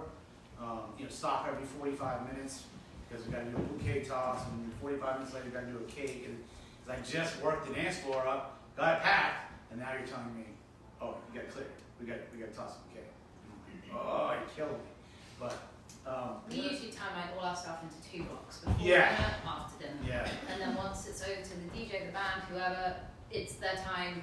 They can keep that dance floor as one break as is their good, experience. right? If you want to do cake cutting, and then while staff's getting the cake, all cut up and set up back there, we can do bouquet toss, and by the time bouquet toss, I'm like, all right, cake is available, and look at it, or whatever the case is. That's a good way to do that, but don't splice it up too many times. And then lean on your entertainer again for that timeline, but space planning. Bands take up a much bigger space than most DJs do. So just be mindful of that in your guest count. Placement, do not place older guests near speakers. I've done high-end NFL weddings, and they sat grandma right next to my speakers, and I'm like, it's in the contract. Like, do not, and it's nuts. Don't do that to you. Like, if DJ's here, put your good friends there, like, younger ears. And that's when you want quality versus quantity. You don't want so much sound that it's just people leave ringing, right? You want quality. You want good times. That's pretty much it. Any questions? Can we do questions now? Or We'll do questions at the end. We'll go, because then it's all round table. All right, who's up next? You know, this is the side of the table that doesn't want to talk. Yeah, all right. All right, we're just going to go to my left. Rachel's up next. Riley Images. Hi guys, I'm gonna sit here. My name's Rachel. I am Riley Images. I'm a photographer. I have been since this place is open. Whatever that was. Okay. There is in fact a theme here, which is I think with the exception of Select Mary, I think maybe you joined us for Bootcamp number 2 onwards. But pretty much everyone's been here since Bootcamp. What do you wish everyone would know but doesn't ask you? Rachel also just got back from I just got back from Colorado. crazy I'm a little in tired. Colorado with some things, I don't know. Do you want to ask Giselle? Yeah. Alright. What is your first Yeah, alright. Come on, you guys. Wait, No. okay, she's Wait, got Mary it. just got me on. Alright, she got it. Because Mary has a question. Mary has a question. She asked what's the difference between a first look and not a first look. So in my personal opinion, I prefer first looks because it's a chance for you guys to get the photos done before the ceremony. So you get the bride and groom photos done, the bridal party, most of the family if they're even there. So you can actually go and enjoy your cocktail hour that you paid for. So it's something to think about, and it also gives you time time with your photographer alone without guests coming up trying to talk to you every 5 seconds, because then I have to yell at them to go away. Again, we're always happy to be the bad guy. Yes. But if you want the first look at the ceremony, then that means that all of that gets packed in an hour. Like that hour cocktail time, so family formals, bridal, party pictures, and your bride and groom photos all get packed in right there. So that is something to think about. Oh, can I add to this? This is a personal pet peeve. It's not one that Please, there's a certain amount of photos that are just not worth doing unless both the bride and groom are in them. We every once in a while see a photographer that does a set of family photos before the wedding with one side and then a set with the other side. The reality is the whole point of your wedding is that you are becoming a family together. So having a photo that doesn't have your new husband or wife in it with the rest of your family, you're not going to put it on your wall. No one after their wedding is putting a picture of the groom with the parents of the groom and his siblings on their wall versus the bride and groom and the parents of the groom and their siblings on their wall. That's a really good point. Like, I've thought that very many times. It's to me always seems like we're doubling up on pictures that aren't necessary. Okay. Yeah. We can get those at cocktail hour. Yeah. Like just a candid photo of you guys. Yeah, we can. But if you're not doing a first look, don't try and do double the number of pictures by doing all the photos beforehand that you wouldn't. I don't know if that makes sense. No, yeah, it does. Like, if you're not going to do a first look, don't pack in a whole load of photos before the wedding anyway. Yeah. Because what's the point? You may as well have done a first look. You're still not saving any time. You're still not saving any time with your photographer. No one's putting. Have a think when you put a shot list together, when you put a photography list together. Am I going to actually put this photo on my wall? Is it going in an album? Is it a photo that actually makes sense to me in 20, 30, 40, 50 years' time? Yeah. Because if the answer is no, just don't do it. Yeah, just get it at the cocktail hour of the reception. Yeah. Just get a candid photo. It's But much easier. generally, wedding day photos should either be the groom, the groomsman, and his parents just very intimately doing intimate things, getting ready. Bride's mother, bridesmaids doing intimate things, getting ready. Or it's all of you. But doing those formal ones without the other person is just a waste of time. Okay. Is that? Alright. I know you do. And yet you come back every year. I know. Torture, I like it. Hi, I'm Giselle. I do hair and makeup. I've been doing this for 18 years this year. But I've been coming here to Rixey Manor since 2015. I'm a transplant from New York City. So I've done all sorts of weddings, a lot of New York City weddings, but I like these kinds of weddings better. It's less crazy. What was the question? What? Guys, wait, you should have put it like right here. You got it right here. What is the best question a couple could ask you during the planning process, but rarely does? I did text this to them, by the way. I was all about that. Okay. See, I don't have it that way written. Okay. Well, whatever. Whatever.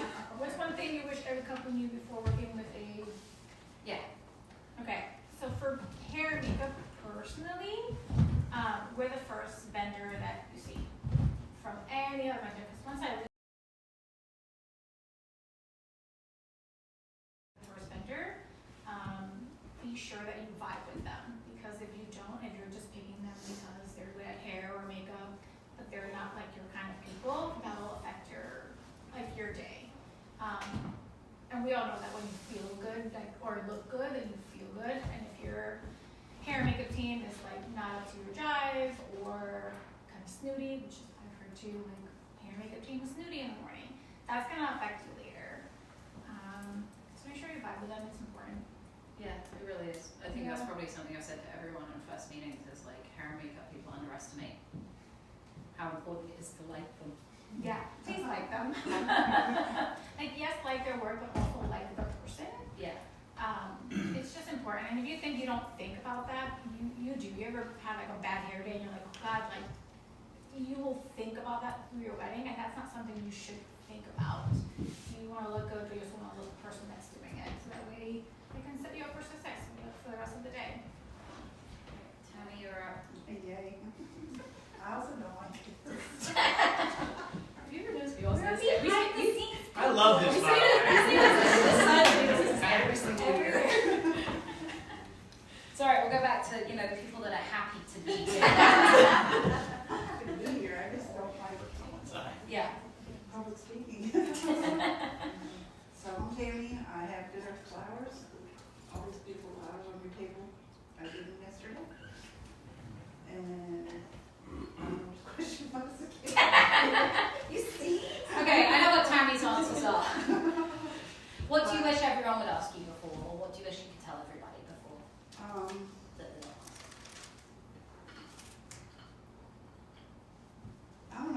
about that. I wish people could be as honest as they could be about budget. Okay. You know, don't be afraid to tell us what actually your budget is, so that we can figure out where we can help you with it, if that makes sense. No, it's really right, because it is for particularly floral catering rentals. Because, you know, if you think you have a really low budget and you're afraid to tell us, maybe it's not.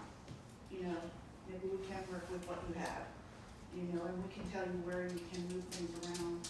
Yeah. You know, and be honest with, you really, really want that ceremony flowers more so than what you want with your table. Yeah. All right, select ladies, anything more want to jump in with what you wish you could tell everyone? Yeah, I have something.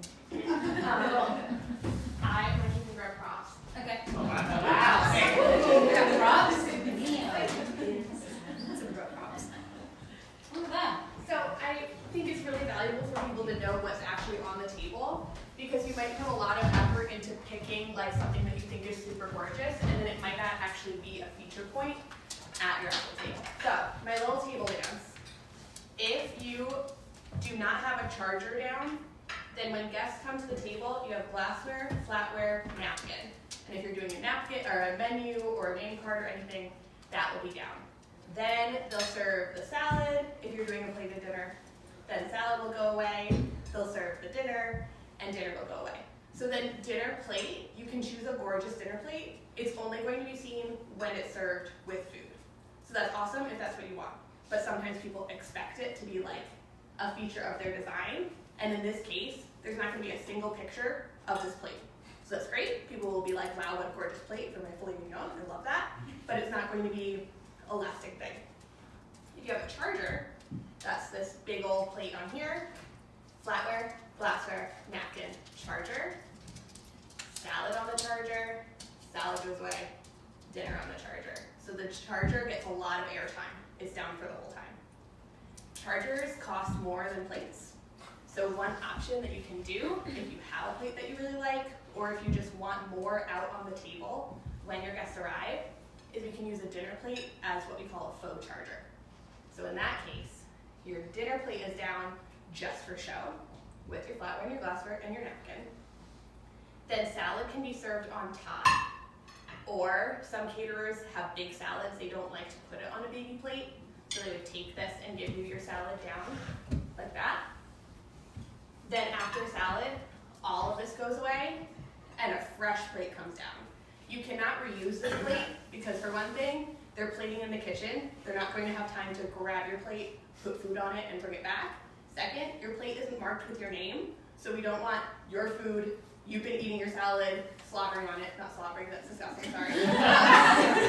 Taking it, putting someone else's food on it, and serving it. Make sense?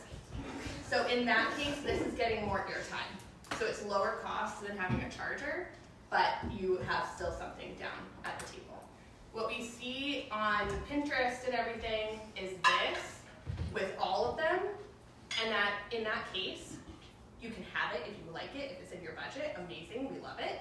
But in that case, this is a bonus plate, and this is a bonus plate that is never going to touch food. It's just for show. Because they're going to have to take this away, bring you a new salad, take this away, bring you a new dinner plate. So I just want you to be informed when you're looking at all of the things about, yeah, if you love a gorgeous plate, get your gorgeous plate, but unless you have it down at the table, it's not going to be in your pictures, and it's just going to be like a little extra.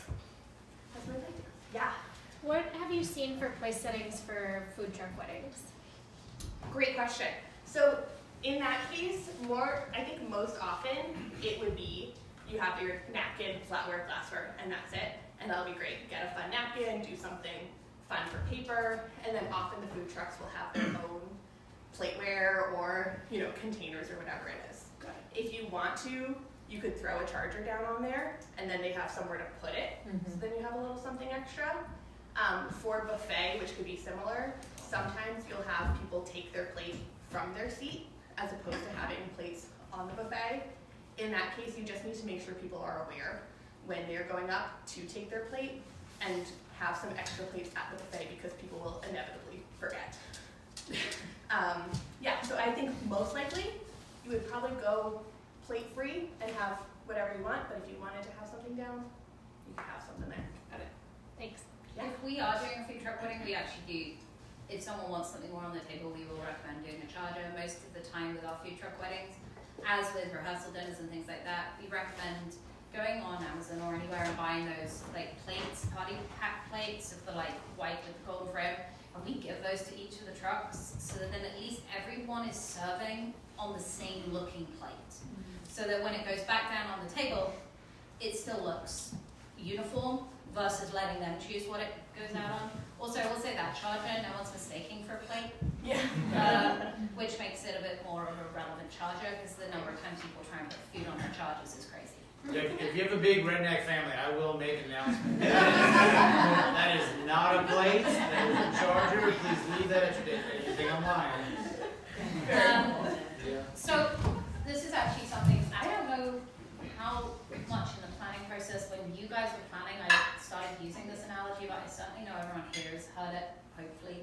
I always tell people that weddings are a bit like a cupcake. If you see one online, chances are it's not a real cupcake. It's just iced styrofoam. That's a bit like the dishes in a thing on Pinterest. Like, it's not real. It's just not real. In the same way that one of those incredibly gorgeous like cupcakes with like 1,000 things on it, if you had to make them at 100 or 200 people, for 200 people, again, they're not a realistic thing. Some people maybe they are, but most of the time our couples tend to have budgets that massively range, but at least enough sense to not do stuff that's just pointless. Yeah, 400 fake plates. Like, yeah, but you know what I mean? There's like a budgets range, but hopefully like your time to spending money on stuff you don't necessarily need and doesn't really impact is the same. On impact wise, what I've seen last year, especially, people went all out on linen. Yeah, that's what I said at the beginning. I've seen flowery where every table did match. I've seen the classic all black. I've seen, you know, that's the wow standard. Like, what, you're like, oh damn, it's been fun. And it's just linen. It's not. And the per person cost on going from like a basic linen up to one of these linens, in our range is $10 per table. So for impact wise, that makes a huge difference as opposed to like plates might be that same amount. Yeah, so definitely worth just remembering that Pinterest is not real life, generally.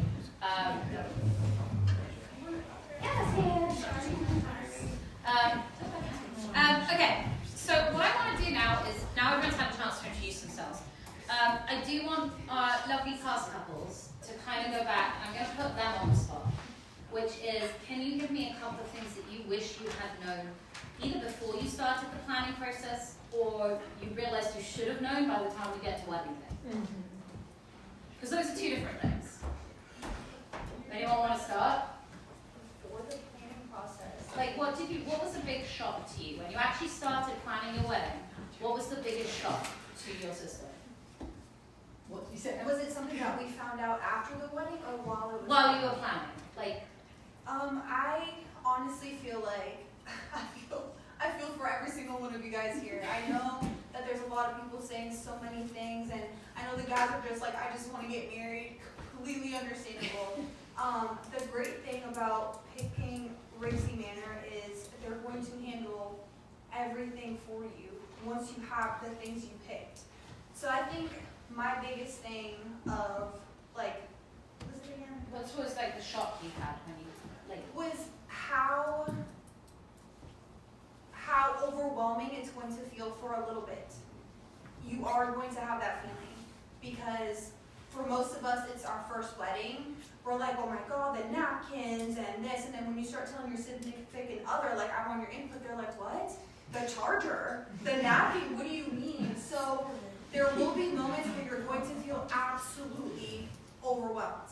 But once you get all those little things like covered, your responsibility is just to take a huge deep breath and be like, okay, I picked out my chargers and my napkins and my work, what I'm gonna have, that's gonna cater, and I need to completely trust in the people that are working here because they are going to have your back. So my biggest thing is, I remember there was one time I was planning and I was like, babe, I can't do this.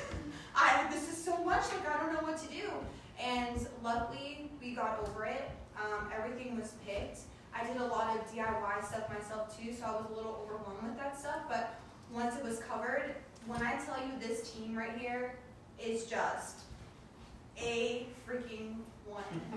A1. Like, you won't have to worry about anything on that day. But I will say, we're going to have a moment where you're going to be like, I should just get eloped. I'm just going to do it. But if it's really important for you to have that wedding, to have your friends and family there, just know that once you get over that little hump, everything is just going to flow. Cool. Who's next? Yeah, I would say one of the biggest shocks for us when we were going through everything is how expensive it all was. I was wondering how many times. When we were on a budget, and so I remember, like, we didn't really know where to start, right? Because everything was a little bit overwhelming. And so when we met with Isadora the first time, she said, come up with a priority list. So what are things that you have to have? What do you really want to spend money on? And then what are some things that you don't really care as much about and can be in the background? And I think that helped us. Like we said, we really want to prioritize music. So we really want a good DJ, and then we get music. And it worked out great. But having that list of what is a must that you are willing to spend more on versus what can you put in your Amazon cart and not get the real thing, if that makes sense. I was never shocked. Alright, Rixey and Charlie will hammer us out. Have you got anything? Maybe that I can think of. Our wedding was kind of smaller, so 57 people. I had a small bridal party, so we had a best man and a maid of honor. And kind of like flowers weren't as much of our priority, so we DIY'd it the night before. But a shock to me was like a lot of the vendor packages were like minimum fees of like you have a certain number of people on each side that needs makeup, you have a certain there are a lot of minimums that were like higher than I expected, and I was like, I don't have 5 boutonnieres that I need, or I don't have 5 people that need makeup. And so I was looking more for like vendors that were kind of like smaller scale and working with like 2 people on each side. And I just thought it was a shock that it was like everything was catered to like really big weddings, and it was hard to find something for small ones.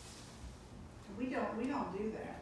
I have packages on my website that because people want to see a package, and it even states, we don't like to do packages, but because weddings are so different, and you might not have to for 10 bridesmaids, but you might.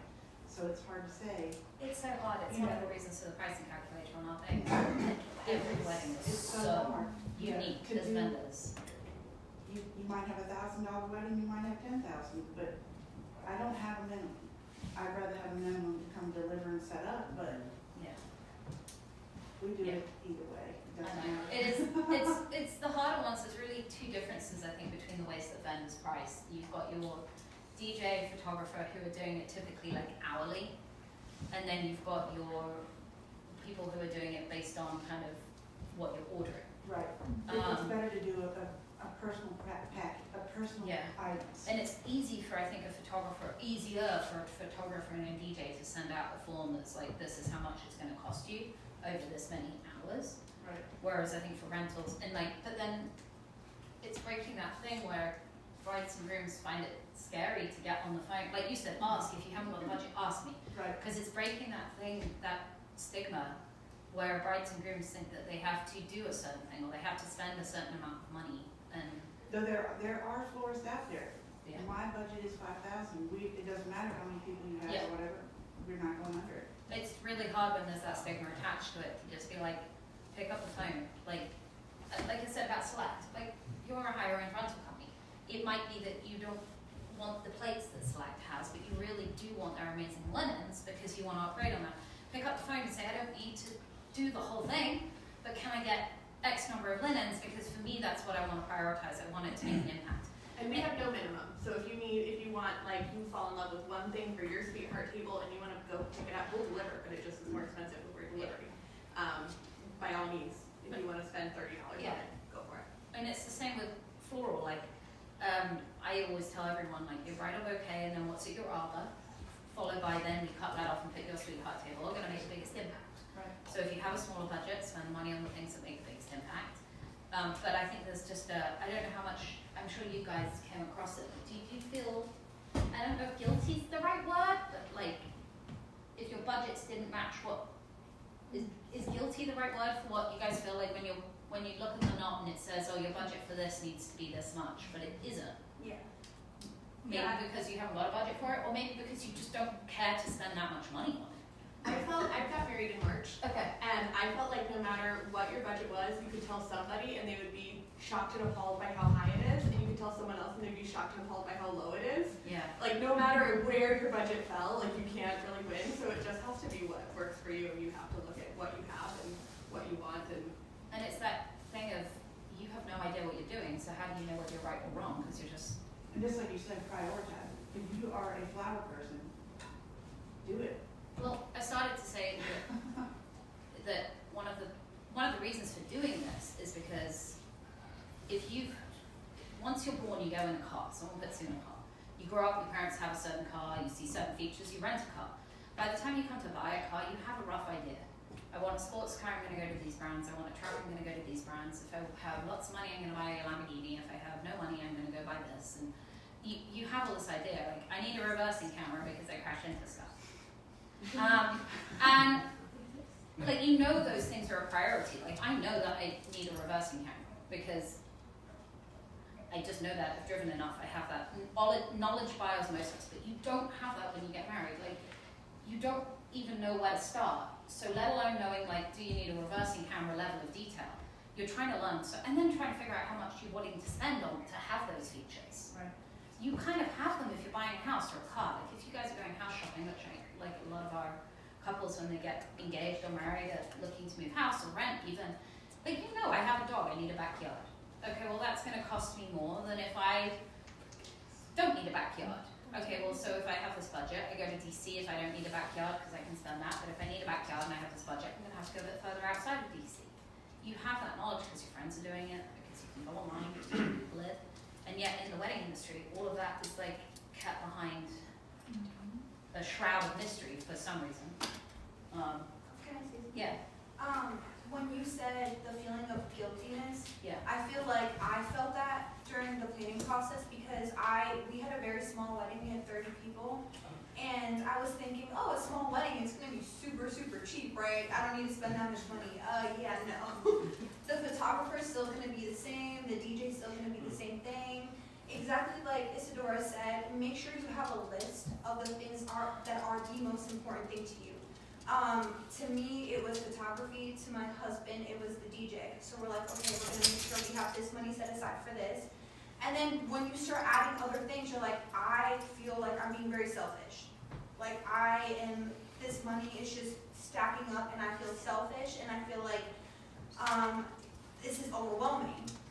So you have to make sure that you remember the reason why you're getting married, right? You go on Pinterest, you see all these beautiful things, awesome. If you have the budget for it, huge blessing. Now, to me, the most important thing when I got married was to make sure that I'm marrying my best friend. Pick out the things that are the most important to you and then work around everything else. In other words, don't go into a crazy debt trying to make this dream wedding happen when the thing that you should be looking at the most is the person that you're marrying. Once you marry that right person, the wedding is going to be amazing regardless. So, yes, you are going to feel guilty at some point, but don't feel like you have to make this wedding be something just to show off. We'll also say, by the way, for 30 people, you guys party hard. Like, that also, big myth. The small weddings, I think... DJ is like a first. Do you know what I mean? Like, you've got a few small weddings sitting up here. Like, a small wedding does not mean a small dance party by any stretch of the imagination. It's really about, like, what I'm trying to say is, there are going to be moments where you're going to be like, this is a lot, like, I just want to marry my best friend. I kept telling him that, like, I just want to marry you. This is stacking up. This is crazy. We should just elope. And of course, that was just me being very anxious. But then after you pick up the most important things that you want, everything else will fall into place. Just make sure you don't forget the reason why you're getting married. Don't forget that main reason. Don't get into these fights, these arguments. It's just plates, it's just flowers, it's just remember why you're getting married. What about, it is, but what about Hammer and Son? Because you guys have obviously got quite a lot of experience in the wedding industry generally, because they're here all the time. Our wedding was also 5 years ago, so on that note, like, I don't even remember what our napkins look like.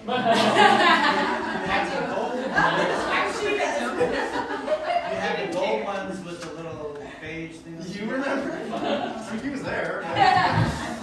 So I think we have a little bit of an advantage, just, you know, my sister-in-law was a wedding photographer, spent many weddings here, you know, shooting. So we have a little, I worked for Tammy for a hot minute, you know. For me. Yeah, I just had a little advantage going into the wedding planning. That's a you know. lot. Like, I knew a little bit. Yeah, that's why I was interested to know, because you guys came at it with a bit more knowledge. What was It's it? a matter of shock. I think price, right? You know, price was a big thing. And all the little things that start to add up, right? It's, you know, I made this huge, big freaking deal about wanting gold silverware. I had to have gold silverware. I mean, don't misunderstand me. My tablescape was gorgeous, but like, who really cares? Right? It's, plate and silverware is fine. I mean, silverware would have been beautiful. So maybe kind of like find what she was saying. I really, really like that. Find what's important to you. For us, a videographer. I mean, photos are important too, but we hardly look at our photos. We look at our wedding video every single anniversary. It's something we pull and watch and cry. And I, you know, 100% worth the finding room in the budget, making Yes. sacrifices for a videographer. For a videographer. I will say actually that's something that comes up a lot with people that, videography is that they do say afterwards that that was something they were really glad that they found room for. Yeah, and I mean, I'm not saying you need a videographer. That's not what I'm saying. It's just, you know, it was what was important to us, and you know, really stop and think about, like, are you really going to be thinking about that gold silverware, or are you going to be watching that video? Because I don't remember the gold silverware. I watched the video. You can see the gold silverware. You know, that's what I guess my biggest thing.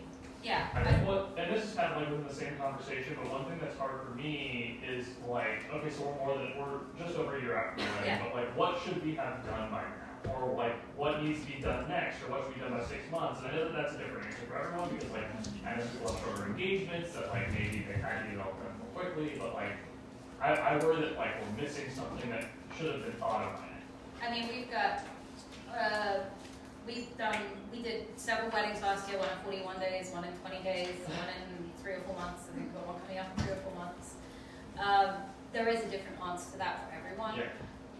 My answer to all is life doesn't stop just because you're planning a wedding, so please plan as quickly as you can, because when something comes up in your life that takes your attention, we just had, and I keep probably watching the live stream, but one of our brides is getting married. Her mother unfortunately passed away, and like that's taken her, as it should, taken her eye off planning in every way, again, as it should, and changed the dynamic of all of it. But you never know what life is going to throw at you, and in those moments, again, it's important that you marry the love of your life. It really is, but it's also important that you can take those times when you need to. It might be joyous things, like, I don't know, someone might get pregnant, which has also happened. And you might need to take some time to do those things and deal with those aspects of your life. So if you can keep planning, as much as this is still a vague answer, but if you can keep planning, you've got very little, you can change everything up to about a month before. So with the exception of your dress, by the way, if you've got a really long engagement, no, I'm just saying with the exception of your dress, if you've got a really long engagement, fashion changes, your mind changes, once you bought your weight changes, once you bought your dress, you are locked in on that dress, you can't well you can, but most people don't have the budget to just go change their mind on it. So with the exception of the dress, almost every other aspect of your wedding can be adjusted up to a month beforehand. So get the plan together, sit back if you can, because great, why not take a break? Why not have a breather? And then make those final adjustments at the end of it. I don't know if anyone's got it. Yeah. You were talking about prioritizing and budget.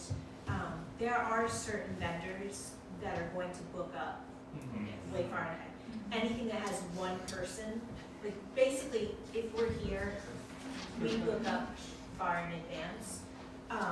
So things like as you're thinking about what is important to you, the further out you book, the more choices you will That's something to consider, and then just keep in mind this, like catering, you're going to, that, a lot of that is gonna depend on who you decide to invite, and, just, if it feels good, do it now, you don't have to worry about it later. It also helps a lot with budgeting too, because you know how money has been allocated, and you also know that what money is going to be expected further down the road, so that in between time, you're not on Amazon or panic shopping.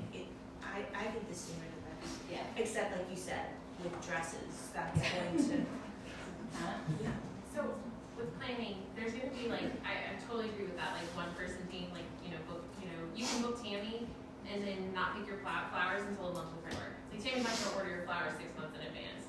So just, kind of taking that decision fatigue away, just booking and then kind of crossing the bridge later is always, something you can always, I found that there were like lulls, right? There were these like a week of just like a crap ton of wedding planning, and then I go like a month without even like opening my email. Like, so I mean, you're gonna have kind of like ebbs and flows with it as well. But sometimes I feel like it's a lot of stress. You put a lot of stress on yourself, right? It's not like, I don't know what I'm trying to say, but like there will be lulls. As an industry, we're very good at our jobs and we can help you flex very quickly to where we need what you want to do. But actually, as a couple, you're wrapping your brain around the idea that you can change your mind like towards the end and you can make those changes is very hard because you think that you should have that. So moving on with my cupcake analogy, I always talk about the base ingredients versus the icing versus the sprinkles. So your base ingredients are the people that are sat around you right now. They're going to be the things that do form your budget. You can typically book them and not worry about the icing. The icing is how you take them and make them about you.